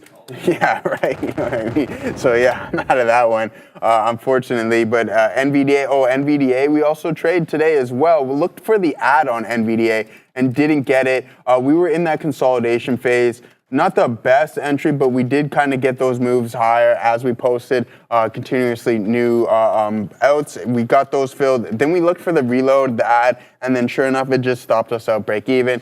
Totally fine. But now we're in some TSLL. Let's see if we can go and test the volume weighted average price here on Tesla. And then I think I'm going to look to take a little bit more out here. So let me post something around 35.50s. And then that will, 1 second, 35.50s, boom, boom. And then we'll take a little bit off there. And then sure enough, let's see if we can catch a fill, especially with the overall market starting to recover. And this is kind of what I'm pointing at. I would like to see if we can go and test these highs of day on the SPY. Our trade's doing really well, but this is a key moment here. If we have the inability to create a new high, is this something that we can be subjected to a lower high on the session? And as of right now, as price is slowly starting to curl over, I think that's the path that we are headed on. Unless some of these mega cap decide that they want to take a second leg higher, or AVGO wants to continue to move higher, Meta, Amazon, Google, all decide that they want to step in, then I think we can. But as of right now, we're kind of just hovering around. It's been a little bit of a quiet day, especially on some of these mega caps, just trading within this range, even though we did print some new highs. And I think all-time high on Google here is just about north of 200 or around 200. So we didn't really push for that on the session. Totally justifiable. It is Boxing Day, so a lot of Wall Street and I guess Bay Street is definitely, or TSX is definitely closed. Yeah, but it's Bay Street. Yeah, come on, man. You know what? I used to drive by the TSX all the time, and I didn't realize where it was until like a couple months ago. It's like down the road. Yeah, it's like right there. Yeah. Didn't they move the building? I don't know. It's on the west side of the west. It's on the west side of Bay Street. Yeah. Yeah, they have the big like ticker outside. Yeah, it's all. Katina Man rang the bell one time. Did he? Yeah. No way. Do we got footage of that? You got footage? We got oh my days. We got everything he says. All right. All right, guys. I wax poetic about this sound hell breaking that $0.50 level. It did. And it didn't squeeze. So there was big size at the $0.50, and there was even bigger size on an iceberg at the 254.55 level. And we got up there and we cleared it. But look at this. Just selling right back down, so I didn't get the squeeze that I was theorizing, which is fine. I'm not taking it out here. I'm going to continue to hold for a high day break. I'm going to continue to hold into 69s. Technically, we still have higher lows. So SOUN, quite a bamboozler. I thought that definitely if we took out the size at the $0.50, that we would be squeezing. No, there was in fact even more size above the $0.50, just this time in an iceberg. So we'll see if we can get that squeeze through the $0.50 when we get back from Madeira. What we're going to do here is take a look at the US dollar during our Money Talk segment. This is our afternoon rendition, or midday rendition, if you will. So we'll take a look here at the monthly chart to switch it up. We're almost done this month, and we are poised to make our third straight green month for the US dollar, and that follows 3 months of weakness straight. So we sold off for July, August, and September. Then we actually did a bullish engulfing for September and August in one fell swoop here with this October print. November very strong as well. Now December, we're actually looking here to close above 108. This will be our first close above 108 since it looks like October 2022. So this could be pretty interesting look for the DXY on the monthly chart. But we're on a day that's pretty light in economic data. There's not too much of that to discuss. No Fed speakers. Why not discuss this CME Fed Watch tool a little bit more? It's pretty stable, actually. 91.4% of participants expecting a no cut here at the next Fed meeting on January 29th, 2025.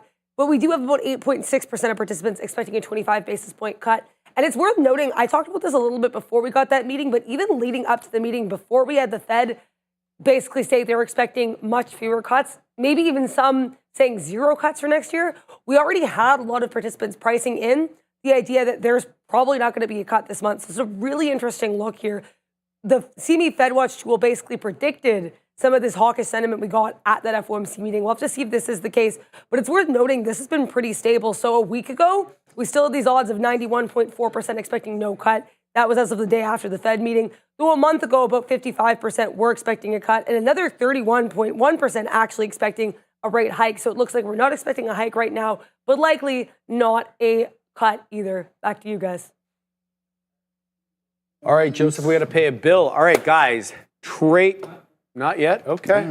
We're not going to do a bill pay yet. All right, so keeping my eye here on SOUN, it looks like it held that third of a dollar, which is fine because it whiffled and waffled at 24.30, which is all good. But let me tell you, I've already moved up my stop to account for this $24 hold. If it doesn't hold $24, I'm not going to continue to nurse this one. Let's have a look at what the other ones are doing. GameStop, right back down below 33s. That's why I was taking out some at 33.05 for exactly this reason. It's not as directional as you'd like it to be, especially with a catalyst, with Catman tweeting and whatever.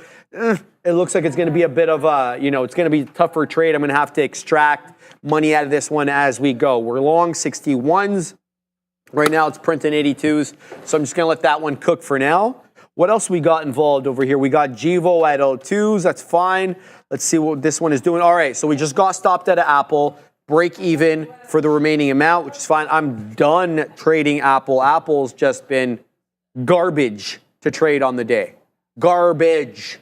All right, unless you're like this algo that can range trade to no end, and that's just not how I trade, so I'm going to leave that one. Obviously, I don't feel Apple garbage company. I just want to make that very clear. But as a trade on the day, not for me. So keeping my eye back on GameStop now, Sound, and Gevo. Those are the ones we're involved in. But I want to mention there's some others. So I saw you guys mention this one, BBAI, one that we all know about. It's not a new one to any small cap trader. Big Bear AI in the high of the day right now, $4.73. Good move up. It's up, I believe, 26.25%. Very strong. And if you took it off VWAP, off that 415, it was absolute money. I got it, Joseph. Don't worry. Hey, brother, man. All right, guys, time to pay some bills now.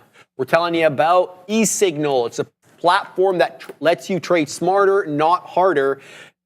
That's what you want to do. Upgrade to that elite trading experience that'll help you analyze, it'll help you strategize, and hopefully after all that, you'll be able to capitalize by foreseeing those profitable opportunities with the platform that you need. You get a bunch of stuff.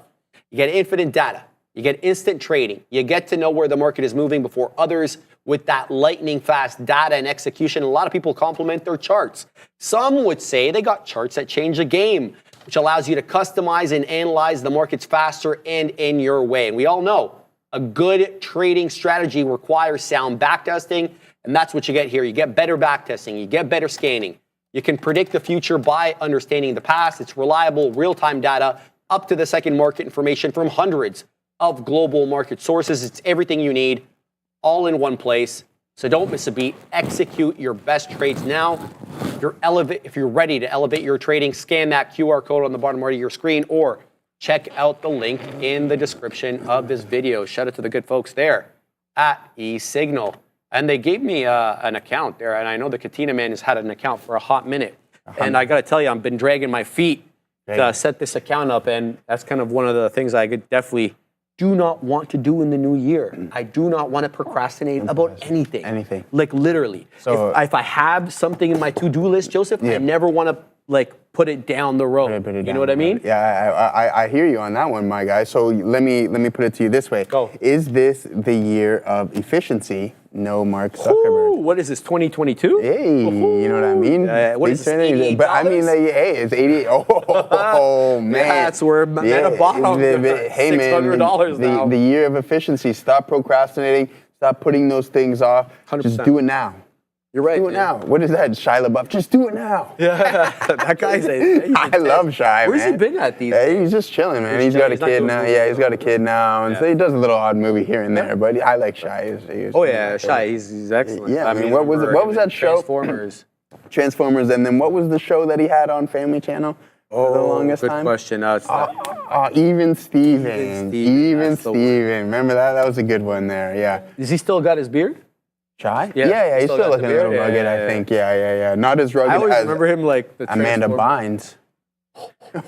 Oh, Shots fired. yeah, well, Amanda Bynes, that was a whirlwind. The Amanda bro. show, yeah. She Remember got that still, movie where she? Where's that movie where she goes from the like States to her dad? I thought- her dad is English. He's like a House of Lords guy. Oh, He's gonna be yeah? the prime minister or something like No, that. I don't remember. Yeah. Wasn't It's like she in her the mom soccer and her one? dad hooked up in Morocco.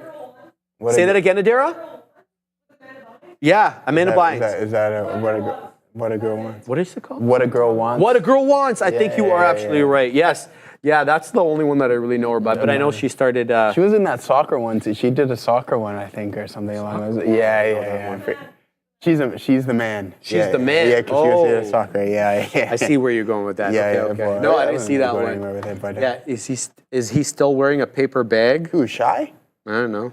What do you mean? Someone asked That there in guy. the chat. Whoever is on the production desk right now.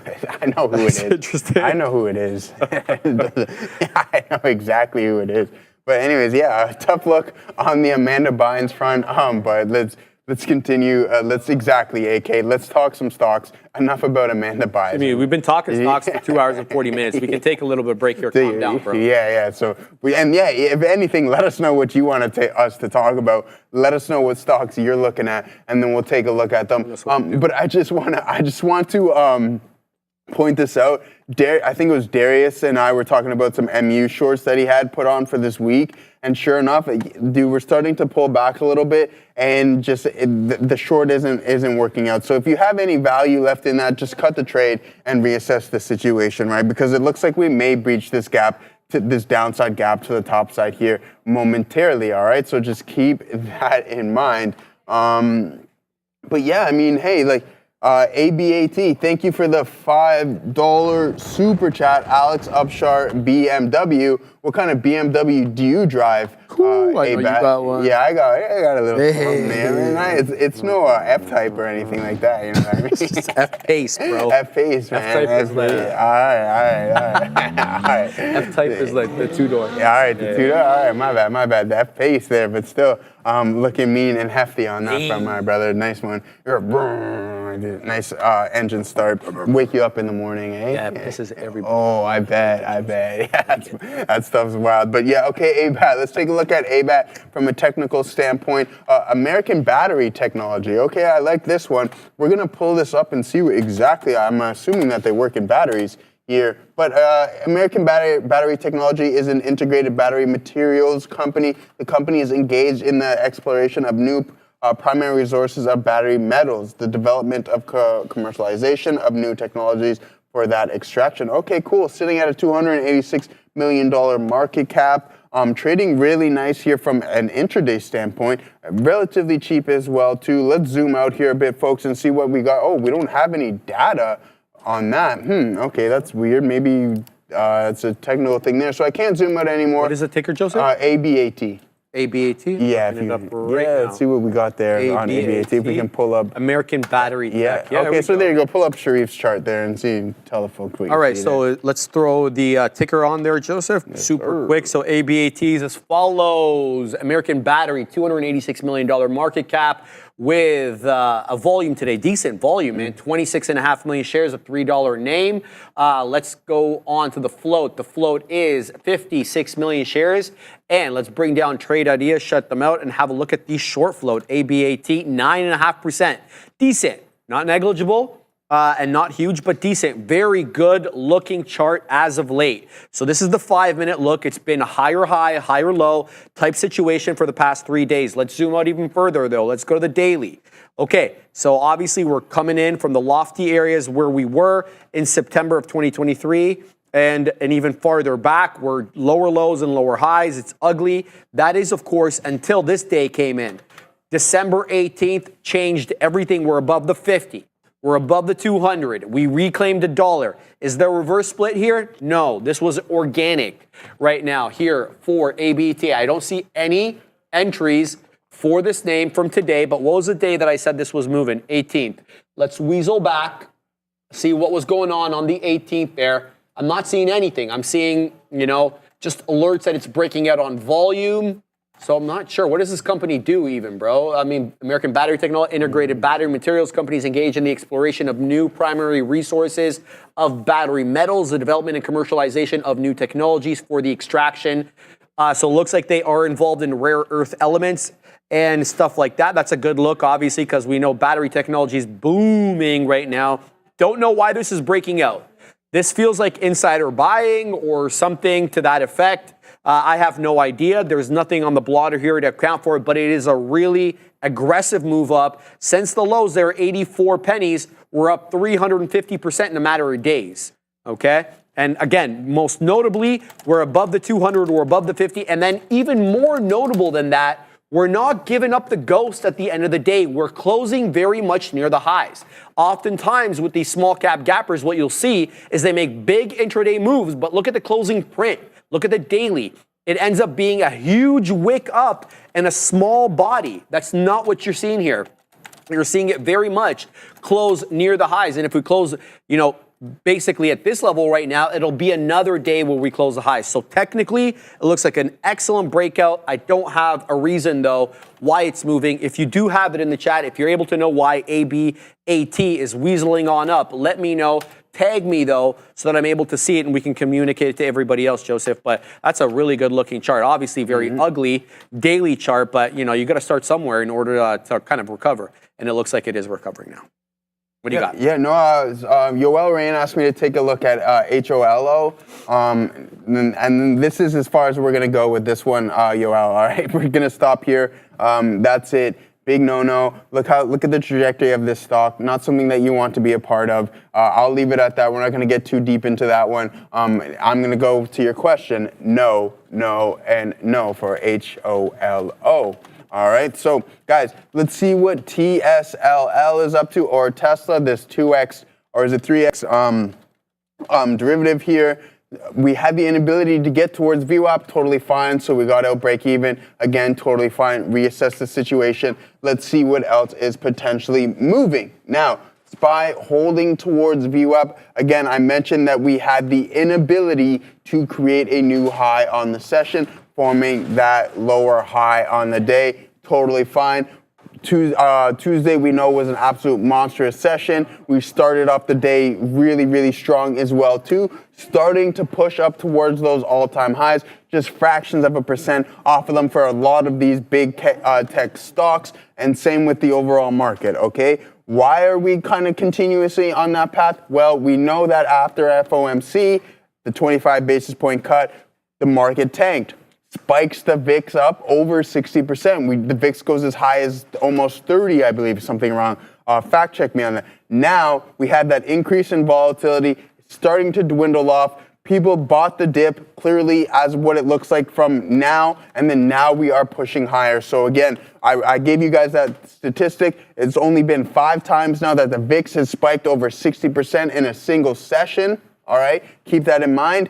Now we're starting to climb back higher, all right? So someone in the chat also mentioned VIX puts. Great idea. I mentioned that to Shreve. I mentioned that to some of the boys as well, too. When the VIX spikes like that, look to buy some puts on that. Your downside is protected. You're just buying a flat-out put. So the max that you can lose on that front is the debit paid. Congratulations. You found yourself a trade that works out, okay? So that's a good thesis. I know I'm going to be looking forward to putting on those types of trades, and especially when the VIX is really low, the market has been trending higher. We know that in positive trending markets, the VIX usually tends to cool down.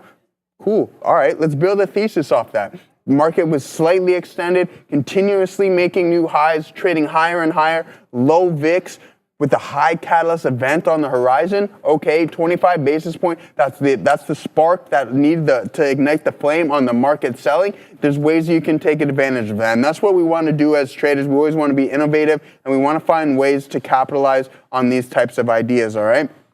So now with Tesla, all right, let's pull up to the actual underlying asset here and see what it is up to. We are now going towards these key support levels, all right? If we breach them, then I think for the remainder of 2 hours of the day, there can be some more downside, okay? We are negative on the session, a whopping 2%. That's nothing to cry home about, as Sharif would like to say, or do you even say that? Or, Yeah. Okay, good. Right. So yeah, exactly. So we don't want to do that. We're not going to cry over spilt milk or anything along those lines. All right, so let's see what happens here on Tesla. I think that at some point throughout the session, we do break that 252, and then maybe a little bit more downside. Not going to worry too much about that. So, Joseph, Paul, what are my thoughts on LUNA? Let's take a quick look at LUNA before we send it over to my guy. And again, not something that from a daily perspective, I am going to be looking to get involved in. I don't know anything that LUNA does. Let's pull it up here. Luna Innovative Corporated provides advanced optical technology. The company is engaged in providing capability in fiber optic. Okay, so fiber optic stuff here. Okay, so running cables, underground infrastructure, etc. Not something that I'm going to be looking to get involved in. The volume is not supporting this breakout, and you can see just the history of this stock is not overly well, okay? So just keep that in mind. There's so many other things that you can trade and that are trending. No need to fight something or no need to get into the value stocks, right?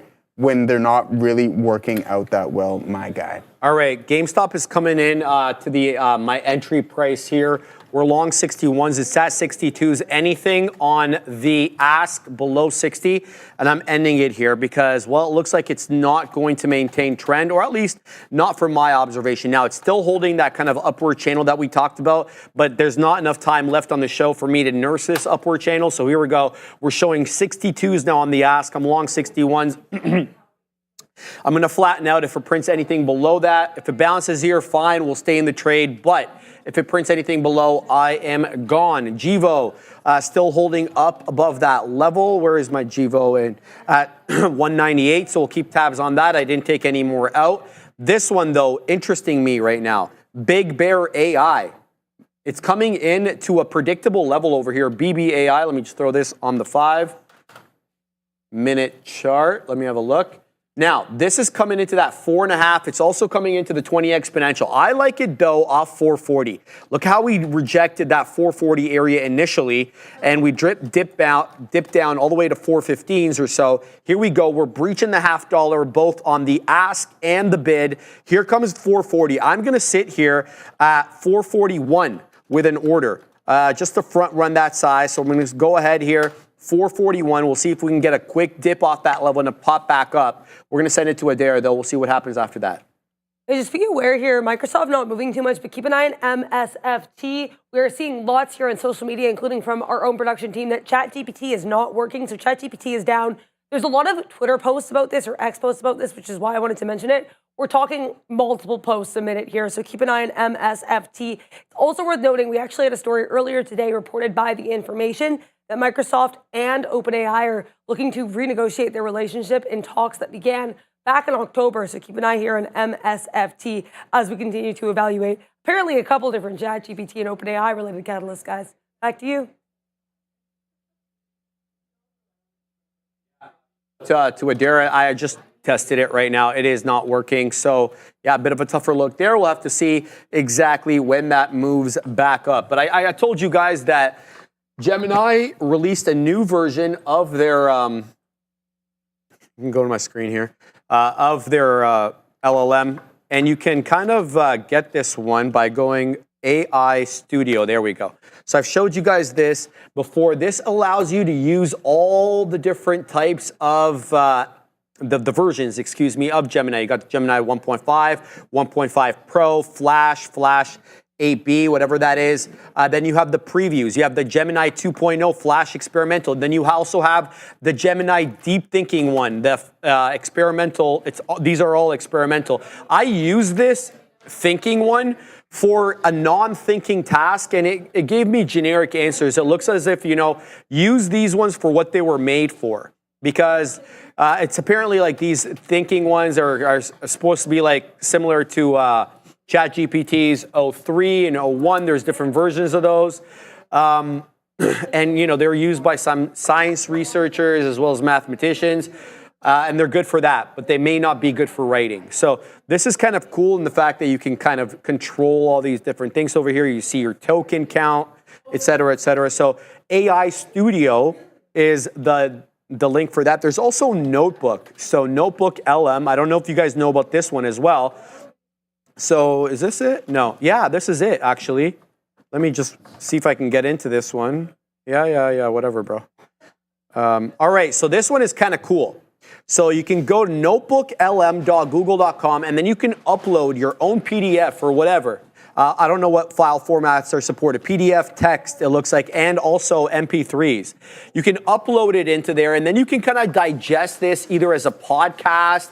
It plays it to you as a podcast. You can ask it questions about it. This is how a lot of people are studying, apparently. Not that I've used it personally, but people are speaking real well about this Notebook LM. And if you guys are in school, if you want a way to study, it looks like this one might be a good idea. So aistudio.google.com is the first one, and then notebooklm.google.com is the second one. So Google trying to do their best over here to kind of catch up. They were definitely behind, let's call a spade, but they are doing the most to catch up. So good luck for them, and their stock price has obviously rewarded them for that lately. BBAI, it did breach that $0.50. It didn't come down into low 40s there where I was setting up. So I'm going to take that dip trade off as there's about 6 minutes left on the show. So I'm not going to be trading this one. Let's see what SOUN is doing.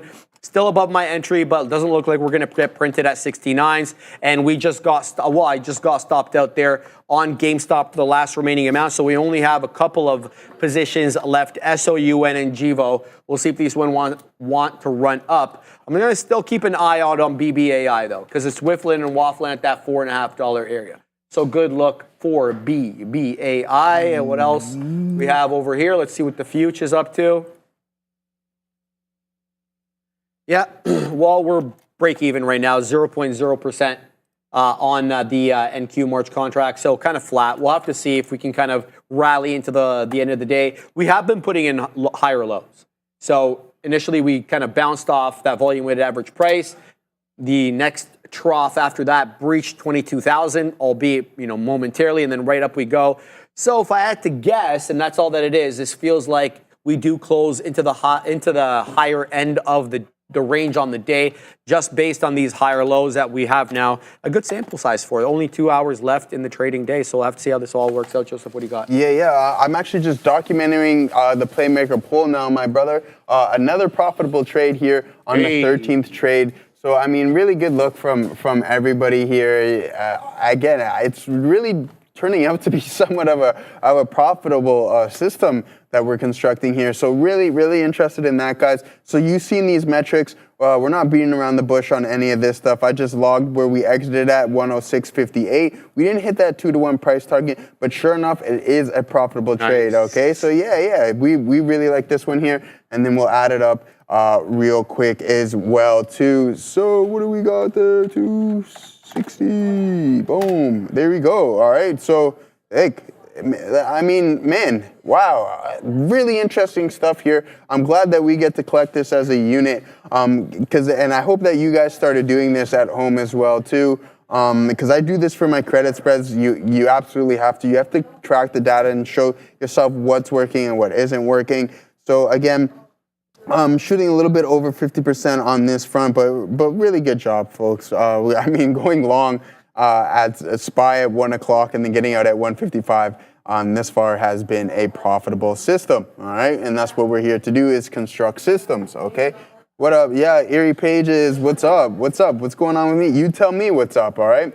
And the market is what's up today. So, yeah, exactly. So, guys, let's see what we got going on TSL. We only got about 3 minutes left before we send it over to Obi and Sean. Let us know the last couple minutes on what you guys are looking at. Looking forward to talking for the last couple minutes. Again, not going to get too much going on here. Sharif, do you have any plans for Boxing Day or anything along those I do lines? not. My sister is here. Are they at the crib? Yeah, At the crib, exactly. holding it down. Yeah, we're just making a mess. One of the two. So yeah, I gotta definitely be around that. Nice. Other than that, yeah. Just, You got any New Year's plans though? I don't. See, I was just about to reach out to the boys. Oh, you're gonna right reach to the talk to boys. them about see what they're doing. see what's My going in. sister's weaseling off before New Year's. She wants to be back with her husband, but he didn't make the trip. So Okay. they spent Christmas together, and then they just like quickly came. Nice. And then yeah, so I just got to be around them. How about yourself? No, hey man, just hanging around, just chilling out, nothing special. I usually take the trip down south to Mexico, but not this year. Yeah, so well, because my we're going to friends- Jamaica. Yeah, in like February. a month later. Yeah, exactly. in February. So you know, go chill with the fams. No, actually, I'm not. It's more of a wedding thing, but we'll give a shout out. There you go. Yeah, my family's house is on the other side of the island. Did you get the boys to stop trying to make plans? Yeah, I told you, I'm not getting on that agenda, man. That is absurd. Like, listen, anybody who knows, you don't go to Jamaica and you're not on this strict schedule. You know what? You just go with the flow. Like, I know sometimes at the house, it's like, okay, we plan something and then we get on island time. So it takes all day to do whatever you want to do. So I'm going there to just kick it, relax it, and just enjoy the sun. You know what I mean? Enjoy the sun, brother. Especially just like February is going to be the best time. Best time. You know it's what the I mean? worst month. I don't know what you feel, but like worst month by far in Toronto. Dude, it's always the coldest. It's gloomy. It's gloomy, right?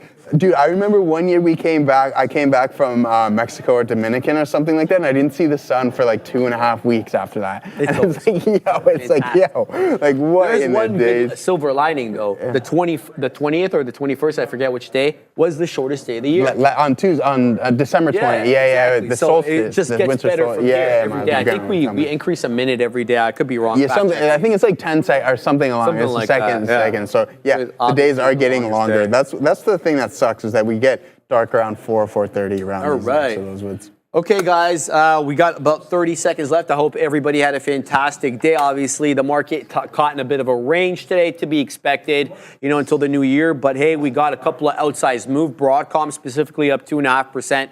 It, we're theorizing. Obviously, it alone has kept the NQ at least close to flat. The NQ down now 0.01. We shall talk more about that. It is now 2 o'clock, though. We are going to send you to the Big Kahunas. We'll be back same time, same channel tomorrow. See ya.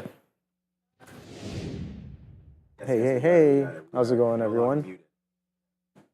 You had a sub for lunch, I heard? Yeah, it's not bad. Firehouse was Roast pretty Roast beast. roast beast. Yeah. Yeah. What was it? Brisket. Ooh. Brisket and cheese. Okay. That's what's for lunch right there. Yeah, that was what was for lunch. How about you? What did you? I saw you got Club, Aviva, Chicken Club from Aviva. Nice. Yeah. Pretty nice over there. I mean, I don't know why it takes a half hour to make a sandwich and a nice little side salad up in there, but Yeah. that goes But for I another noticed day. with them, they take a little while, but the food's not bad. It's pretty good. Pretty hot right there. Okay. Yeah, not bad. Ooh, is Reddit finally breaking out here, or are we to Reddit and forget it? Hold on, I'm not even on it yet. Just too excited. They're looking at the e-signal charts to the top side. There's that break. We were not here for it, but there's that 180 break. And today? Yeah, just an hour ago. There it goes, breaking 180, and then boom, new all-time highs. I guess, yeah, it was 180.75 before today, and there it goes into today, 182.64. Okay, so it does do the break, and then there it is. So now if you're looking to say, hey, maybe if we exhausted, look, Palantir did something similar where it broke the highs, fell back in a little bit, and now we're at all-time highs again today. But there's Reddit right now. Good, interesting spot. Ooh. So this is why I just came across again. We'll talk about it with eSignal being one of our sponsors, but there's Reddit right there on a moving average scanner. So we're right back in right now on Reddit. I mean, and you can scan, moving average scanners, you know. But there it is right there coming back in. So I really like the name here. Reddit looking to make some moves. Looks like a downside maybe here for Reddit. So nice little play there. I would like the long off of this level, but still in Rigetti, GameStop here, Palantir. I've only traded Palantir. You still in that Palantir? Yeah, but it's like really, really weak. It's gone back and forth. Yeah. Actually, Palantir is pretty fun there. We Traded all the way to the highs, man. 83.50, Obi. We have an out up there at 83.50 or so. Right into the pre-market again, just sitting there taking that fill as it came up. So just trying to like every 25 cents sort of. High at the time, 83, 83.50, then some VWAP action. But yeah, you like the long here coming back in a bit. Maybe, yeah. I mean, I'm looking for it. I stopped out. I tried the long. We got past that 70. We were talking about the 82.70s. We did get past them, but again, not making the best decisions. I got to be a little bit more nimble. When that prior high false breaks and pulls back in, I can definitely be getting out a little bit higher here. But I did like that consolidation on top of that VWAP earlier. But the thing is, sure, get stopped out. That's fine. Didn't even lose a one risk unit on this pullback here. But the fact is, like, I gotta get back in. When that selling kind of comes in, 81.80 is a bit of a level as well. I like these prices earlier to initiate the long on Palantir in and around the 81.80s. I think it was 81.90 I got in for the initial shares there, and then added more in the 82.20s and 30s here with a little bit of a double tap for the push up to 70s, and I got that. I got exactly what I wanted, but the false broke. And I might have been a little greedy looking for that 83 right away. But on the break of this trend right here, I got to be out 82 halves. And yeah, it pulls back in. But the reload is definitely at the 81 half or 81.80 hold here for a pushback through that VWAP. And you can see that bid came in pretty aggressively. So we were talking about this little competitive. I did like the long to push into 83. The idea was to take it into 83. And sure, we got opening range highs as well for those who are looking for that. But yeah, kind of lick grabs that as well and pulls all the way back down to 82. So sideways action is what's happening on PLTR today. But the long was definitely there, and the shorts were definitely there off of the open and off of the false break of those of the day high as well. So solid opportunities, decisions, not as solid. Maybe a little too loose. But yeah. I got to do a little bit better with that. I also understand and know that I'm might be a little bit compromised. I'm not feeling too well today. He's compromised. So that may come with a little bit of poor decision making. So I do have to be aware of that. I even told you, I was like, yeah. No, you said. I'm in and around break. I was like, I'm in and around break sure. even because I spent 100%. I spent about a decent amount of risk on these attempts here. More than willing to take that on, and then when it does come in, I'm not willing to give it the break even, because that trade is a trade within itself, and when that stops working, then got to get out of that one there. But yeah, you were right. You were just like, yeah, you're thinking a little too much about the P&L there, and for sure, I definitely was. But yeah, where's the next trade? That's what I'm asking. Still not shut down on the day. So this no. We're shut down. A lot of risk. All right, so yeah, just real quickly here on GameStop, and we're gonna go. We have the popular segment there in the midday where we vote. So we're gonna talk about what stocks you want to talk about very, very soon. Just getting that all set up. So I just looked over there and I was like, GameStop just kind of lost that and lost a 200 period. We were very, very late to get out. I have to admit, did not have a stop there. So when it came back in, we got out at 50 or so here on GameStop, trying to get back up there.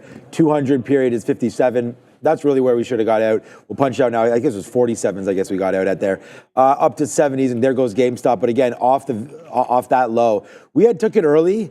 And we got out of, I think it was 10%, 5 and 5, and then another 10% there to flatten that trade. Then we were just, lucky or not, we'll talk about why we like that 31.50 area, but we sat there right there from our sticky note level, and it was just pretty simple why. This is the half day. Those are the bottoms for the half day. Sometimes, it's not rocket science. To me, comes into these levels worth trying. Do they sometimes fail? Yes, But when they work, the risk and reward really paying off there today on GME. So we're really happy with that one. All right, Rigetti, all that kind of stuff. So, all right, Sharif's back over at the desk at the big screen. So let's find out. I love this little bumper that we have right now. So, Ramin, let's run it.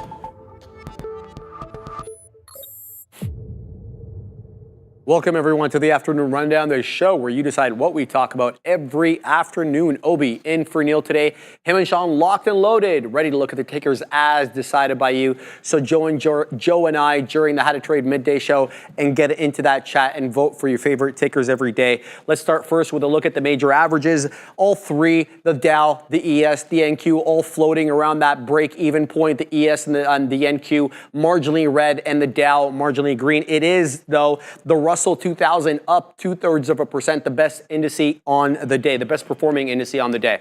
Let's have a look at Tesla, the first one as decided by you guys, down 2.3%. Despite a good headline here, Tesla exec says we will be ready to efficiently produce autonomous vehicles at the Shanghai mega factory, which nears completion. They are looking at building, in addition to the plant that already exists, an adjoining plant that's going to build their mega packs for some of the green energy initiatives that they have. So Tesla, guys, down 2.5. Yeah, so good. Thanks, Shreve. Good little summary there about the story on Tesla. Look, I mean, we've bounced now 3 times basically off. Well, it's attempting its 3rd time at these lows of 451. We knew that today would be a little slower of a day in the market, and we're pretty much been nailing that right on. You had that move right away off the open down there, and then a nice recovery. But all that recovery did was put us to basically green-ish on the day on the NASDAQ. Not, I think it was maybe up 0.1 or 0.2 at the highs, but just barely over Greensville. And then we're now right back in to right where we were previously, almost at the open again, down 0.13, 0.15. So let's just hope that we're able to hold these levels. I think if we can start to trade underneath VWAP, then we lose everything. And the reason why we look at the index, and Obi had touched on this about trading index versus trading names and things like that, I really like to trade the NASDAQ. But if Tesla's going to be weak on the day and the NASDAQ's going to break right now, and this is not going to hold, this 50 level, 450 coming through, then I think we're in a little bit of trouble again. So there is a longer period, a 5-minute chart. There's the 200 period moving average.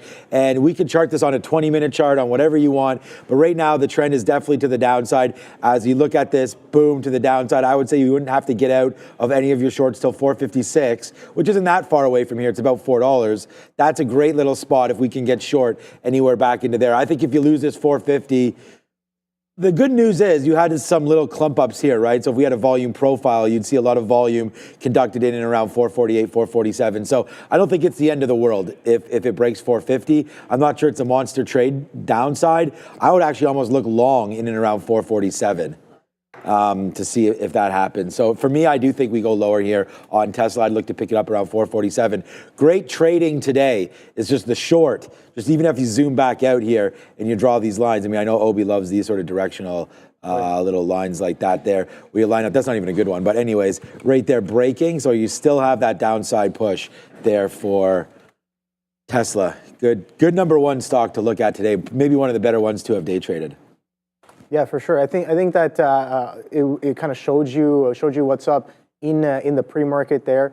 You can see that we attempt to push towards these highs. 4 a.m. wick candle right there, all the way up at 469 halves, and then makes another high there, 469.76. So just a little bit higher, just about a quarter higher, and then starts to trend down. Not only that, we break this really clean kind of a trend that we had in the pre-market as well. So that's something that one could consider as well. But yeah, strong selling continuation off of the open there, pulls all the way down to 450 before attempting another push at that 460 mark. So I like that for a potential push into 460, but there's no follow through. We made lower lows and lower highs as well, kind of coming back into prior days end of day consolidation levels. Currently holding a bit of a double bottom on top of that 450, Sean. So lows right now 451.02. So oh boy. All right, guys, AVGO up 2.4%. Good look for today, the strongest of the $1 trillion club names. Stanley Druckenmiller looks like he offloaded his entire NVIDIA position in Q3 of this year, and he's worked his way into Broadcom, now one of the top 15 holdings in his portfolio, guys. Okay, I mean, look, Broadcom, great. Again, another great question by everybody there about Broadcom. And we really, I was just looking at my GameStop position. I really like the stock. I mean, there's going to be winners and losers, obviously, as we think about the space, right, and moving forward. And I just think that Broadcom's already showed its hand a little bit there. It got dumped. Whoa, that's right. We don't have the split. Okay, so makes the move there on earnings, right? You were here, Obi. I wasn't here this day. Absolutely monster. Couple days back and forth. And I remember you had some short thoughts in this area, which was great. Nice little pull back in. But then look at this. It's like, nope.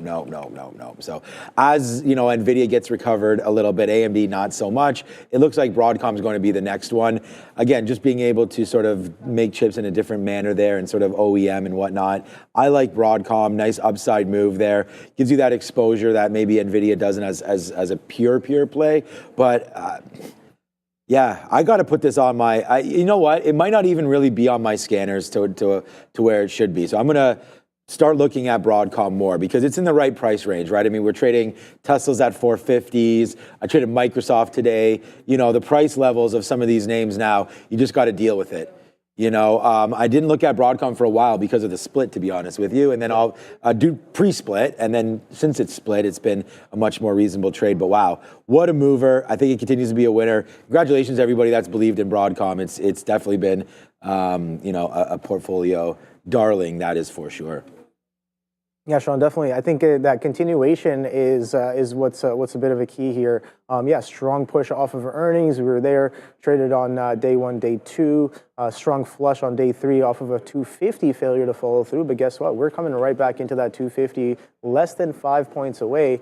And again, this is one of the strong tickers on the day today. Again, if you take a look at some of these chips. Not many chips showing you that aggressive strength, but Broadcom definitely one of them here, trading at 450-60s once again. But yeah, pull back into 210s, holds, sustains in the pre-market session last Friday, and we get that aggressive bid coming in, only to have a strong sell-off into the close. But guess what? We break through that prior day high, giving us some strong action, consolidating above it on Monday. We're getting a bit of continuation coming into the end of the week here as well. So yeah, I'm curious to know whether we hit that 255 this week, but that 250 is definitely well within range here on AVGO. This is a 1 hour chart. You can see pretty strong on the day, trending to the upside as well. A bit of a consolidation since about, 12:30-ish until now, hitting 215. So a bit of a sideways consolidation here. I guess we did attempt to sell off aggressively, but we were holding. Look at how clean this kind of base is. Sure, you attempt to push and then hold that base once again. So it's kind of reminding me of some head and shoulder kind of action where it's like you hold a level, you break it, you fail to follow through, you come back in, you hold that same level, and then maybe you're poised for a little bit of a move as well. So let's see what AVGO has in store for us. But seems like off of those earnings, the bid is definitely there and sustaining after a strong pullback all the way from 450s down to 250s all the way down to 210s. Another good day for the Canadian video platform Rumble as they struck a deal with an offshore stablecoin last week, Tether, to the tune of $775 million. Guys, the breakout continues today. They're up 33%. I mean, Wow. I'm just guessing that it's all aboard now on some of these plays where you're going to get mergers and acquisitions, right? We just got a question. The question of the week that we were talking about was, is there any sectors that have been, sort of hit here in the last little while that maybe are worth buying? I actually look at a name like a Rumble there and think that, okay, if we're going to get more mergers and acquisitions like this, to step in and make this kind of an impact, like you want to look at maybe what names are next. So I was thinking about, is that other name that was going with DJT, Funware. Could be another one there, maybe to get going again. But nice move to the upside here on Rumble. And again, a media play. Media has been so hot recently. We know what's happening with Google and streaming and just Netflix's numbers lately and the whole Jake Paul thing and all the podcasts that just keep on going through. So I don't know what Tether's stake is going to, what that means for this, other than maybe some stability now that they've got some cash to start to build out and start to acquire some customers. So Rumble continues to work. We have Truth Social as well. And I don't know if Rumble has stepped away from the sort of that conservative side or not, but as President Trump comes and goes here, in the news, we've had quite quite a nice little, sort of roller coaster ride there for Rumble. Again, back to election days, you're talking about $5, $6. There's a nice move up into $8.50, back to $7, and then the bump up. So levels that are probably a little bit lofty here for Rumble, but it's the same trade every day. Whenever you get sort of explosive moves off the open, we like to look at them as earnings. And when we say when there's a gap, you sort of wait for VWAP. So that's this sort of purple bluish line right there. And if you had waited for that kind of a move back, you might have been able to get long in and around 13.50. Then again, this is not a real-time volume weighted average price, so it's probably shrunk up a little bit here, but could have been close here around $15. But here, there is no excuse to have not gotten long down there if you're looking at Rumble. So let's not make that mistake again. Any play like this that you like, and we have a couple on board right now. We'll talk about Rigetti in a minute, but any play that comes back into view up like that and you like the long and the story's still the same, I think it's a great, great play. So Rumble down there to view up. Yeah, what a continuation on this one there, Sean. So it seems like since we got that initial push and that initial day one off of the news, off of the open and an opening range break seems to be the place to be on this ticker. As again, look at that aggressive push right off of the open on day one. Day two, same thing, pre-market highs, aggressive push. Coming in today, yeah, sure, not doing too much volume, but a similar kind of story. It just rips off of the open all the way up into 15s, pulls back. And this is I think this is a trade within itself as well. When it pulls back into prior day's highs, sitting on top of those 15s, what is that, 15.26, this low right here is at 15.14. So within about 10, 15 pennies, we get a pullback, and then we get that continuation all the way up to 17.38. So it should be interesting. Let's see what VWAP has in store for us. Yeah, wow, look at that. VWAP holding as well on that first aggressive pullback here on Rumble. So maybe poised for more of a move here, but multi-day mover nonetheless here on Rumble going into the end of the year. Yeah, a lot of people kind of, I guess, getting involved with this ticker. 3-day run, see if it continues. Before we go back to Sharif, let's remind everybody that this Christmas, Trade the Pool has the ultimate gift for traders. Here's the deal. Buy an $80K, $160K, or $260,000 buying power evaluation, and we'll give you free $20,000 in buying power evaluation. Yes, FREE. But that's not all. Both parties have 7 extra days. Both plans have 7 extra days to hit your targets. That's more time, more buying power, and more opportunities to trade. This exclusive offer ends on January 1st. It's the perfect way to kickstart your trading journey into the new year. Please scan the QR code or use the link in description. Sharif. Palantir, Sean, inside day for it, down 2/3% after making all-time highs on the shortened Christmas Eve day. They did announce that they are contracting now with OpenAI, SpaceX, and Anduril to create a new defense consortium. And the market like that, guys, they printed about $85 on Tuesday. Yeah, so the only name you traded today. Yes. So I feel compelled to pass the torch. Sure. Yeah. I mean, I like the idea of the long off of the open, the execution. Again, could definitely be worked on a little bit here. Pulls back aggressively on top of 82s. Why do I like 82s? We kind of spoke about this in the pre-market session as well. Look at that, 82 pre-market lows in and around the close of prior day as well here on Palantir. But yeah, I like that level. Although it did kind of bid back up into VWAP, didn't really quite take it there. As again, I was getting involved 20s and maybe just underneath in the teens as well for a push. Makes that 70 high, and then I give it all the way back down to the opening range low as well, below that 82 mark. But eventually, we do kind of hold that prior day's end of day low right there. You can see that we sold off aggressively, and then that's in and around 81.5. So today's low is 81.30. We get a reversion off of that level. We get a trend break as well. We get a consolidation on top of that VWAP, an attempt to push past that 70 level from that opening bounce as well, fails to follow through, and then we come right back down. But the thing is, we make a higher low for a strong push. You can see that volume picking up as well after that pullback into this previous consolidation area. Takes us all the way through day highs, but guess what? A little bit of some resistance there from the pre-market. You can see the pre-market highs being at 83.47. Intraday highs 83.49. So nice little grab of that area. Fails to follow through high a day, and then trickling all the way back down into this prior level where we did find a strong bid. So let's see what that has in store for us here. But yeah, overall, a bit of a sideways chop. It gave you the shorts off open. It gave you the longs midday, earlier or late morning session, and then midday as well. This bid comes in and around 11:30 and drops off around 12:18. So almost an hour worth of a bid there. And then when that trend breaks, we get a pullback into I guess support. So ranging is the action on this ticker today, it would seem.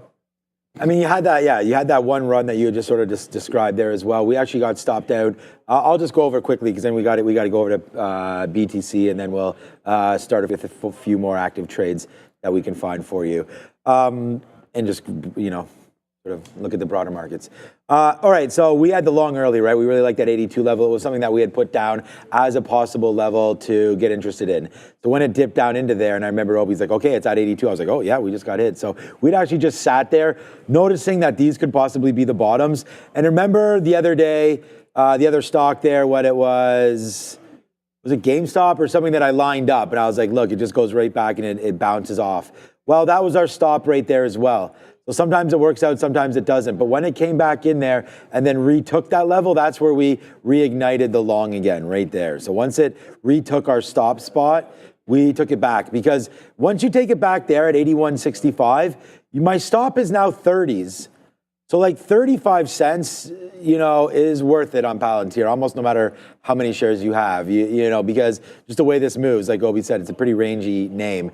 And then, of course, sitting there at the top, so just like we got stopped out at sort of that support, we're able to actually catch top there based on that resistance spot. So, sometimes it works out, sometimes it doesn't, but here on Palantir it did. So good day there so far for me. It will be, this and Apple are battling for P&L number one for me today. So good day on Palantir. Let's go over and find out about Bitcoin that I'm seeing kind of back and forth, right, Sharif? Yeah, Sean, trading around 95,500, definitely off the lows, but rejecting that $100,000 level overnight. Has IBIT, the BlackRock Spot ETF, down 3.5%. Also, MicroStrategies down 4.33% after they're offering, or not offering, but they're changing the shelf allowance, the allowance of amount of shares that they're going to be able to issue. Common shares being increased to about 10 billion. Preferred shares moving up from 5 million to about 1 billion, all with view to raising more money to buy more Bitcoin. I'll have to keep an eye out on that, but sending everything in Bitcoin land down, guys. All right, so just maybe a little bit of a broader look there on Bitcoin. It's why I was saying to Sharif, just kind of back and forth there, because so far here today it's kind of barcoded. We're not used to this in the middle of the day. It's been kind of a busy moments in Bitcoin land. And right now, the trend is just down, but you're 95.1 there to 96.4. When there's a lot of traders at home, I thought there would have been a good chance today that we would have had a little bit more movement here on Bitcoin. Maybe it is appropriate to look at maybe a 3-minute chart to get a little bit more of a look. So again, since 9 o'clock, sort of since we went on the air here, 95.5 up to 96. Down into where we are right now. I would say you're in risk of breaking this low. Breaking through 95,000 could be a spot of interest there. We had looked at the 200 period moving average. That's still way up and starting to point down. Never a good sign. You could actually get short and use the 50 period right now at 96 as you're out. But I think if you break here, there's not too much until we go right into this level, which is 93.7, 94. So I think you got $1,000 worth of downside for cover. If you use the 50 period right now, it's 800. So right now it's about 1-to-1 risk to reward. I think it's probably something to look at here for Bitcoin. I'd prefer the short than the long for a day trade. But in the longer term of things here, if we go into the 1 hour or so, I still think we've bounced off a couple times here in and around 94,000. So I've recently bought here. It was in and around this spot just after Fed. We had a nice move up, tried to break 100, back into 94, tried to break 100. So what about one more time down there to find final support and then upside? So that's what I'm looking at right now with crypto? Yeah, no, IBIT pretty much. We saw that flush coming off of the open there. That's the 4 a.m. open. We know that Bitcoin kind of pulling back off of that 100K mark gives us a little bit of that flush coming in right off of the open, kind of giving back pretty much all of the intraday action that we had on Tuesday here on IBIT, and pretty much trading sideways since then. So a bit of a VWAP orbit as of right now, but sideways action nonetheless here on crypto. Yeah, taking a look at Bitcoin as well. It's done pretty much the same. Kind of a flush coming in at what is that? 3. I have it here at 3 a.m. and we've been trading sideways on top of 95s since then. So IBIT sideways action off of BTC as well. Any Boxing Week purchase ideas in mind? I gotta go check what's on. Nothing. Nothing. Like you're not like waiting for that. No, I'm not. I know Neil was saying I'm waiting to hear from him. Someone asked what he's doing on his birthday. I thought he had said that he wanted to try to grab a new TV. Ooh, okay. He was mentioned. Yeah. So I'm excited to see if he's. I always think it's best to go. Honestly, I kind of like Best Buy. Yeah, Best Buy's cool. You know, especially with the apps, pretty easy to use there, free shipping, stuff like that. And you know, we have a Best Buy not too far from my place. Most of the time, some of the stuff's in stock. Like, you don't want to wait for shipping. You can just have go a grab truck it. or whatever. Yeah. You know, do that. Neil can take his helicopter there. Just probably landed somewhere near there. Yeah, that's fair. You got to go to the ones that have the helipad. Yeah, sometimes Neil's a little careless with that. He'll just go wherever. But yeah, gotta happy birthday, Mr. Roberts. Happy birthday, Neil. Mr. Rogers' neighborhood. I almost confused it there, Mr. Oh, if I said, don't tell Neil that I said Mr. Roberts, because whenever I say that, he goes, that's my dad. Yeah. Stuff like that. That's my dad. All right. Okay. So, will we wear boxing gloves for next Boxing Day? Yeah. I think that might be a little bit hard. Might have more success hitting the keys that way than we do. Actually, we have one red name today, and we can actually, why don't we talk about that just real quickly, because you know, sometimes we sit here and we have these winners and it's like, okay, well, let's just be truthful with what happened with Microsoft. We got that story there of OpenAI, maybe some of their share or their, I think it was their stake was coming into question, or some story there. These are a little fugazi, because right now the market and Microsoft are holding hands. Look at the NASDAQ, 0.8, 0.7. Very, very similar, now starting to do nothing. So we first got that story and we thought we were doing pretty good, because there it was right there. And then it came back in just a little bit. That's only like 50 cents. We barely got out of any shares there, maybe 10%, maybe. And then we reloaded it at the 200 period. We were always going to do that anyways. And then it came right back in again. And then we thought pretty good again. Maybe the market did want to fall back, right? But no, that didn't happen. And then all of a sudden this happened and we got short at VWAP. And then we just got taken out, and then we're like, let's go short again. So we went short a little bit more up here, and then finally taken out at the very top. So this is a losing trade there today, Microsoft. And again, I'm fine with it, but just caught up a little bit in the fact that hit the wire. It was not on our plan of action. We went with it anyways. Fine with it. But, you know, maybe should have stayed in the lane there, just trade the names that we wanted to trade. But that was a good call, great story. And those are the risks that I'm always willing to take, Obi. Yeah. Because the thing is like, let's just say you lose $100. Whatever like a smaller amount is, like a comfort level on a bad trade is. So if for you it's $100, if for you it's 1,000, if it's 50, to risk those comfortable levels on an idea, you know, like this NVIDIA short right here, or something that happens, you know, at the beginning of the day, like you're saying, oh, I'm going to play off here. This is sort of the dark pool spikes happening at 8 a.m. You know, like what? Like as if that stops at 140.80, almost exactly at that level. I mean, probably more like a 141 stop, but boom to the downside. So if you're going short into this, giving it to some of these highs, well, look at the reward that's given there. So for me, like, you know, to lose an acceptable amount when really the chance for Microsoft, if there's, of course we have this bad wick, like look at this dark pool wick. But, you know, the chance for this thing to go down into 434s and then break somewhere there, especially as we talk about AI, I mean, that's well worth it. So for me, I'm pretty happy with that. The other name that started to go upside and we started to get out nicely at the top was Peloton. So now it's kind of gone, you know, this way. My stop was always VWAP, so we actually got pretty lucky there not to have gotten stopped out. They're on Peloton, and right now I guess I can adjust it. It's up a little bit more, but still kind of the same prices. Breaking back down through 90 is a break for me on Peloton. So this was a pretty good one. We hit it late, but it was a 10 break. So psychological level there, 10 break on Peloton. I'm there for it.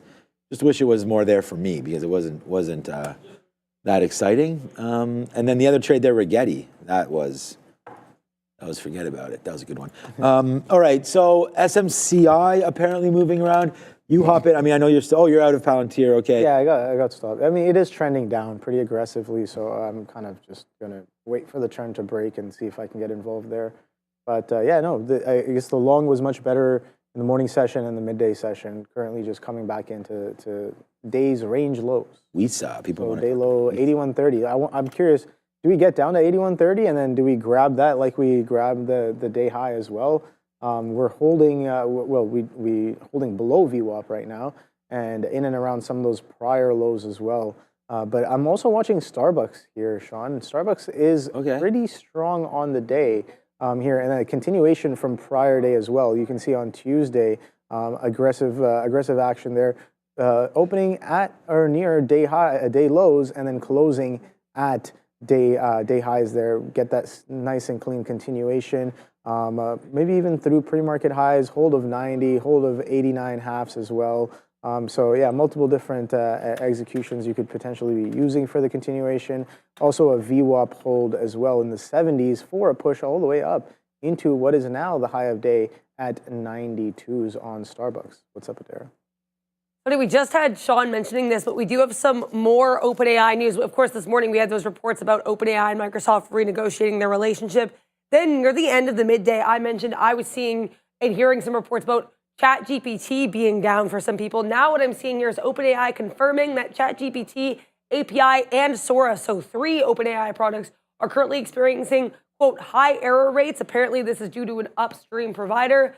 And we have Down Detector saying that there's over 10,000 reported OpenAI outages in the US as of 2:07 p.m. So could be even more now. MSFT actually only pushing higher as we report this, but keep an eye on Microsoft as we now have OpenAI outages continuing to be a problem. Back to you. Okay. Yeah, I mean, interesting there. We were just talking about like how cool that would be to be able to trade OpenAI. Yeah.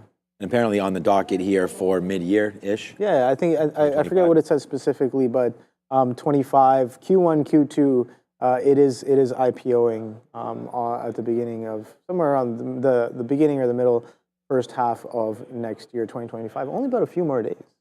There's SpaceX. Yeah. OpenAI. I don't know if SpaceX. I think they talked about Shein. Yeah, that's IPO.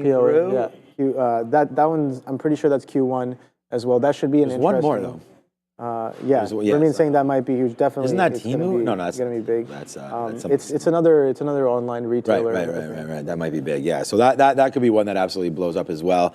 We've had good success there, at least in Kava, Reddit, stuff like that. But what is going on with WISA here? WISA.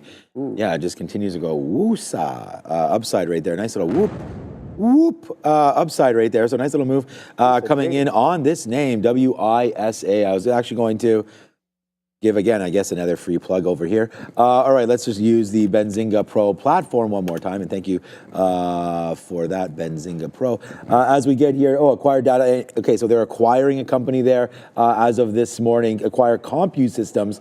Terms undisclosed. Oh, there it is. 13 to 15 million revenue and 3 to 4 million in EBITDA, I guess, into their business there. So they're liking what CompuSystems means for WISA there today, and it's not much of a seesaw. It's almost like straight upside. 8. How come, like, pretty much, and maybe it's just me again, I feel like 8%, this short float, like everything we seem to look at. I think GME was around 8%. Yeah. I think maybe like Rivian or something else that we looked at was in and around 8% as well earlier. You know what? Delayed. Huh? They're kind of delayed. That data is like 2 weeks. Yeah, it's supposed to be 2 weeks. Yeah. Some of them will try to get it updated like daily. They'll sort of tell you that they try to do that, but that's almost impossible because it's reported in a week, in 2 weeks delayed. So Anyways, we saw a nice little move up there. If we sort of zoom, sort of zoom back out here on a daily chart, you can see just that 240, 250 area. Nice take there. So top looks like 3. We've hit it. Again, you don't want to necessarily hold the bag. That's July right there. Nice little move upside. That must have been a reverse split. And normally when reverse splits happen, this happens pretty soon after. But right into there, this looks like a decent top, man.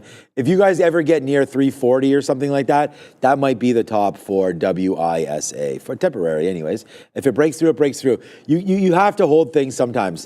And there's nothing wrong with trying to be responsible with your position, right? It's like you could say here on Rigetti, like you have that nice little bump up. You almost maybe get scared a little bit here to close the gap. So maybe the next time it comes into this area, you get something out.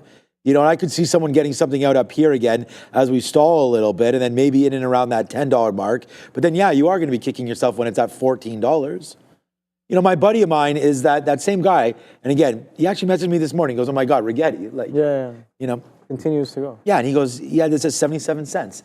He got out of it at $6 ish. Oh, okay. So he's all out. He says he's all out, but I don't know. I don't know about this guy, you know. So, anyways, he says no, he's probably all out if he says he is, but. I don't really ask him.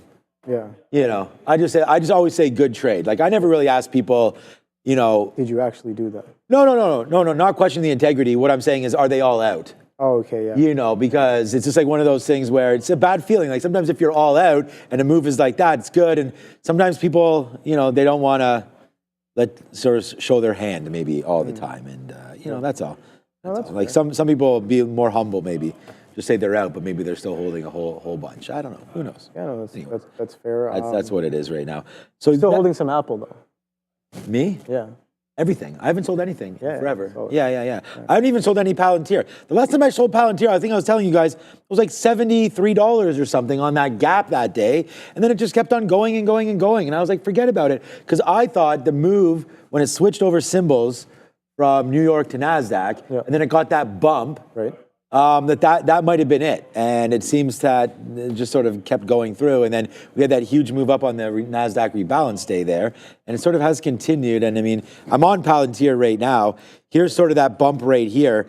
So, and I'm not, you know, again, not making that 73 level up. I mean, I could easily show you maybe why we thought that. Here's the logic. There's the bump over in the NASDAQ up to 70. And that move was in a week. So you gained about 15 or 18% or so in a week. And then there it is, probably over the weekend, the gap from 71.50 or so into 73.50. Then you have a huge move up to 76, that day $77. Then the very next day, a huge move up to 81 or 82, Obi, and then falling all the way back into these levels again before bouncing around. So feel like I got something out, I can't remember what day, but in and around here, and then now upside. But, you know, You can't capture that profit unless you get out. And that's what I'm trying to say, like, you know, about how many shares you still hold and all that kind of stuff. One of those things. We had this Michelle Hebert text us and super chat us a couple times over the last few days about the GameStop holdings. Right. Well, if you're holding options, look, I mean, let's just kind of happens right off the open. So the option market's live. You know, the premiums on those would have been going through the roof at this time. You know, and then this happened. And then as a day trader, we were able to get long at 31.50, which was just kind of back into some of these levels from the other day. So right into there, 31.50 on Tuesday. We're able to get long, and then that happens. Then all of a sudden, sort of, I guess, volatility has been squeezed out of this. The premium coming out a little bit now as we sort of drift lower. But that's what I'm saying about holding on to positions. You know, if your target is $34, then get out at $34. But he was talking about like $80, the super chat this morning, 80 or $100. Yeah. Like that is breaking some of these levels. Yeah, I don't know. So to each their own. I mean, he's talked about coming here in his Lambo. You gotta go back and look at the magnitude of the moves that it's kind of had before, and you gotta remember it's also split as well. So I think that move we got earlier this year was GameStop? pretty decent. Yeah, pretty decent relative to the push. Towards 500 as well. I don't know. Did it split? I don't even remember. Oh, I don't remember it splitting. Maybe it was way. Might not have. Could have been AMC. I'm thinking maybe. Oh no, it does. Oh no, it's 2007. I don't know. So I'll just bring down the. Anyways, here's GameStop. I don't know. You might be completely right. I don't. Let me just go to You see at the bottom here, it shows like there's a split down there at 2007. Let me just go a little bit forward. The low 995, wow. High 64.80 as we move back in. Oh yeah, split 4-1 in August. Yeah, there it is right there. 4-1 split there in August of 2022. July 2022, so good look on that one. But yeah, that's the sort of that split problem there. But at least it wasn't to hold compliance down there underneath $1 for GameStop. That would have been tragic if GameStop ever went below $1. That would have been crazy. Wow. Yeah. AMC style there. But okay, Adair's got something quick. What's up? There isn't much volume on this. We're talking under 100,000 shares traded so far on the day, but beware of SKHY. This trades on the Amex. It's called Sky Harbor Group. Now, why this is interesting is because we're seeing some reports here that one of the directors is buying 152,000 shares, basically valued at $1.5 million. This becomes interesting because the share or the director here is Alexander Buffett Rozek. That is the great nephew of Warren Buffett. So Warren Buffett's great nephew here, who's a director of this SKYH, buying 1.5 million shares of the company. Company itself valued here about, see here, we have a $381 million market cap, 7.2% short float. Again, not a ton of movement on this, but keep an eye on SKYH in case this one gets moving. Back to you. Interesting. So it's. I mean, the great nephew of, yeah.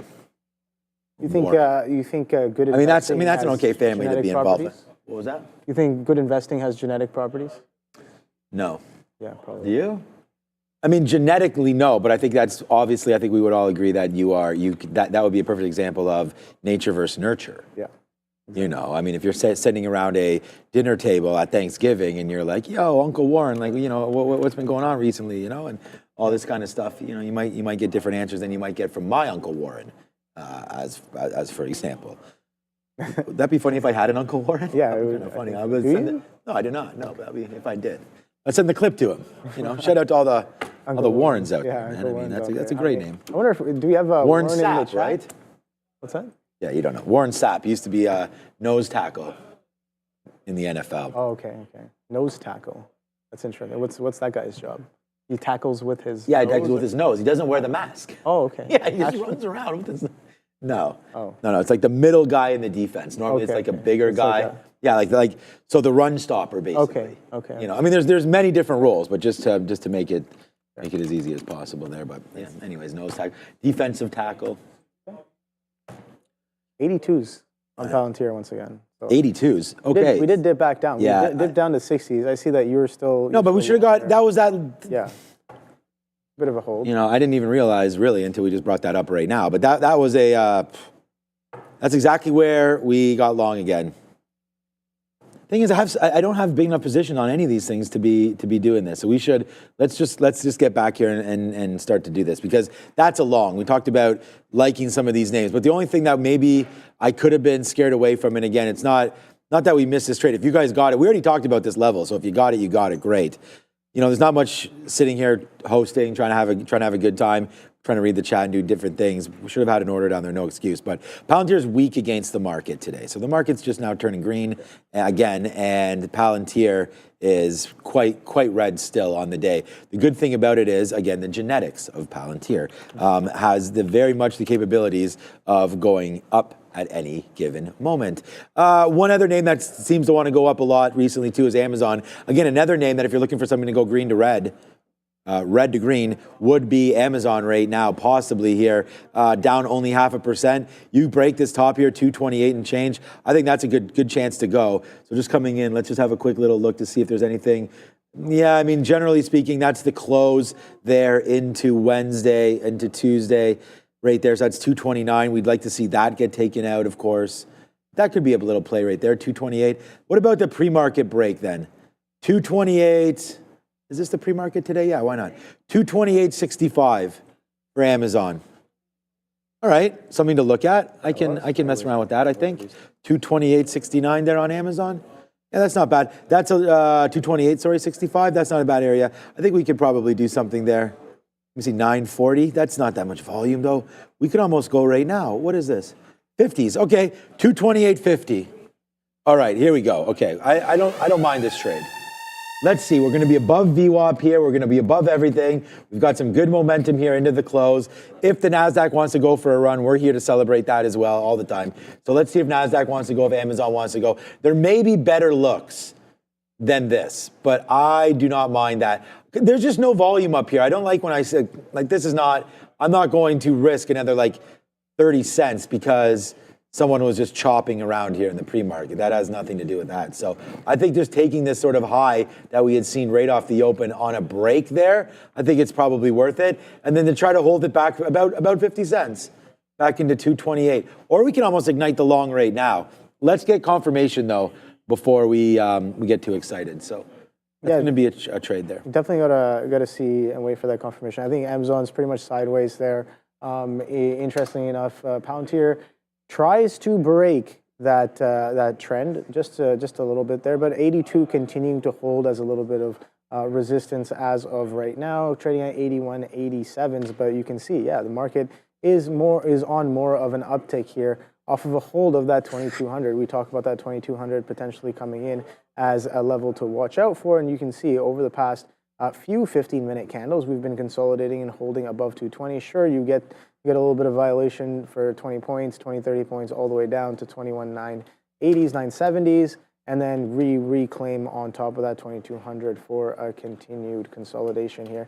So let's see. Bit of an uptrend here overall. You can see that that pre-market selling in the morning takes a bit of a turn in and around 5 a.m. and gives us that aggressive kind of a bid coming in right off of the open. We talk about that 945 candle coming in, and we're getting that continuation going into the end of the day here, Sean. So with only about an hour and 15 minutes left on the day, I don't have really too much else to watch for. Again, if something falls into my lap, I'm more than willing to take it. Palantir, this 82 is interesting, but I like the levels in the morning a little bit more than I do right now. But if it's going to hold and break some of this downtrend as well, I do want to dabble a little bit for continuation back maybe into VWAP, maybe into prior consolidations as well, or maybe even into that range high. We were getting a double top just shy of 83.5. So that might be something on a multi-day. We know this name has been running quite aggressively over the past, I guess, more than a few weeks there.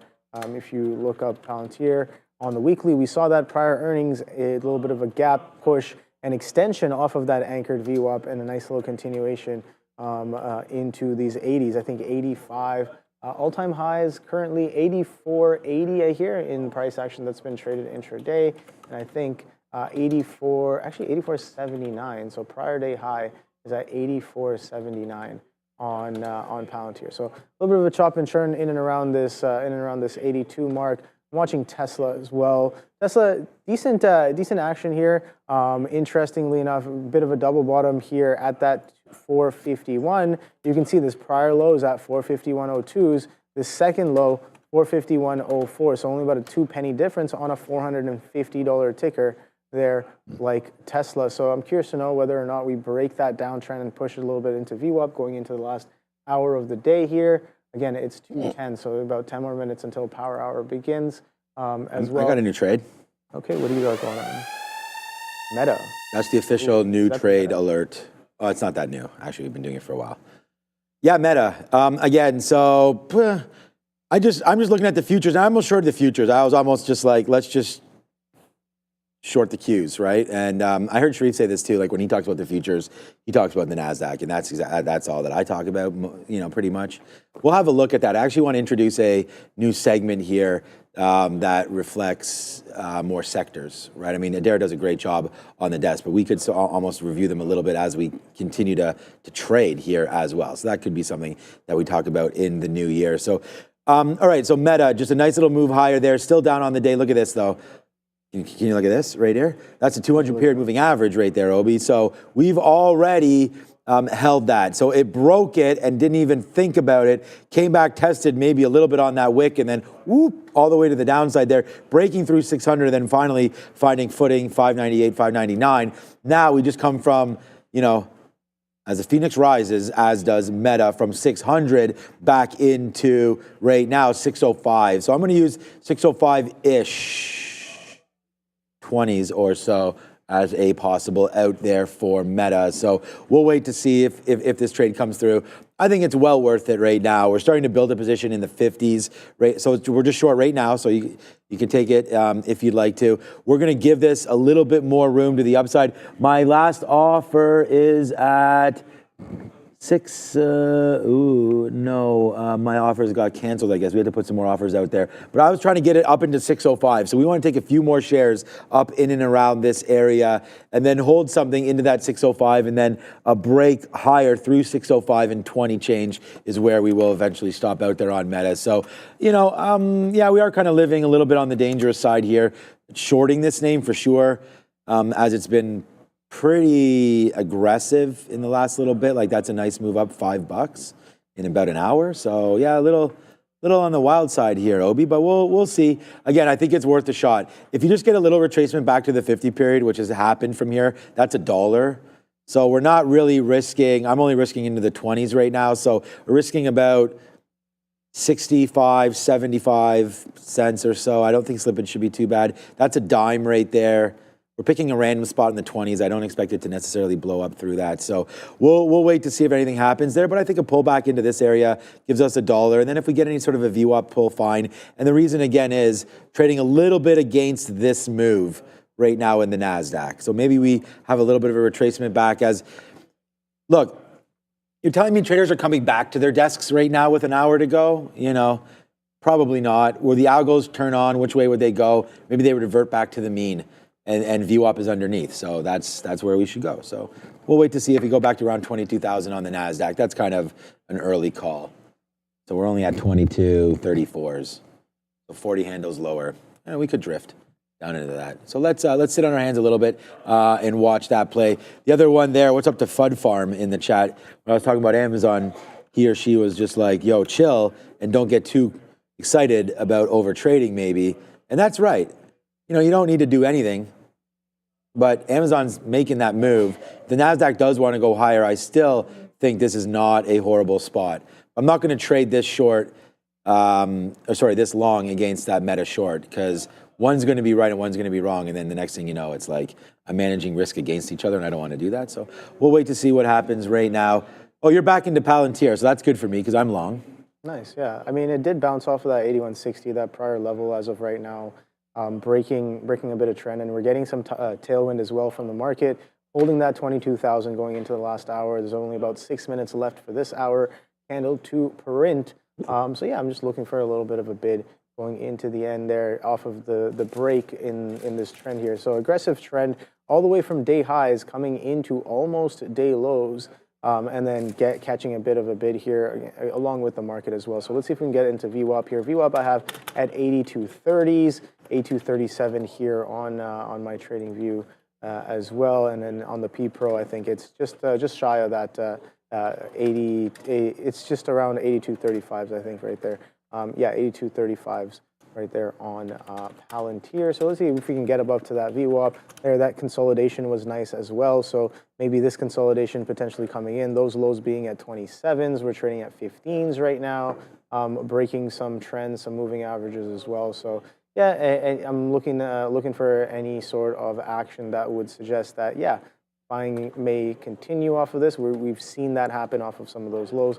But it's got to sustain above 82 here and continue a little bit to the upside within the next 5 minutes, and then trade higher going into the end of the day here. 8220s, if we can sustain 8220s, I like it even more. But you can see the Nasdaq attempting to push past some of this prior consolidation highs, and same with the ES here as well, Sean. 6100 on the ES, bit of a consolidation high from the midday session. You can see that you have about three candles after that flush that hold 61 as a bit of a resistance. So let's see if we can break past that in the last hour, or again, we could totally not do that.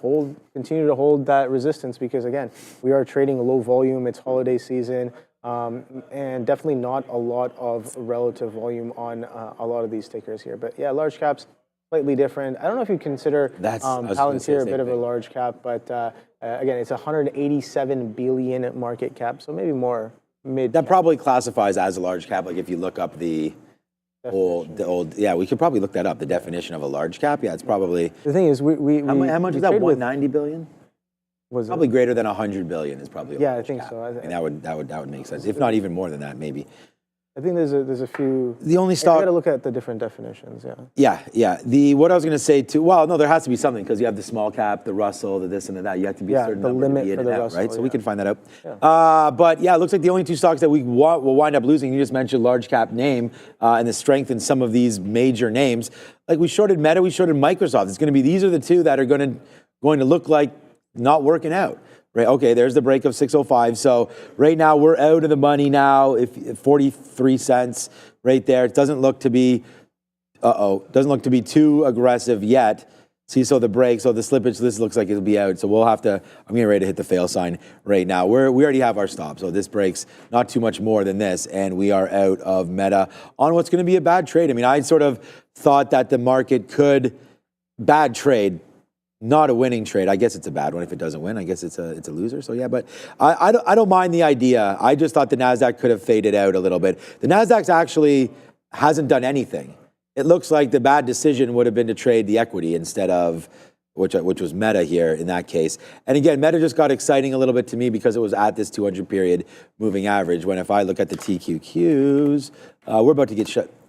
My stop is just a breakthrough 20. So if it gets stopped out, I'll show it to you in a second. I just wanted to see the TQQs here. On the other hand, where is the 200 period moving average? See, so you're not even, so you're well off of that. So the market wasn't there for the short, and I thought maybe Meta was, but it doesn't look like we'll be right on that one as Meta right now trying to go a little bit higher. But the spread, like if we get out on the bid here right now, which we could, it's printing 03s, 04s, it's not that bad of a hit, 30, 40 cents. So yeah, take it for what it's worth right now. Meta probably moments away, one more tick up in the NASDAQ, and I think that gets us stopped out here on Meta. But I'm okay with the risk opportunity there. Great little trade there. You've already talked about Palantir starting to go back up to the upside. I would, now that I look at this and everyone's going to trade their own way, I don't have an offer here, so I'm going to put one at VWAP just because. You got 37. Get something out there. Yeah, 35, something like that, just to make sure that we watch out for that one. Rigetti's still holding $3, and then unfortunately,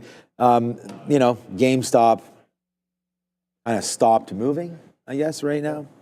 Pretty Not much much sideways there. action. Maybe I just will open short the was- Qs anyways. Oh, there goes Meta. So Meta, there.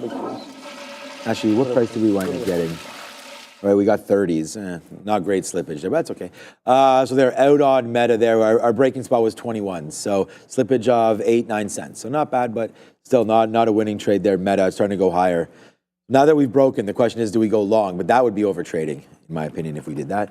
Maybe we should have stuck with our first idea. No, Amazon really hasn't done anything either. So, all right, just short MNQ. Yeah, that's the momentum Nasdaq, right? Isn't it? Is it the minis? Oh, MNQ. Oh, MNQ in the chat. Yeah, there's a someone over the weekend was talking to me about a momentum ETF, MNTM or something. Momentum ETF. Anyways, we'll go. That's weird. Yeah, I'll find it out. People in the chat will of definitely pixels, know what it is. Yeah. Anyways, I'm curious to know what that potentially is. But yeah, no, let us know in the chat what you guys are trading, what you guys are looking at here. There goes the market. A little bit of a push back to the upside. 82.30s. Oh boy, the chop is real. And the chop that's happening in my stomach right now, Sean, might as well say, Mr. Stark, I don't feel so good. Well, what was going on? What's I think that, again, a little bit of a bug? flu-like symptoms. Again, we saw that was going around earlier last week, and yeah, it is what it is. But yeah, no, that's why I'm being patient. I'm kind of a little bit more mellow than normal.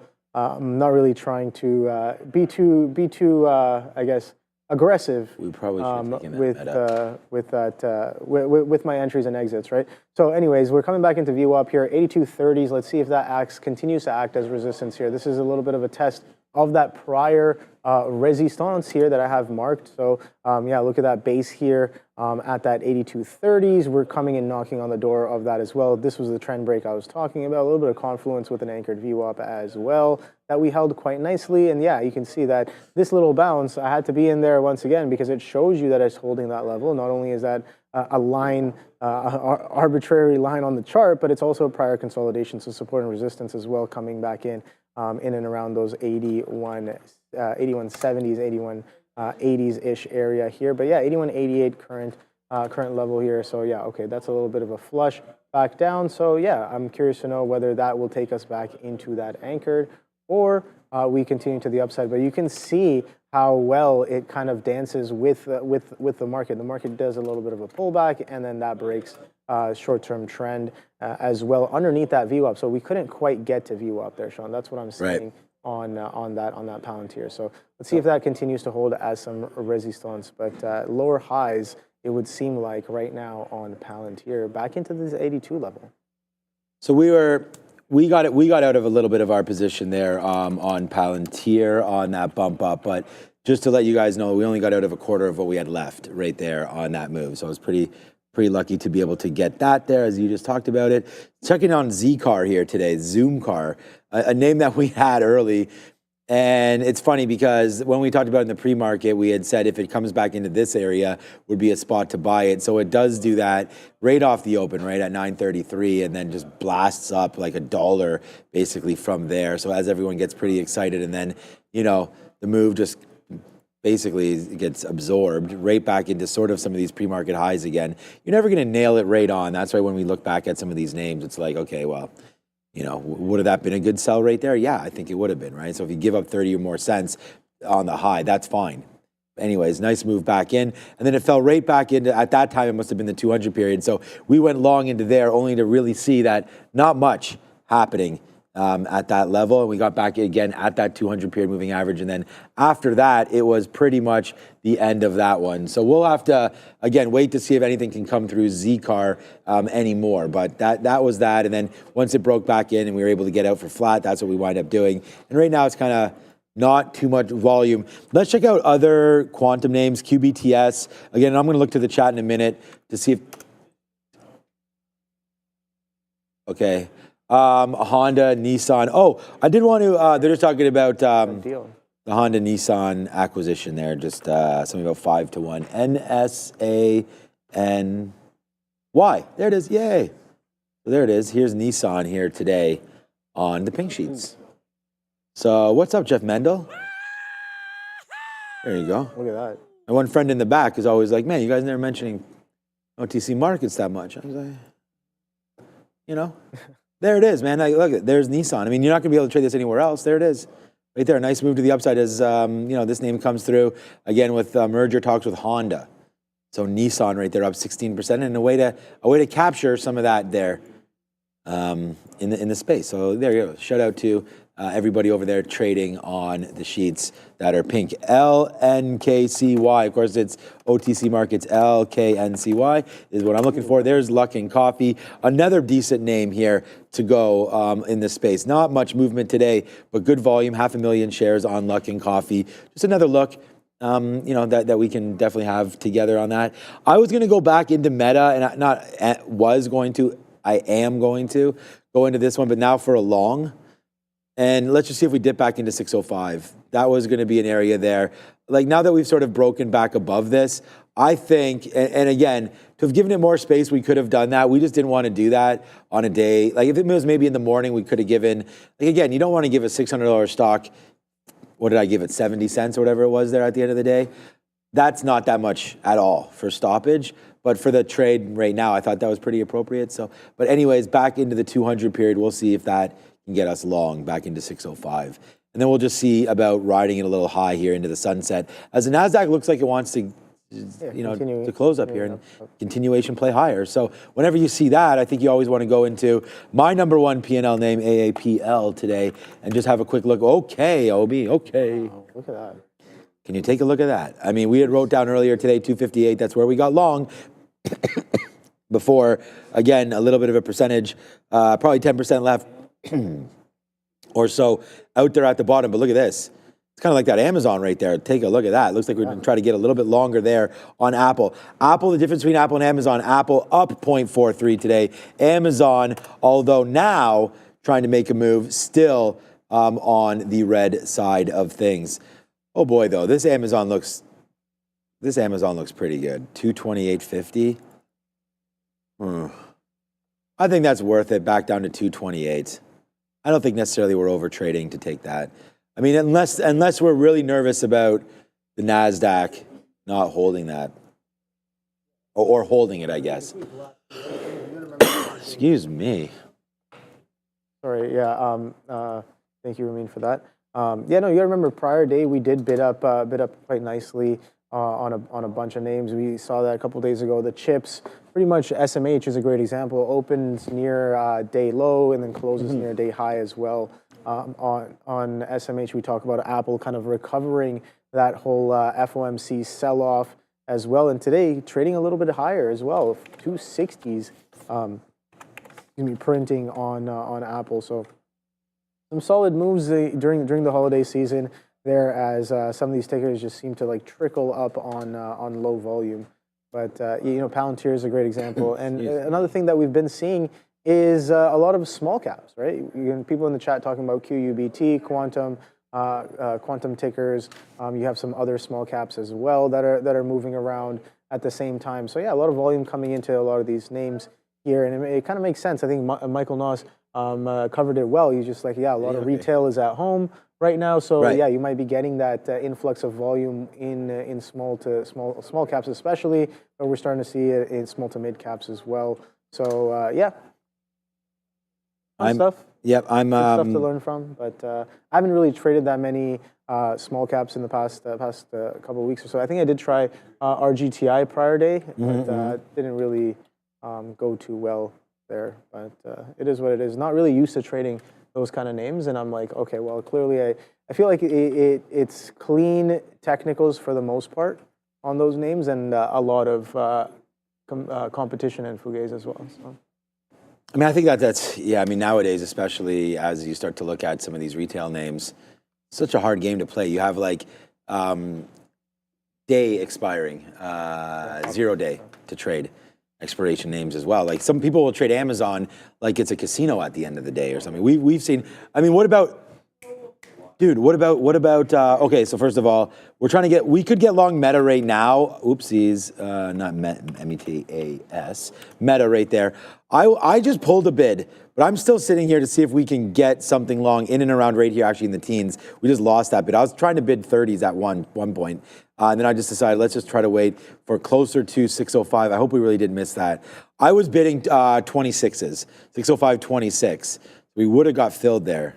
Okay, well, hopefully that doesn't come back in to bite me. But I was trying to use maybe this 50-period moving average, 604.50 and change as an out. So I want to get a little closer to the space. No, what I was going to say, Obi, is Tesla. We had talked about the ramp up there in the last couple of days into the close on Tesla. So can it happen today? Look at this move. Started there in and around. I mean, on Tuesday, Tesla just really ramped pretty much all the way, but that's a half hour to go before close. So that's 2:30 or so is where we broke that day's high at that point, and we kind of barcoded a little bit, broke, and at the end of it all, we wound up going higher. So just real quickly, Ramin, we just like to see if we can break a little bit higher on Tesla and start to get a new trend through. So we've already broken the 200. So to me, that actually already sort of solidifies a possible short-term trend going above the 200-period moving average. 450, I mean, what about just a VWAP break of 457.50 or so to start going a little long there on Tesla? It might already be in right now. 48 minutes to go, and let's go over to the desk with Adara. This part of the show is brought to you by Trade Ideas. This Christmas, give yourself the gift of smarter trading with Trade Ideas. Don't miss out on 25% off all subscriptions, including upgrades to premium. Unlock powerful trading tools and insights to take your strategies to the next level. But hurry, because this special offer ends December 26th, today. Use code TraderTV25 at the checkout to save big. Visit TradeIdeas.com today and make this holiday season your most profitable yet. Trade-ideas.com. Back to you. The trade-ideas. All right, well, I've got a trade-idea right now, and that is going to be Meta long. So we actually get that fill right now. We're looking at a 604.50 breakdown in order to get out and then get out at that 50-period moving average. So I'm not too excited about averaging into it. If we have to, we will. We don't ever have to, but we'll probably just hold on to this. I mean, that was sort of 70s. Maybe if we get into the 70s, we can try it again. The problem is the spread again. And it's just a matter of the fact that, like, you know, it's still 10 cents, 20 cents. See it opening up a little bit there, but still only 10 cents. So you got to sort of be a little bit conscious of where you could get on some sort of a slippage spot there. So we could put a little bit more down here, 604.75, but let's not average in too much into this one. Wow, it looks like we'll be wrong shorting Meta and then maybe going long again. And maybe that's what it's all about, the over trading aspect of it, right? Like maybe you don't need to be in those plays. We're not losing that much on them, but you're still losing, and it's never a good idea to do that. So we'll wait and see if we can be a little bit more sort of ready for these plays as we move forward. So Meta right now back in 604.50. If it breaks it, then we're out, man. It's too bad because Palantir's sort of faded off of those levels as well. We're able to get a little bit out there. Peloton all the way back in. It just looks like this is GameStop's the one that's holding. It just looks like it's kind of like a muted sort of situation here that I'm not really in love with, Obi. So yeah, not much to talk about other than that right now. Just trying to wait to see if something will fill up here. And it's really just Meta. So there's another long there. Our average price now 605.05. So you know where our stop is, 50 cents. So we're almost, looks like we may lose another 50 cents.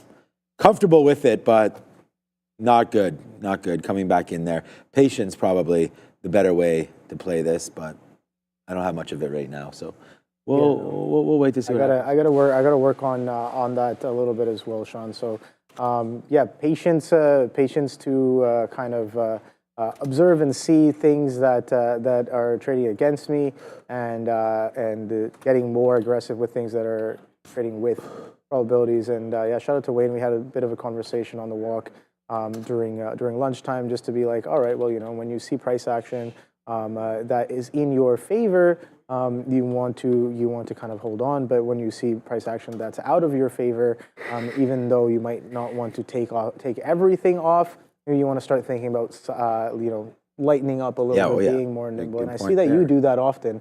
It's like, you know, just kind of churning and building some cash flow before the potential trade actually comes in here. But yeah, no, I'm not really looking at anything else.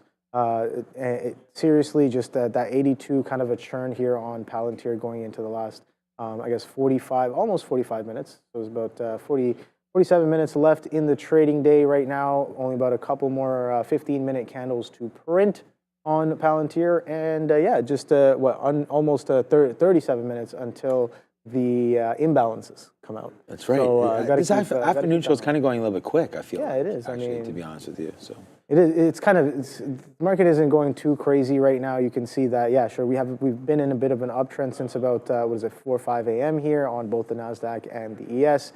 That trend kind of continued off of the open there, coming into the close as well. We have technically been making higher highs and higher lows. But yeah, I'm curious to know how we end off this week. We definitely got that Santa Claus rally coming into Christmas Day. But shout out to Powell. So yeah, on last Wednesday, giving us a bit of a discount before that rally. Oh yes, came in as well. Go down too much more. Decent moves in this market. I still have a long ways to go to try and understand and kind of feel out some of these moves and make good decisions as well, right? Seeing something is one thing, but making the right kind of decisions when and if you see them is something that I'm consistently working on. You should trade the futures. Well, yeah, I know. Futures. We should trade the futures. We actually talked about trading those futures. Definitely have the risk now to dabble in the futures for sure. So I could definitely. All right. I changed the meta just down to 604. I don't know. I mean, it didn't. Oops. Oh, that was Cassava Sciences. Upside move there on a little bit of volume. I just wanted to bring it to people's attention in case you might have some shares of this one. Whoa. But there it is. Cassava Sciences 244 and change. All right. So it is right where the 50-period moving average is. So yeah, let's just wait to see if it does. I'm going to give it just a little bit more room, honestly. Like to get stopped out immediately right here, I didn't break, but I was just letting you know that I'm not. My stop is going to be a little bit lower right now into 604, just because of like what the futures are doing. You know, you're going to just bounce around here. Fine with it. I'm fine to wait on this, to be honest with you. So let's just give it a shot. All right, how about a 200 period there on GME? Any other stocks you guys want? Oh, someone mentioned SoFi being super strong today. By the way, hit the like, hit the subscribe. Let's get that going. Look at the 200 period here on SoFi. See, this is why we use, like, this is just a random stock that you guys just called up here. So here it is. By the way, like, we're only out 30 cents on Meta. But there it is right there, 200 period. Here it is right there again. And right now we're trying to bounce off. SoFi is now almost $17. Wow, we'll have to look at a daily chart on this one, Obi, because SoFi up, I guess, you know, the thing is like, now that it's getting more expensive, when it's up 4%, you got to think like that's an actual move. Like, so there it is. Nicely done. 4 straight days cooking to the upside there. SoFi trying to break through 17. Wow, good little look there. What about on a longer time frame? Sure, like holding VWAP. Yeah, I mean, you know, if you're ever looking and like SoFi's ever on your sort of, hey, what's up, my guy? Yeah, I'm winning. Yeah, today's winning day. Hell yeah. Are you winning today? No. No? Yes, you are. I'm always winning. Come on, man. There you go. This guy wakes up and is winning. Come on. You know? Goes to bed winning, wakes up winning. We're all. But yeah, what's up? That's Fabian. Yes, that is Fabian, our producer. That's Fabian. But what's up, Fabian? Forever winning as we go. So, but I was going to say a 200 period moving average right there. Something, if you're ever looking for a long in a stock, and especially if you get that dip opportunity. What was going on with NVIDIA today? Because, yeah, oh, wow. All right, so we got up to that 140. Oh, no, we didn't get up that high.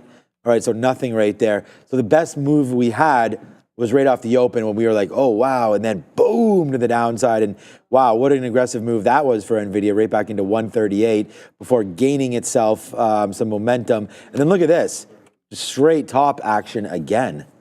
Wow, we got to like that, don't we? Right there on NVIDIA. So good move there for NVIDIA. 140.50, a possible spot for anybody looking to trade that one there. 140.50 on NVIDIA. Good little spot there. All right, so Meta back upside again. Let's just see where we wind up going here on Meta. We're long at 604.97s. So we're long out 20 cents right now on Meta. Let's see if the market wants to fly, Obi. Hopefully it does, and we're able to capture a little bit of a strength here in Meta. Maybe get something out. Again, we're holding this about $1. So, I mean, I'd like to get back up to the highs. 605.60s, something like that. We'll see if we can get something out on Meta. Maybe 605.20s to get something, but let's let it go a little bit here. See if Meta can fly back to the upside. Market holding on to zeros right now. Cassava Sciences is trying to go again, by the way. Ooh, that's definitely one for SAVA. the history books. Wow, 260. Yeah, it's not great, but anyways, Cassava Sciences. Sort of catalyst. I mean, that thing's always like squeezing every now and then. I remember at home, when I was trading at home a couple years ago, that's a name I was kind of familiar with, and traded it decently. Taking some out on GameStop. Yeah, no, that name's. I guess it continues to run every now and then, right? Cassava Biosciences. Yeah, that's why, because it was probably a biotech. Yeah, exactly. I was going to say it's probably something to do with the vaccines there. Yeah. GameStop, 200 period moving average, all day, every day. Ramin, right there. Perfect. So right there, 200 period moving average, boom, out right there on GameStop. Thank you to guys in the chat. If you want to be part of the chat, make sure you hit the like and the subscribe. It was right here. Thank you, Slugga right there, said GameStop. I really appreciate that, honestly. We are actually waiting a little bit higher than that. If it prints up in the 70s, great, but just trying to absorb, get something out on the 200 period. That's something that we like to do, so I want to thank Slugga 214 there. Thank you so much for bringing that up to everyone's attention and mine for sure there. At least I appreciated it there on GME. So good little out there. Rigetti, days high again. I'm not going to get this out there. I was actually waiting to see if we got a VWAP dip by. We did not get anything like that. Rigetti continues to go higher. We took this right away. We were looking at this in the morning, and it was just like the minute we broke sort of that pre-market high there on Rigetti, like kind of, I mean, we missed it because it's supposed to be 1150. We're long at 63s, so I don't miss it by that much, but nice little move now to the upside. We could have had all the shares you wanted down there on Rigetti. Lots happening early on. Volume now trying to pick up a little bit, but nice move. Trying to get into the high of the day, RGTI. I'm still holding it, so that should give you an idea, at least maybe of where I'm thinking this name could go. That would be higher, RGTI. Another quantum name. Remember, it's the number one holding in QTUM ETF, which we talked about last week on our question of the day. That's over there on Instagram. You can go check that out. Number one holding in this quantum ETF, which is, what is the name of this? This is ETF series Solutions, right? Defiance Quantum ETF. Nice move to the upside. Also holding MicroStrategy. But you know what? IBIT and crypto today, kind of like, meh. You know what's been disappointing though, for sure, and I don't know, I'd have to look at this before everybody on ETH land yells at me here, but I feel like Ethereum down to 33, that's pretty big move, right? Wasn't that at 4,000 not too long ago? So you're chopping off there like 20% off the top when Bitcoin has not retraced 20%. So there is some possible more downside in that. Okay, GameStop's trying to, nah, still the same levels there. Oh, it's this name. Okay, what? Oh, wow. Oh boy. Hit that oh boy thing. I don't even have that thing. I'm going to sell some right now. There it is right now. An oh boy play now on Peloton. Let's go. What you got, homie? There it goes. Yeah. You've been long that since the morning session. Since the morning, man. Well, just since it broke 10. I don't want to say since the morning, but since about 10:30 or so. Once it broke $10, we went long. That was a great reload, and it was just there again, Obi. So we should have, could have, would have reloaded that again. There we go. We'll take advantage of it. Nice upside move. We still had about like 30% or so, or if not a little bit more than that, on board. We're actually waiting at $10.30 there for Peloton because we have done this earlier today, and we said that 10.50 we'd been there about last week, so that could be a spot. So we're waiting at $10.30. Good trade there on Peloton if you guys are able to hold it. And this is what I mean. See, look. Ooh, thank God. Thank God we went over there and got some out there at 24, 25s there on Peloton. Just waiting for Meta to do something, to be honest with you.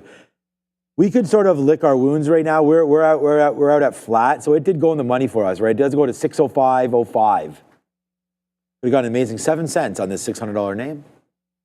Oh boy. Yeah, oh boy. We're not going to do that. What's the spread on that thing right now? Yeah, it's about 20 pennies. Yeah, 15 to 20 cents as we go.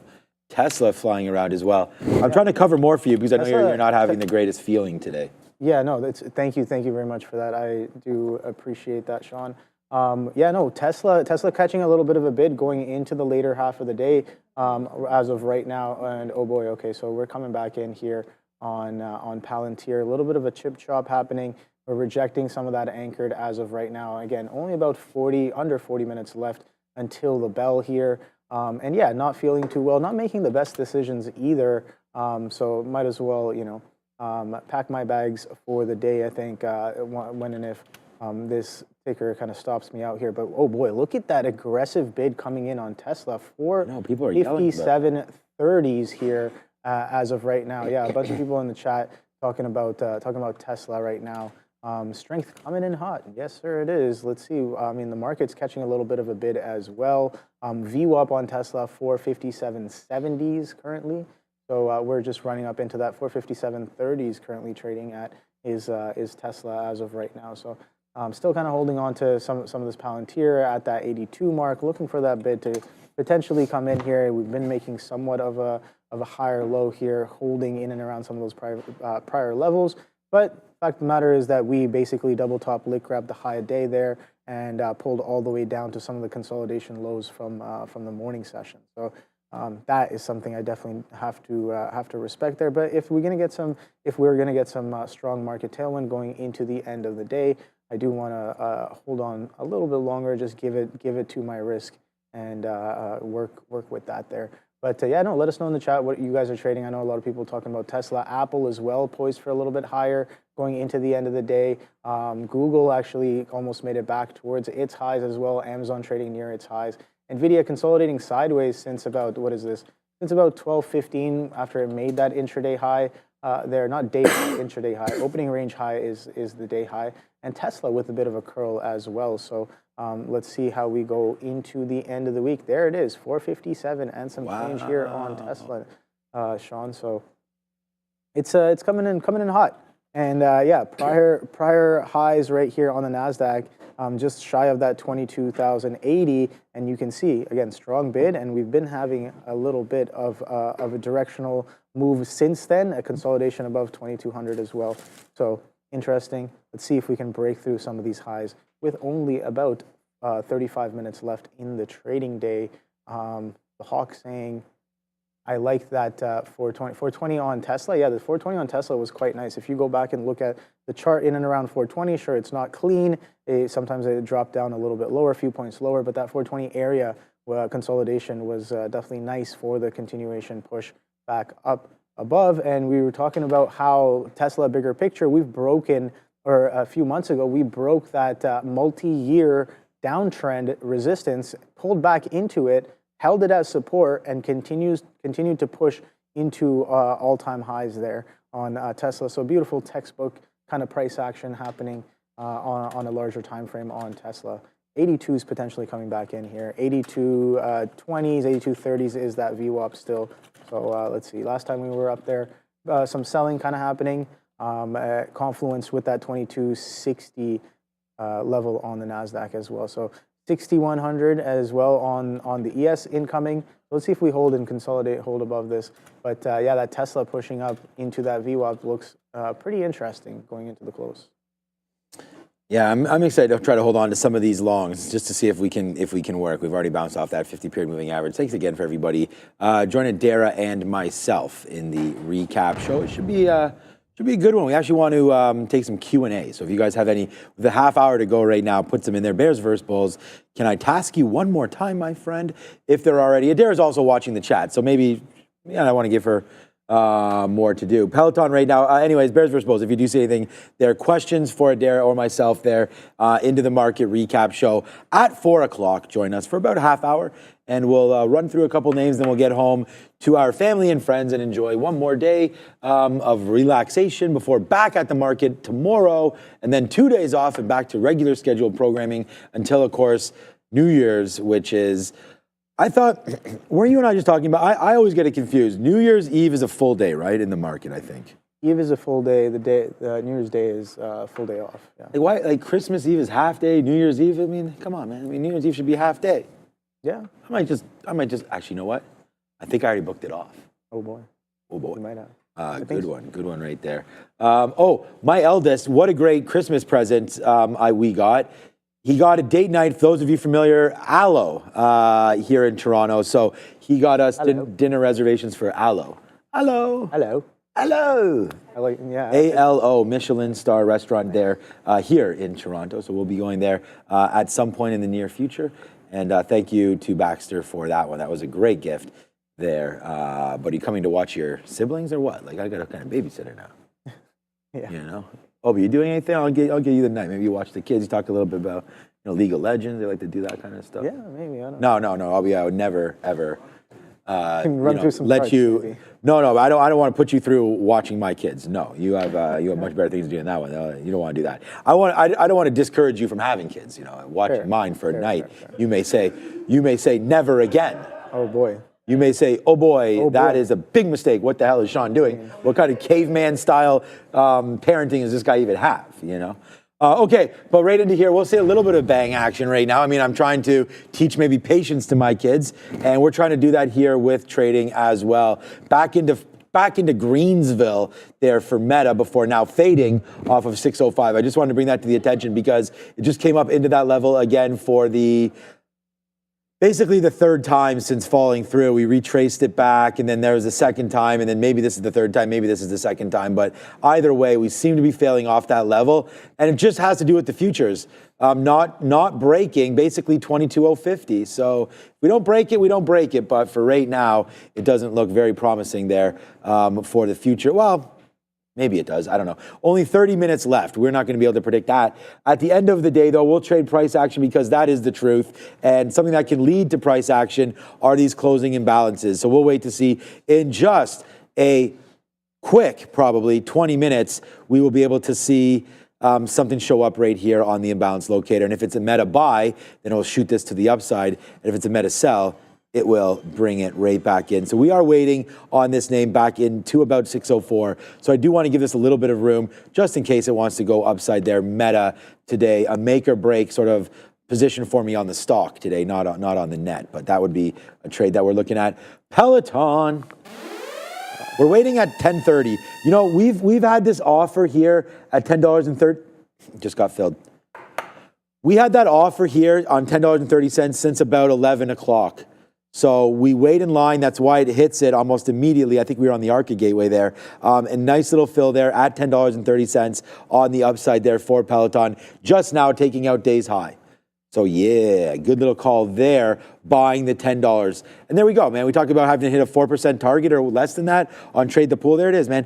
$10, give yourself 30 cents, that's 3%. Add back a couple other trades here and there. What about this trade on Rigetti? $3 in the money. This trade is 25% in the money right now as Rigetti continues to go to the high side. But you know what, man? Like I said, rigatoni, penne, whatever, spaghettini, whatever your favorite pasta is right now. I need meta. I need linguine, a good one. Yeah, linguine's not bad. Linguine's not bad. Fettuccine. Yeah. Obi? Yeah. I actually like the little thicker noodle. You know what I'm saying? What about... Ramin is a big fan of linguine, as you can hear in our ears as well. Ramen noodle. What about what would be your favorite? I know. I'm kind of jealous now that I saw you guys. I'm not really for lunch. I just had a stupid club sandwich. Not really too much of a. Did you go to Rage and connoisseur? I'd say. Oh, you're not much of one. I like penne. I don't know too much about. Go to penne. Okay, she's standing over there. She is demanding the camera, as she should. It is time to go over to Adara at the big screen.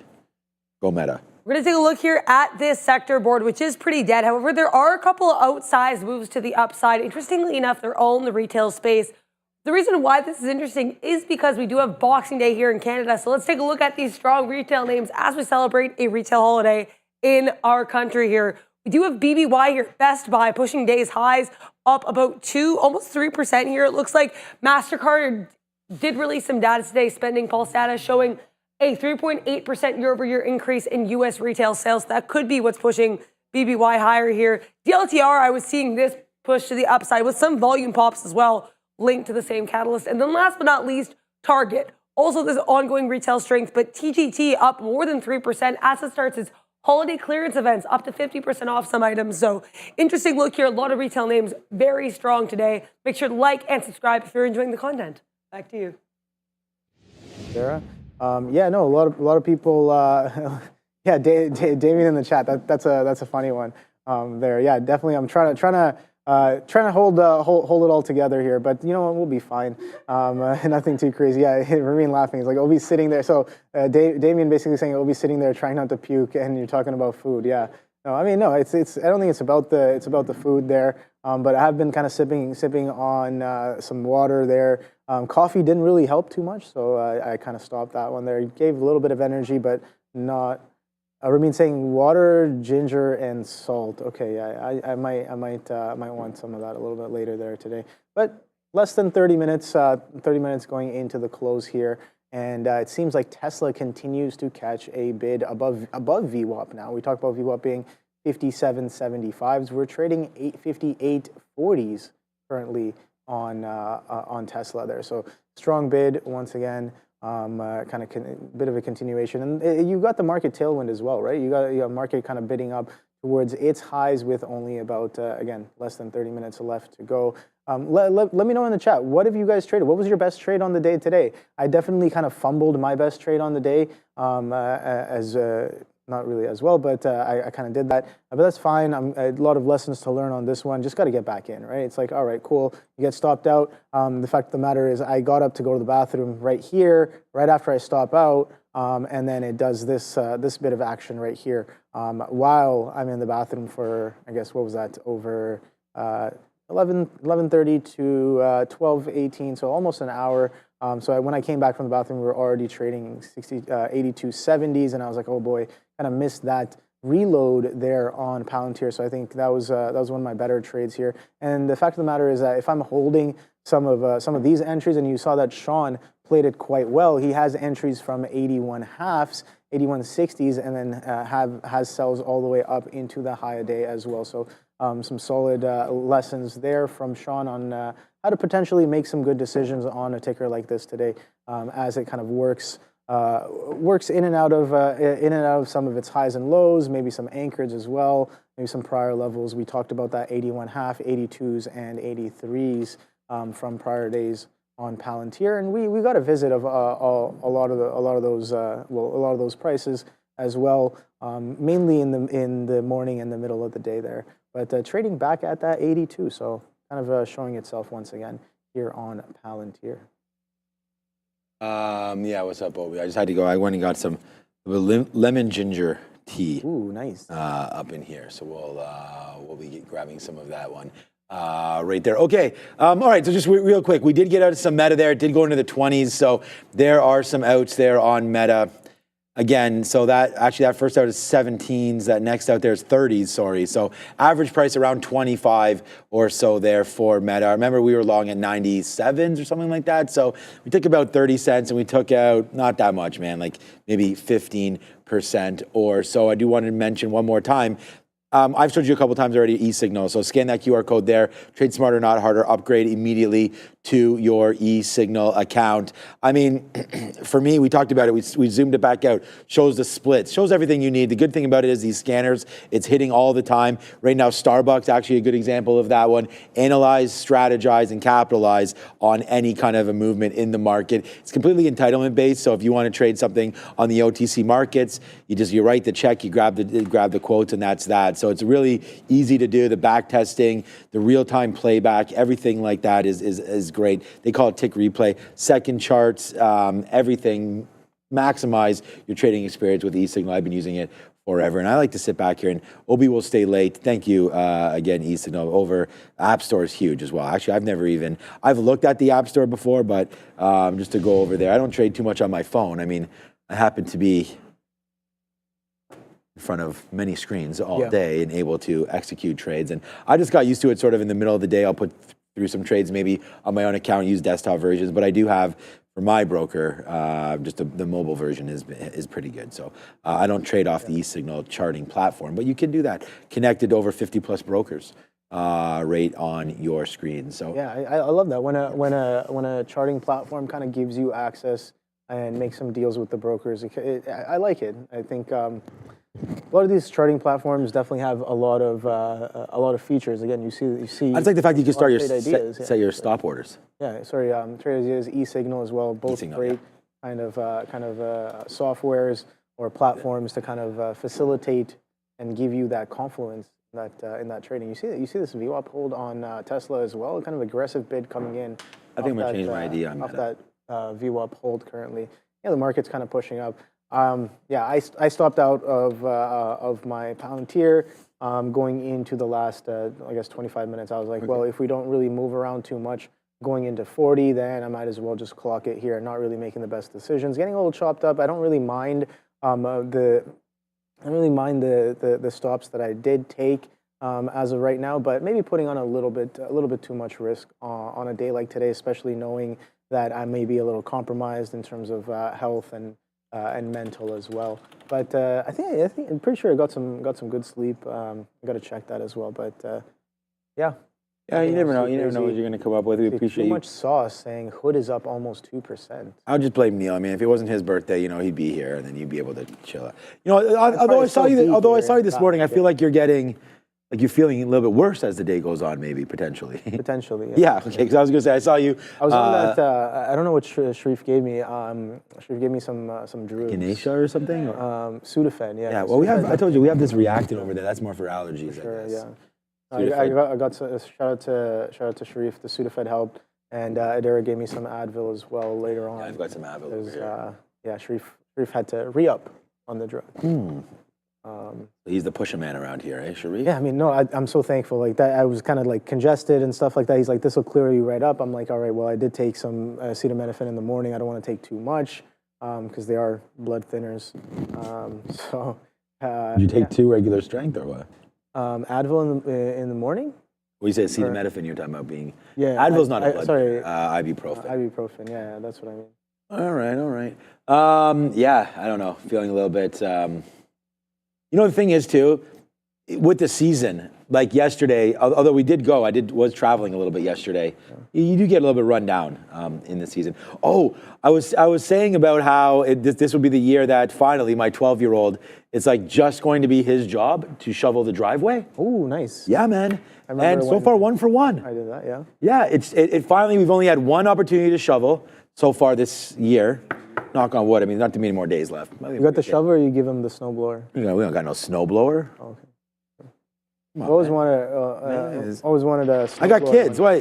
Whenever my dad used to tell me, like, okay, go shovel the snow, I'd be like, yeah, okay, I'll go. But, like, it's so much more efficient just to get, like, one of those small snow blowers, and it's a great investment. But You know, it's more efficient that they get off their rears and go start to shovel the driveway and start to get a little bit of exercise into there. And then I'll efficiently decide what to spend money on, and it won't be a snow blower. That's for damn sure. Yeah, exactly. You want more Steam gift cards or what? Like, what do you want to do? But at the end of the day, you know what, man? I actually was raised without really too much of a allowance. Good one. Thank you for that.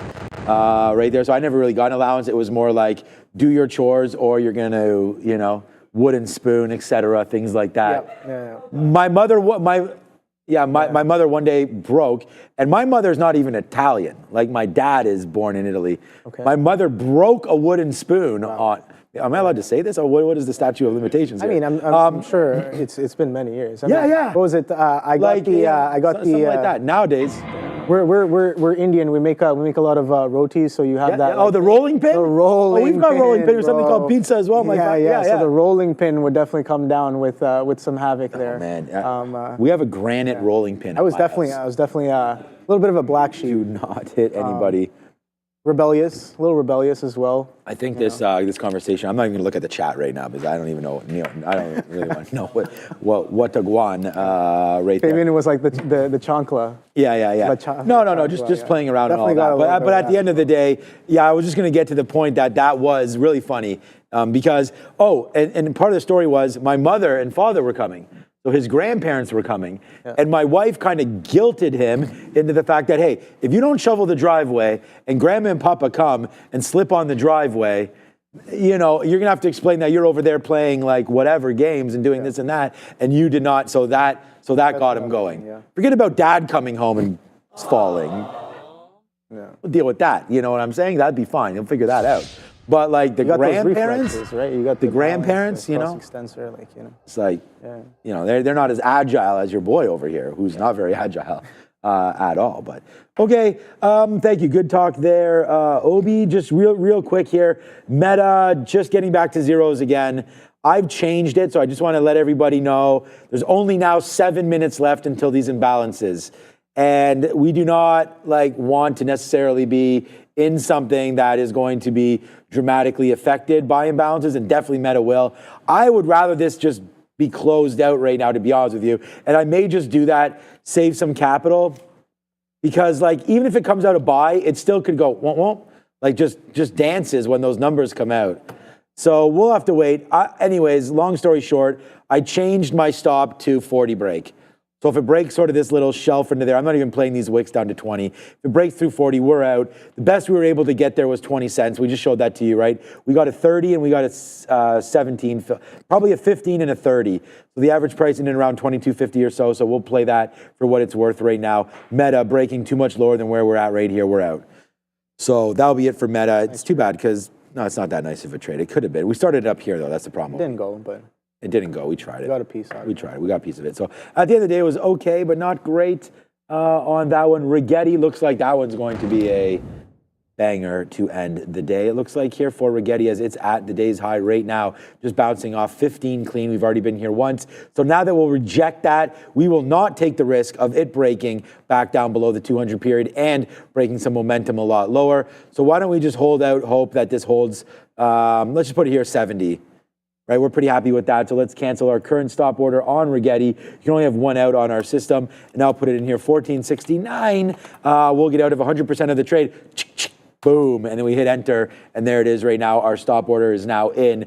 Guaranteeing. Oh, thank you, Fabian. I didn't want to look at the chat there for some reason. I completely forgot. Thank you so much. Bang, bang, bang. And oh my God, and cash cow.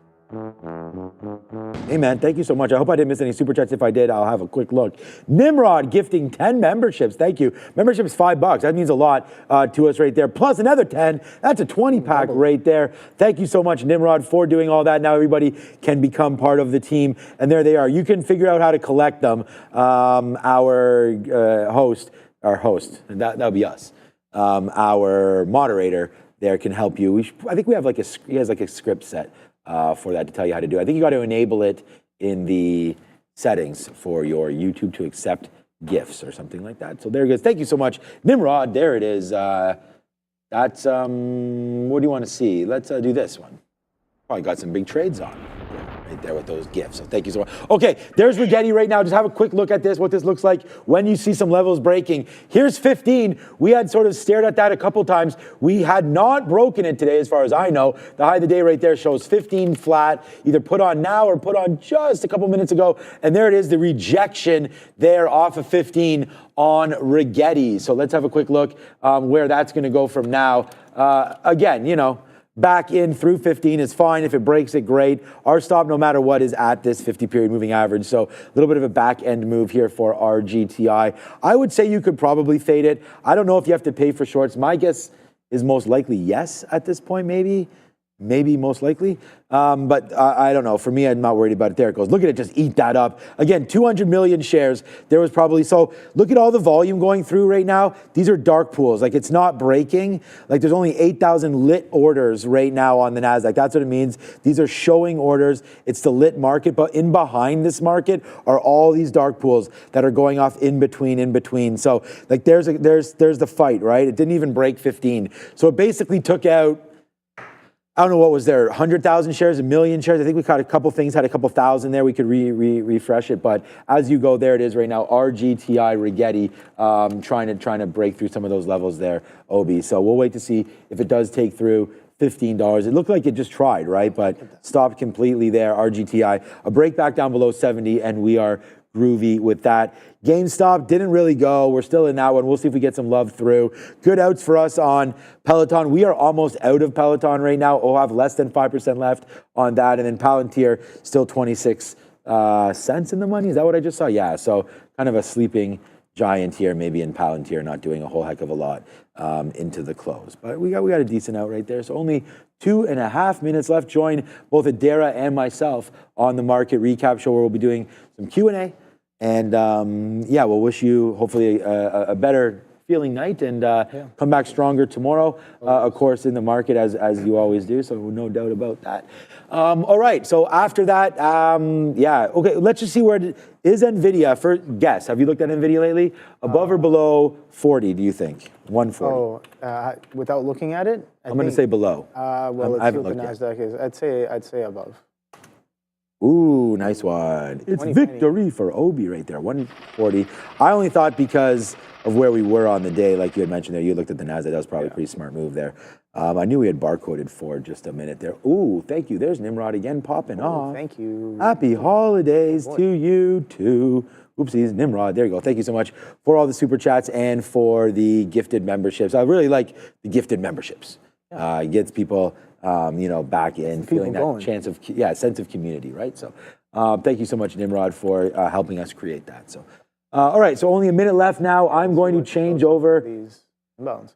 Yeah, exactly. So what I do here on the imbalances, and there it is. Thank you for the chat. I love how it's on the screen there. I changed this over just to see the live imbalances come through. So we'll get rid of the broker. These are all from 9:30. So just in 1 minute, we will get an update here on all of the imbalances. We can look at NVIDIA. For me, the one of most interest, we're going to be probably out. Let me just zoom this back in. We're going to be out of Meta here. Okay, here it goes. So it's probably going to be a sell imbalance. The market is what we should have traded. We talked about that over and over again. I'm not even going to be that upset. Like, it looks like we will get stopped out of Meta. I'll be fine if that does happen. Looks like it'll be just before the imbalances. This is where it's going to hurt because we're going to get stopped out before the imbalances. And all right, okay, actually we didn't get too much stoppage at all right there. So I think we got 35s on a 39 break. Yeah, 38s. Okay, not bad. Right there. So all right, so loss on Meta, but overall, we were able to do some damage there and get something out on the top side. As Obi said, we were able to get a little bit of a piece there. So let's wind up seeing where it goes now, heading into this close with only 5 seconds. If Meta rips up, like let's just say this is like a 2 million buy imbalance. Oh boy, that's keyboards in jeopery. No, I'm just joking. There it is. Okay, so it's a fail. So there it goes. Everything to the sell side. So Meta now breaking. This is why you have stops on board, guys. We're almost out of it. We're pretty much out of everything. NVIDIA with a nice little drip. Hold on a second. I don't want to move this away from you guys. NVIDIA sell side. Just want to show you nice move down there on NVIDIA, Apple continues to go lower. We did not have Raider Trader on. We'll get him back on in the new year. Nice move down on TLT today. He's been liking this. We'll have to, actually, no, just to sell imbalance. Comcast, Microsoft. Looks like Obi that it was going to be NVIDIA for the big one. But hey, this is why we say that about Meta. Like I was like, you know what, I don't really even want to be in this name. So it looks like it's going to be a good out there. Look where we got out on Meta. Basically where we had bought our last time. So kind of like in there and out there, and then a wash right there. So really our only mistake on Meta was sort of shorting it in the first place. The long we at least able to survive, but yeah, would have liked to make a little bit more on that one. As we go, anything catching your eye here? Just watching that Tesla come in again. A lot of these large caps with a sell imbalance. AVGO with a buy and Tesla with a buy as well, but holding this 456 mark. So yeah, kind of giving some of that move back as of right now. Don't really have anything else on watch. Just I'm taking an opportunity to get some more out on the NYSE. Nothing too crazy here on the NYSE. I got, what is this, AMCR? Let's see what that one is up to. It's about 948 it's trading at right now, so nothing too crazy. Pfizer, you notice Pfizer makes an appearance on the imbalances quite often. There, I noticed that Visa's always on there. I feel like Visa's on there. Visa's notorious for some flip action there. But yeah, not really seeing anything too crazy here. Let's take a look at some of these large caps. I got to pull up my basket here to see where they're headed going into the close as well. So Spider is still trading above 601s as of right now. Bitcoin actually selling off going into the close currently. 95 threes on Bitcoin. Softy cracking a little bit lower here as well. Amazon attempted to push towards its opening range high. They're at what was that? What was the opening range high on Amazon here? So what is that? 228.49. We got up to 228.40. So only about 9 pennies away from the day high, and we're quadunking 227.60. So nothing too crazy, but take a look at that. Tesla getting an aggressive sell back down. So no real continuation above that VWAP. VWAP seems like continues to hold as a bit of a resistance. Thank you so much, Ramin. Boom, thank you, Ramin. Shout out to Ramin with the T here. All right, thank you. Thank you, Obi. Again, you know, I can take it all the rest of the way. You don't have to go worry about it. I just got to get over there to the desk at some point. All right, so thank you, Nick W., for everything there. Thank you for the $10 super chat. We will hit the alarm for that. We've already hit the thumbs up for that. All right, so check out Serve. We'll do that. I'm going to swing on it. This is more interesting to me. Also, Big Bear, I think, has a chance. I like the Big Bear AI aspect here to it. So we can have a quick look at that. And I did have a fantastic Christmas. Thank you so much for that, and I hope you did as well. Nick W., thank you again for the super chat. It means a lot to us. As I talked about expanding, I think there's a potential for a new desk situation. Ooh. A new change like of everything. Here? Oh boy. No, a new complete change of everything. Ooh. Like that would be okay. like merging. Oh. I've said too much. M&As? There could be some M&A activity. Oh boy. Now that Trump's around, we don't get the low. We buying or someone else is buying? Buying us? On the merger. No, I wish someone was buying us. Oh. No one's buying us. And be like, oh, we may merge. It might be a merge. All cash deal or what's going on here with the... Yeah. TTVL coin. Remember, I told you that. As soon as we're minting that, man, you're going to become a very rich man. Oh boy. I already promised you that. Yeah. Well, I mean, I can't control the price of TTVL coin. No. Just don't have a hawk situation. Yeah. On our hands there. Make sure you don't do them wrong. Yeah. But no, Big Bear. She like disappeared apparently, right? I mean, I don't know. Whatever, dude. I mean, anybody that blames her for anything is honestly, something's wrong with you, because like, as if she knows what I mean, they're just taking advantage. I would feel, I don't know enough about the situation, but they're just taking advantage. Like the people that are actually running these things, these coins and these scams, I mean, they're the ones that know everything. She's just kind of like, oh, I'll be part of it. Like, again, I don't know enough about it, so I should be quiet. But there it is right there. This is one thing that we do know. She's already told us what her expertise is. I don't think I would. Yeah, I'm not going there either, my guy. I'll pretend I don't know anything about the story. Okay, so there it is, a nice move up right there on GameStop. So yeah, buddy. 31.50 out, 32.90 right there. That's $1.40. One more time on GameStop. So yeah, man, we have a couple good outs there on GME. I feel like this is an NFT worthy, man. We'll sell these NFTs on GME's platform, and we'll see what winds up happening. They were in the NFT game before. I'm out of Palantir, man. Yeah. I know. Crazy. On the imbalances I got out of Palantir, now starting to go back upside. Very, very profitable stock. My number one stock on the day, Palantir, followed by Apple, a smooth number 2. And then, wow. I mean, Rigetti, you know? Nice move up. I'm just going to get out. We cannot hold. Float on that thing. Oh yeah, the short float on Big Bear was the total float on Big Bear was 105 million, by the way. It's done over that today. It's turned the floor over on BBAI already today with an 18% short float. Thank you, Nick W. I do like that stock, BBAI. I'm actually, Big Bear AI, I'm actually thinking about getting into that one. And you actually identified that it may be the next Mom Spaghetti. So we'll wait to see if that winds up happening. Let me offer it right there. Can we hit the 26 level? And then we'll do that because there we are. Now we are out on Rigetti. Nice little move up there. All day hold on RGTI. Wow. Yeah, man. Nice. Pretty decent little runner there for me to end the show. So good little move there. I mean, not to end the show. We took this at the beginning of the show, but nice take. Holding all day on that one. And then the only one left, Peloton. I think we'll just offer that out right now. See if we can't get it. There it is. Well, all right. That's it. It's over. Nothing else on board right now. So only 3 minutes to go. Thank you everybody for watching. Hey, we could use a little bit of house cleaning or housekeeping, I guess. Make sure that you do hit the like and the subscribe. It looks like right now 400 and change. That's not too bad. We'll take that. 420. 420. Wow. Okay. So you're telling me it just has to go higher? 421. There it is. Come on, guys. How many people are watching that the stream? Not enough. 4,000. So we get about 10%. We're always in and about that 10% range. I've noticed. We got to get that a little bit higher there. Yeah, a little bit higher right now. Higher again. Those are rookie numbers. They are a little bit weak. Obi? Yeah, you're right about that. Yeah, let's give him shit, Obi. You know what I mean? I don't know about that. Anyways, yeah, I don't know about that either. But get in there, hit the like, hit the subscribe. We want to thank everybody again for watching. Big thanks to Ramin and Fabian coming in and thank you to you as well. Obviously, Andre, everybody here as we all work on American holidays. So, I mean, hey, look, President-elect. Stop worrying about like what states need to be included or whatnot in the Constitution, whether or not Canada is going to be around or not in that. Why don't you work on giving Boxing Day to everybody in the States? Why, that could maybe be also a stat holiday. Yeah, maybe. It's not a holiday over there at all, Ramin. No. Banks open. What? Not for the market, though. Not for the market, though. It's not. Yeah. But here's the thing. It's not a holiday. The fact of the matter is that markets are still open on Boxing Day.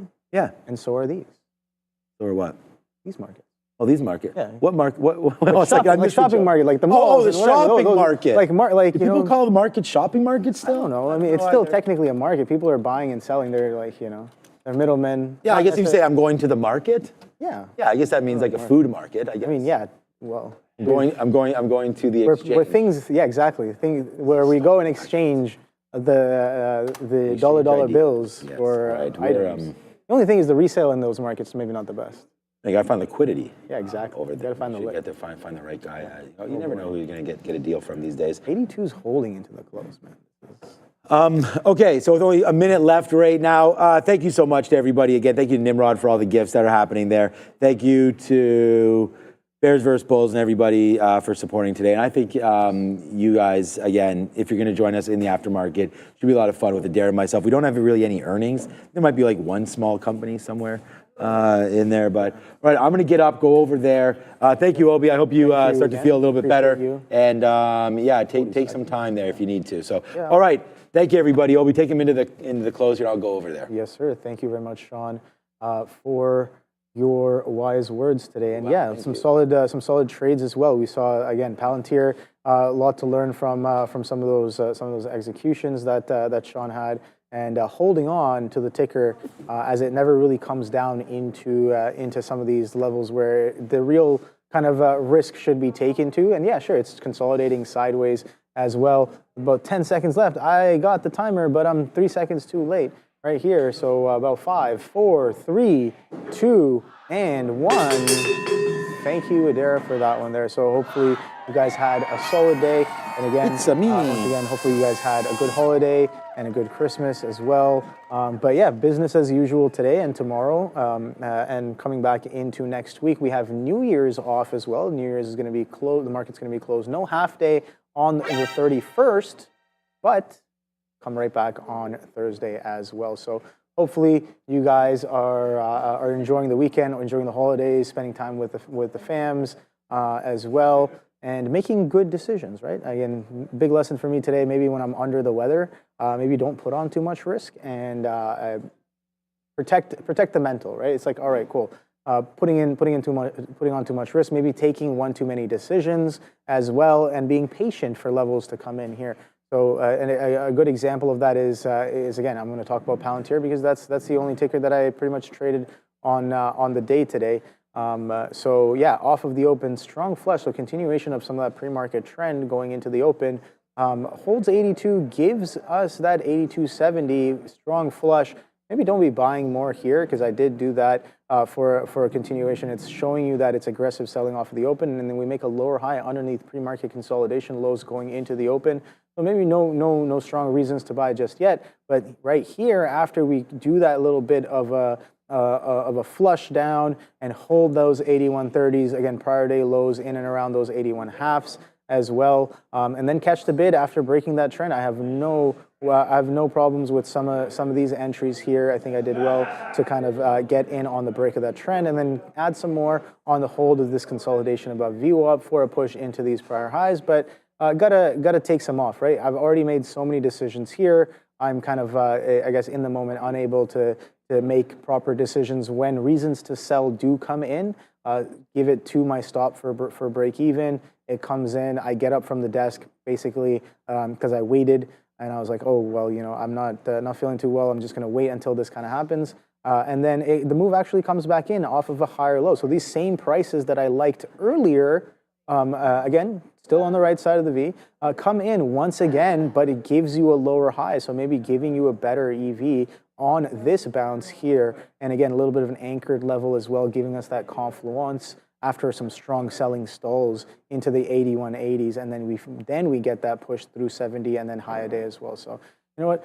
Better decisions could have definitely been made, but that is what the review and the hindsight review is for this evening. But without any further ado, don't go anywhere because we got Sean and Dara at the big desk for your market recap. I'll see you guys around. Take care. The best. This guy is the best. Look how big this stupid R is on my shirt. Wow. Oh my God. Yeah, exactly. This feels like a Christmas sweater, Like my parents. It feels like Christmas. My parents got me this, so I was like, oh, you know what, I'll wear it today on a little bit of a light day. So how's it going? I'm doing well. It's good. How are you doing? Good. I mean, I just got up here and I immediately said to you, oh no, it sounds like you are having a little bit of a raspier voice, which there's something going around here. Yeah. Right? Wasn't everybody blaming that we had some sort of food poisoning? But I think this is more than that. This feels like I always said, so if people saw me last Thursday, I'll put it this way, I was not well. That's all I'll say about that. That was different from this. This came after, and I still don't know. Thursday was like, some demon came and was like, hey, yo, what's up for a day? And then left. No. Yeah, I know. A couple people were the same. Ramin the same. Right. Yeah, so that happened. But I feel like I got it first. But anyways, and so I don't know. I'm here right now. Tesla's wildin'. I am pleased as punch. Yeah. R is for the rod in Nimrod, people say. That makes sense. Thank you to Nimrod for all of the super chats. What happened to GameStop here at the end of the day? GameStop goes up to $33. All right, not much movement there at the end of the day. All right, yeah, there it is. All right, just really quickly, I'm just going to read. It was a very mixed trading session today with both the NASDAQ and the S&P 500, which went from both green to red throughout the whole day. So here's a sort of a back and forth. Nice little takedown at the end on the 3-minute chart, basically pushing the NASDAQ into flat, if not lower territory. The Mag 7 tickers were emblematic of that sentiment. Wow. Wow, Adair, you have so many fancy words. As Meta up 0.88% as well. Sorry, down 0.8% today. Some of the green names, I believe, all right, because there was a little bit of a push down at the end. Looks like Apple's still remaining a little bit high. Let's do a little bit better than that and look at a stock heat map just really quickly. Thank you so much to everybody for joining us today. The gray across the board is actually going to show you that there wasn't much movement. There's not much to report here today. Gray is kind of like meh, right? In and around underneath 0.5%. So right there, Broadcom upside today. Nice little day for Broadcom, up to 245. I really like the stock, probably under-owned out there. So good little name there to get involved with. That is Broadcom. Amazon, okay, Amazon. Right there, down 0.87. Tesla, 1.76. Some of the names that just remained, really, really juiced up, giving a little bit back today. Those two being Tesla and Amazon, both have had real good runs in them. That is for sure. Philip Morris, Procter & Gamble there, 0.7. That's a little bit of a nice move as we go higher. Just we didn't talk too much finance there today. Again, Stanley of Morgan there, MS, nice upside day there, 0.7. Not much AIG. Some of the sort of the insurance names there, Met, AIG, Prudential, upside as well. One name that we could look at that I've bought some in, the last two names I bought was Berkshire and the Dow.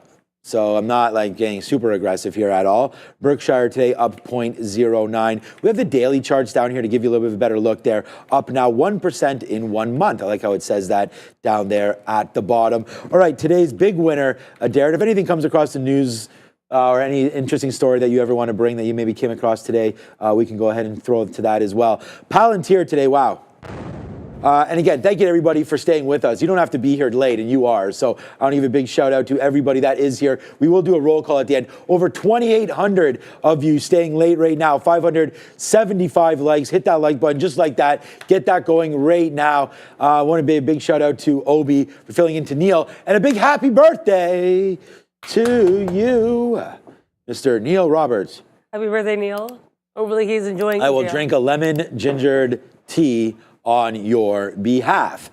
Obi, I meant to tell you, we drank the Prosecco yesterday. Thank you so much for that. It was very, very lovely there from Obi. So he gave a nice little bottle there, and that was really nice. So thank you to Obi for that one. I meant to mention that to him today, and I see him over there. I forgot. So thank you, Obi, for that one as well. Did you have a drink of, I don't know how well you're feeling, but what would be your drink of choice over the holidays? Like, we've been mixing rum and eggnog at my house a little bit. Fireball. Seriously? Yeah. So yes, any holiday drink. So I had something called a flaming peach. Yes. On Tuesday, which is this lovely concoction I'd never tried before of schnapps and Fireball, two of my favorite liqueurs. Yes. And then you add, was it Sprite? It was grenadine. It was basically a picture of Shirley Temple, but also the fuzzy navel or whatever they call it, and then add Fireball. I loved it. I enjoy Fireball. I brought Fireball to poker night last week too. So how did that run out for you, that poker night? I came in 9th of 13, so I'm happy. I haven't really played since I was like a little kid. I wasn't last. I wasn't first out. Most of those guys are. I just would have thought you would have been like at least top 1 or 2. I've never my grandpa taught me when I was a little kid. You'll get them next time. I just feel like you're a lot smarter than half those guys. More than half. 90% of those guys. I appreciate that. Those are all our trading friends. Yeah, our good trading buddies. Yeah, I'm allowed to say I learned a lot watching everybody. I got a lot of wisdom. I got a lot of advice, and I'm ready next time. Who ended up winning? It was Dallas, one of the guys from another floor. Okay, yeah, I don't know who that is. And then Obi came in 3rd. Obi came in 3rd. Okay. All right, good. There we go. See? So that's what I'm saying. Good times, yeah. All right. All right, good. Yeah, no, it's funny that you mentioned Fireball because out of the blue yesterday, my uncle, who we were just randomly seeing there yesterday, pulled out Fireball. And I was like, let's start doing some shots. But actually? But actually, yeah. That's so random. I know. And then you all of a sudden brought that up. Okay. All right. Not that we're talking about alcoholic spirits there today. Diageo is a good stock in this space. All right. What was up today? Gold actually leading the way today as maybe a safe haven there. Down 5% for the month, as we'll see maybe some tax harvesting again for GLD. Let's just flip that over and have a look on what it looks like on the year. Nice run up there early to late November, October, early November, we had its peak there in and around 254, 255 before falling back in. And nowhere really near the 200 period moving average, but I think gold has a spot now. I think it's People like to have that now in their portfolio, especially as we get ready for the inauguration and things like that. We'll see what kind of policies come from all of that. And of course, TAN has been getting hit really badly to the downside. We had talked about some ETFs that we'd like to get involved with, and I'll spoil it for you. We're going to talk about this on Instagram in the next couple of days. But right now, I really like XBI. I just think that with the mergers and acquisitions now coming into play, we saw that with Rumble a little bit and Tether. We saw a nice move to the upside here.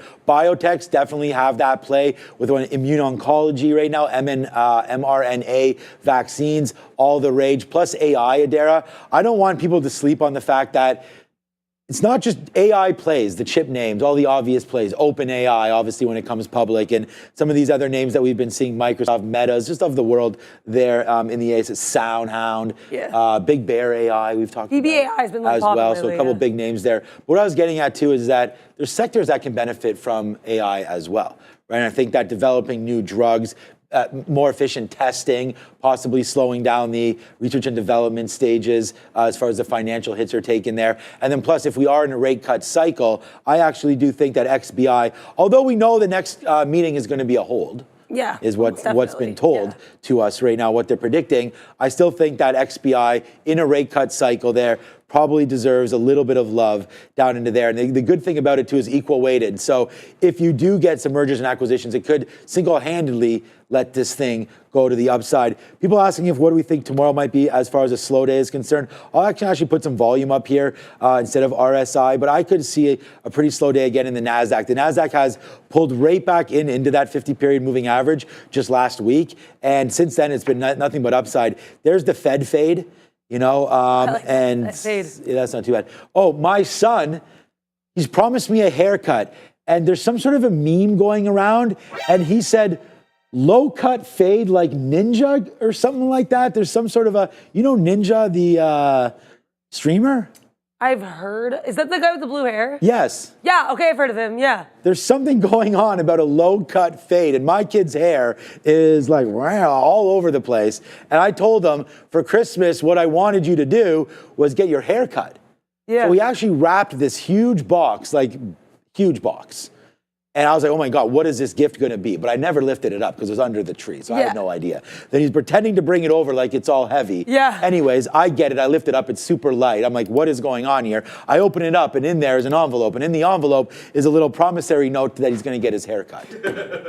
That is the most troll gift ever. It was great though. And he laughed his head off. And he thought that was really, really funny. And then he started singing something about a low cut fade. So that's apparently low taper fade.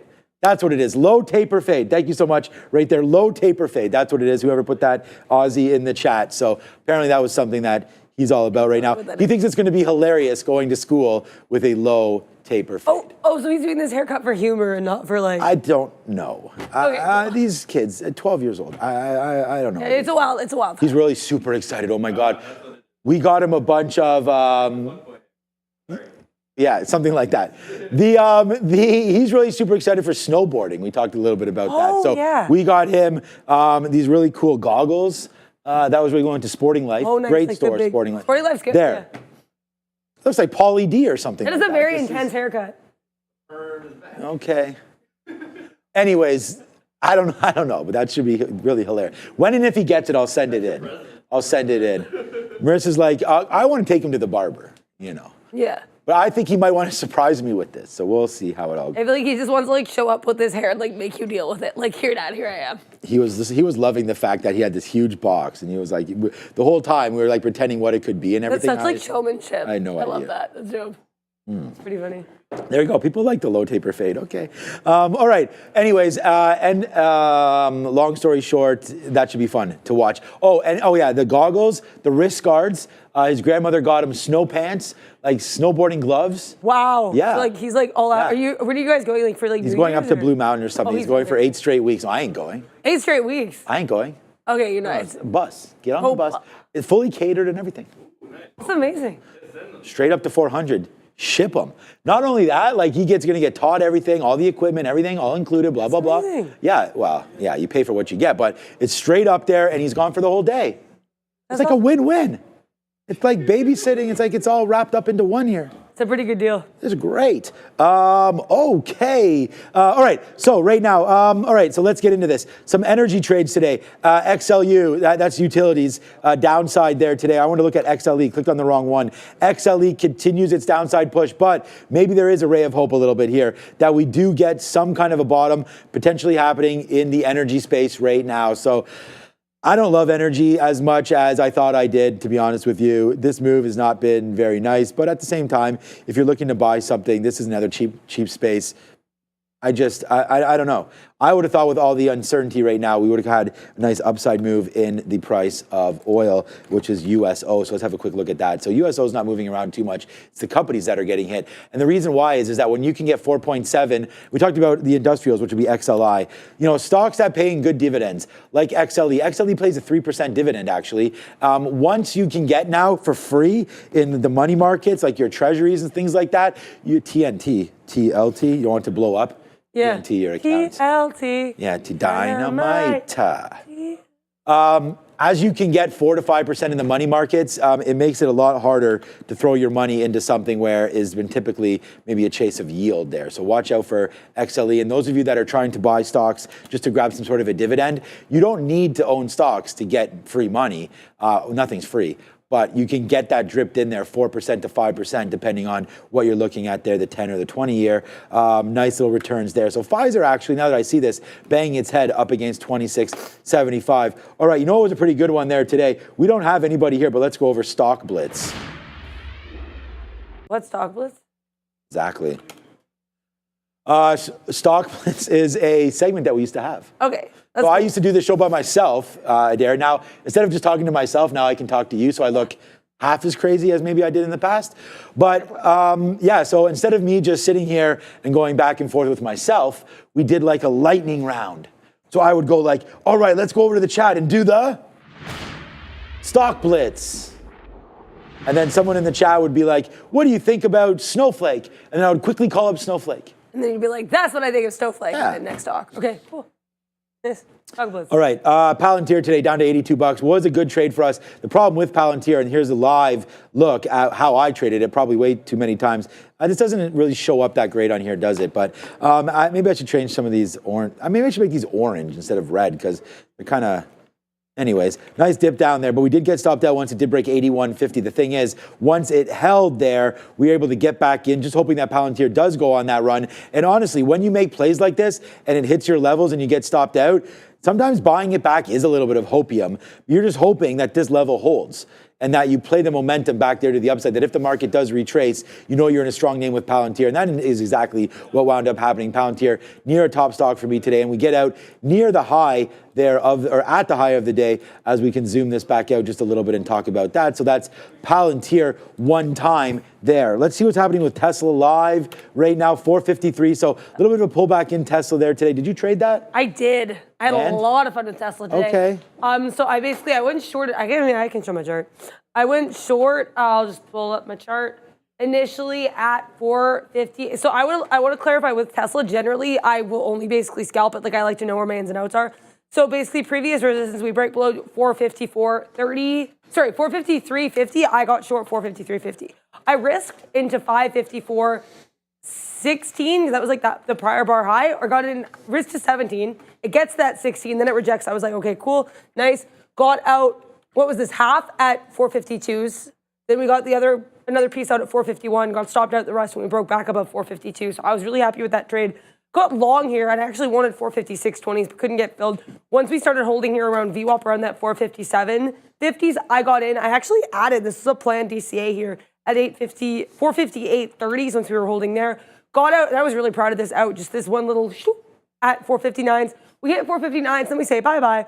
And I should have taken everything on at 458.30, but I was like, well, we'll see what the imbalances bring if I don't get stopped out. I got stopped out. It's fine. I was happy with the trade. I'm really happy with what I did with TSLA here.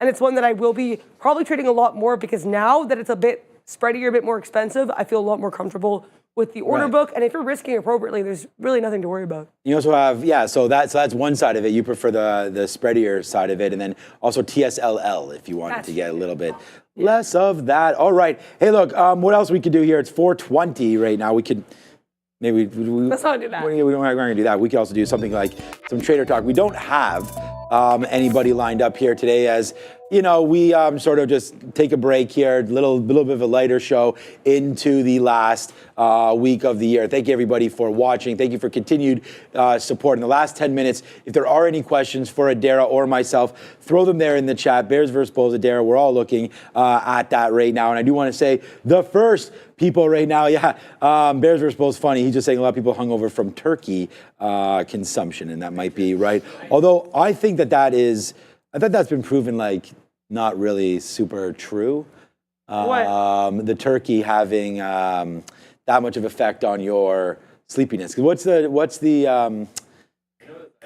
in it there? No, I can't. Okay, anyways, I forget what it's called there.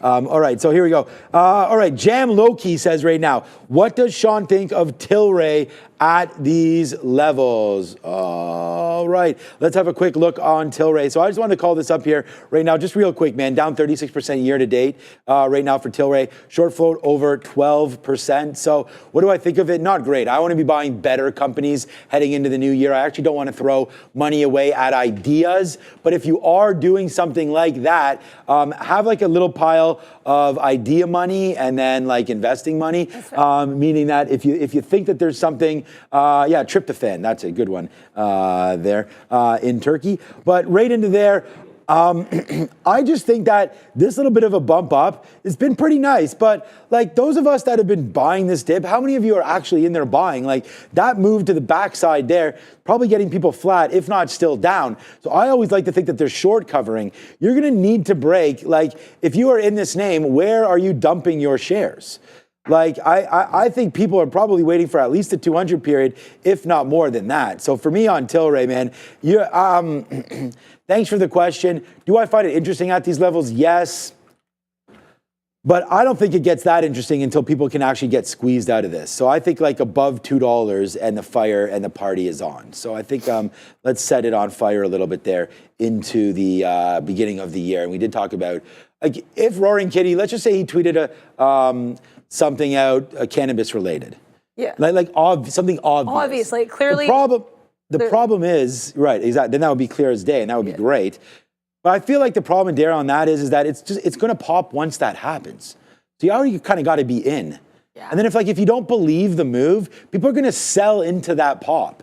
So it's kind of like one of those things where I don't really think the space right now is justified to be in there. I really do think that, medical marijuana, there's going to be something there, but then I'm not sure if guys like Tilray and all that, if the margins and all that are going to be there for these companies. So what do you got going on over there? Yeah, I mean, I have Roblox up here for Nick W, who's asking me about this. I actually like this daily chart.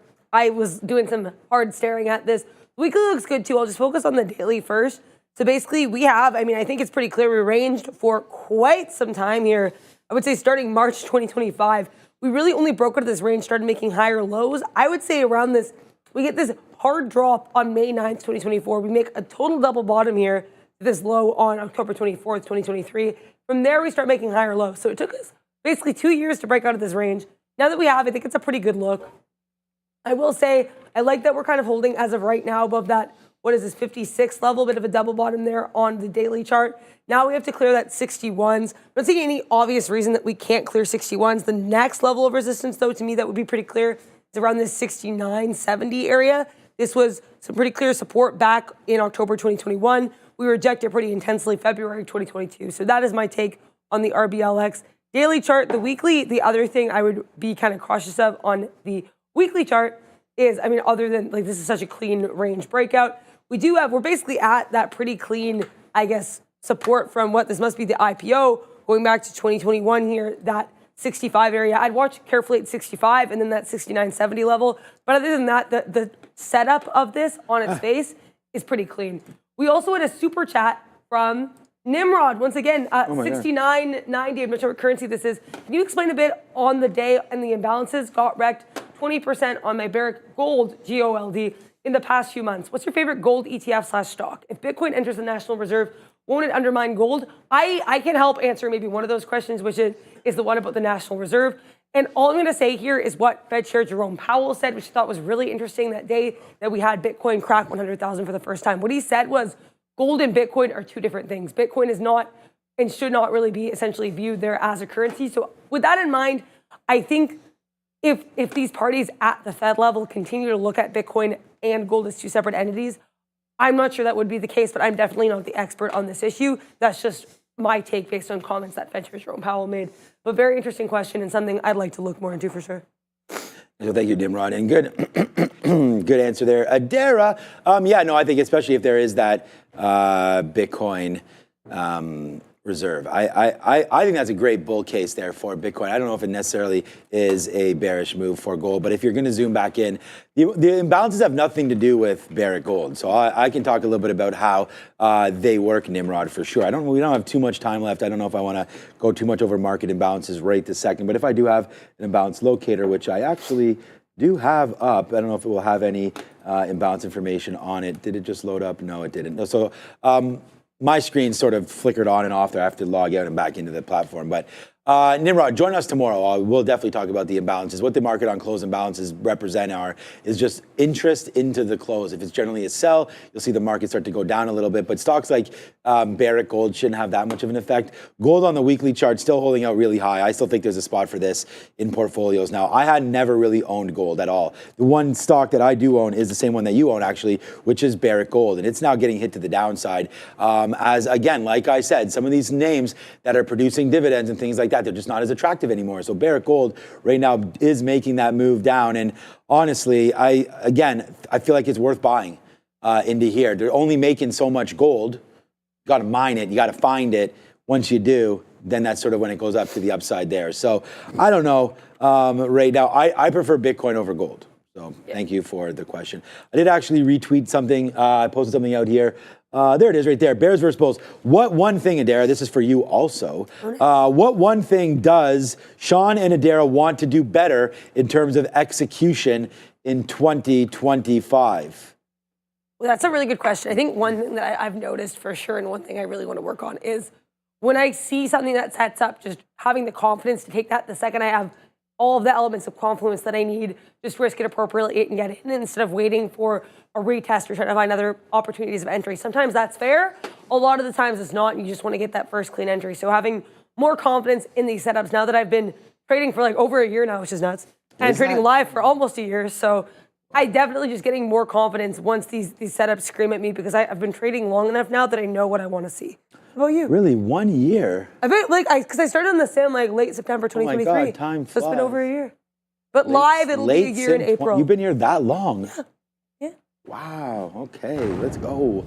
All right, so for me, for execution, for me, it's more of a mentality. It's a great question. Thank you, Harry, for that one. I think it's just try to be less stubborn on, trying to continue on the same trade. Like, so, for example, today when Palantir wicked that bottom and we were able to get back in, maybe just give it a little bit more, like, breathe a couple times. Because sometimes I don't even give it like a minute.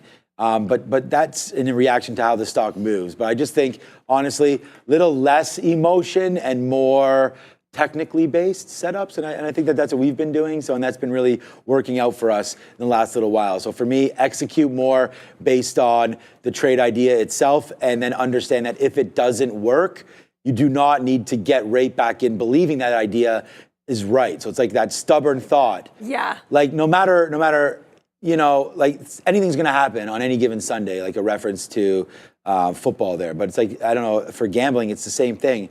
You could draw aces in poker, for example, as you were just used that a reference earlier. You could still lose. Yeah. It's worth going all in because statistically, no one's going to have a better hand than you. Cannot. Yes. Cannot. Yeah. But then that flop comes and you see 3, 4, 5, or, or 6, 7, 8. And all of a sudden your aces are like, still probably ahead, but not as confident. And sometimes those will get cracked. So what I was going to say about all of that is like, just understand that sometimes that one trade that cracks you is the one that could basically wipe out your whole week or month, and try to stay away from those plays and try to be more focused on the right plays and not get too carried away. So again, I think that's It's a really good question. a great question there. Another one, and you tell me, I think this is interesting for you because I've sort of talked a little bit about this again a bit, and it's about sectors heading into 2025. So just in some of your stories, again, another one from Harry Lou. He says, what are some themes that we think will drive the market in 2025? So you're often searching around news stories. Oh, very much. Has anything sort of been picking up lately? I mean, I think we had a good theme in 2024, obviously about GLP-1s. Yeah. And then most recently, quantum Quantum's has been huge. super hot. Anything you're seeing picking up now? Yeah, I mean, I think too with quantum and nuclear, they've both been so parabolic.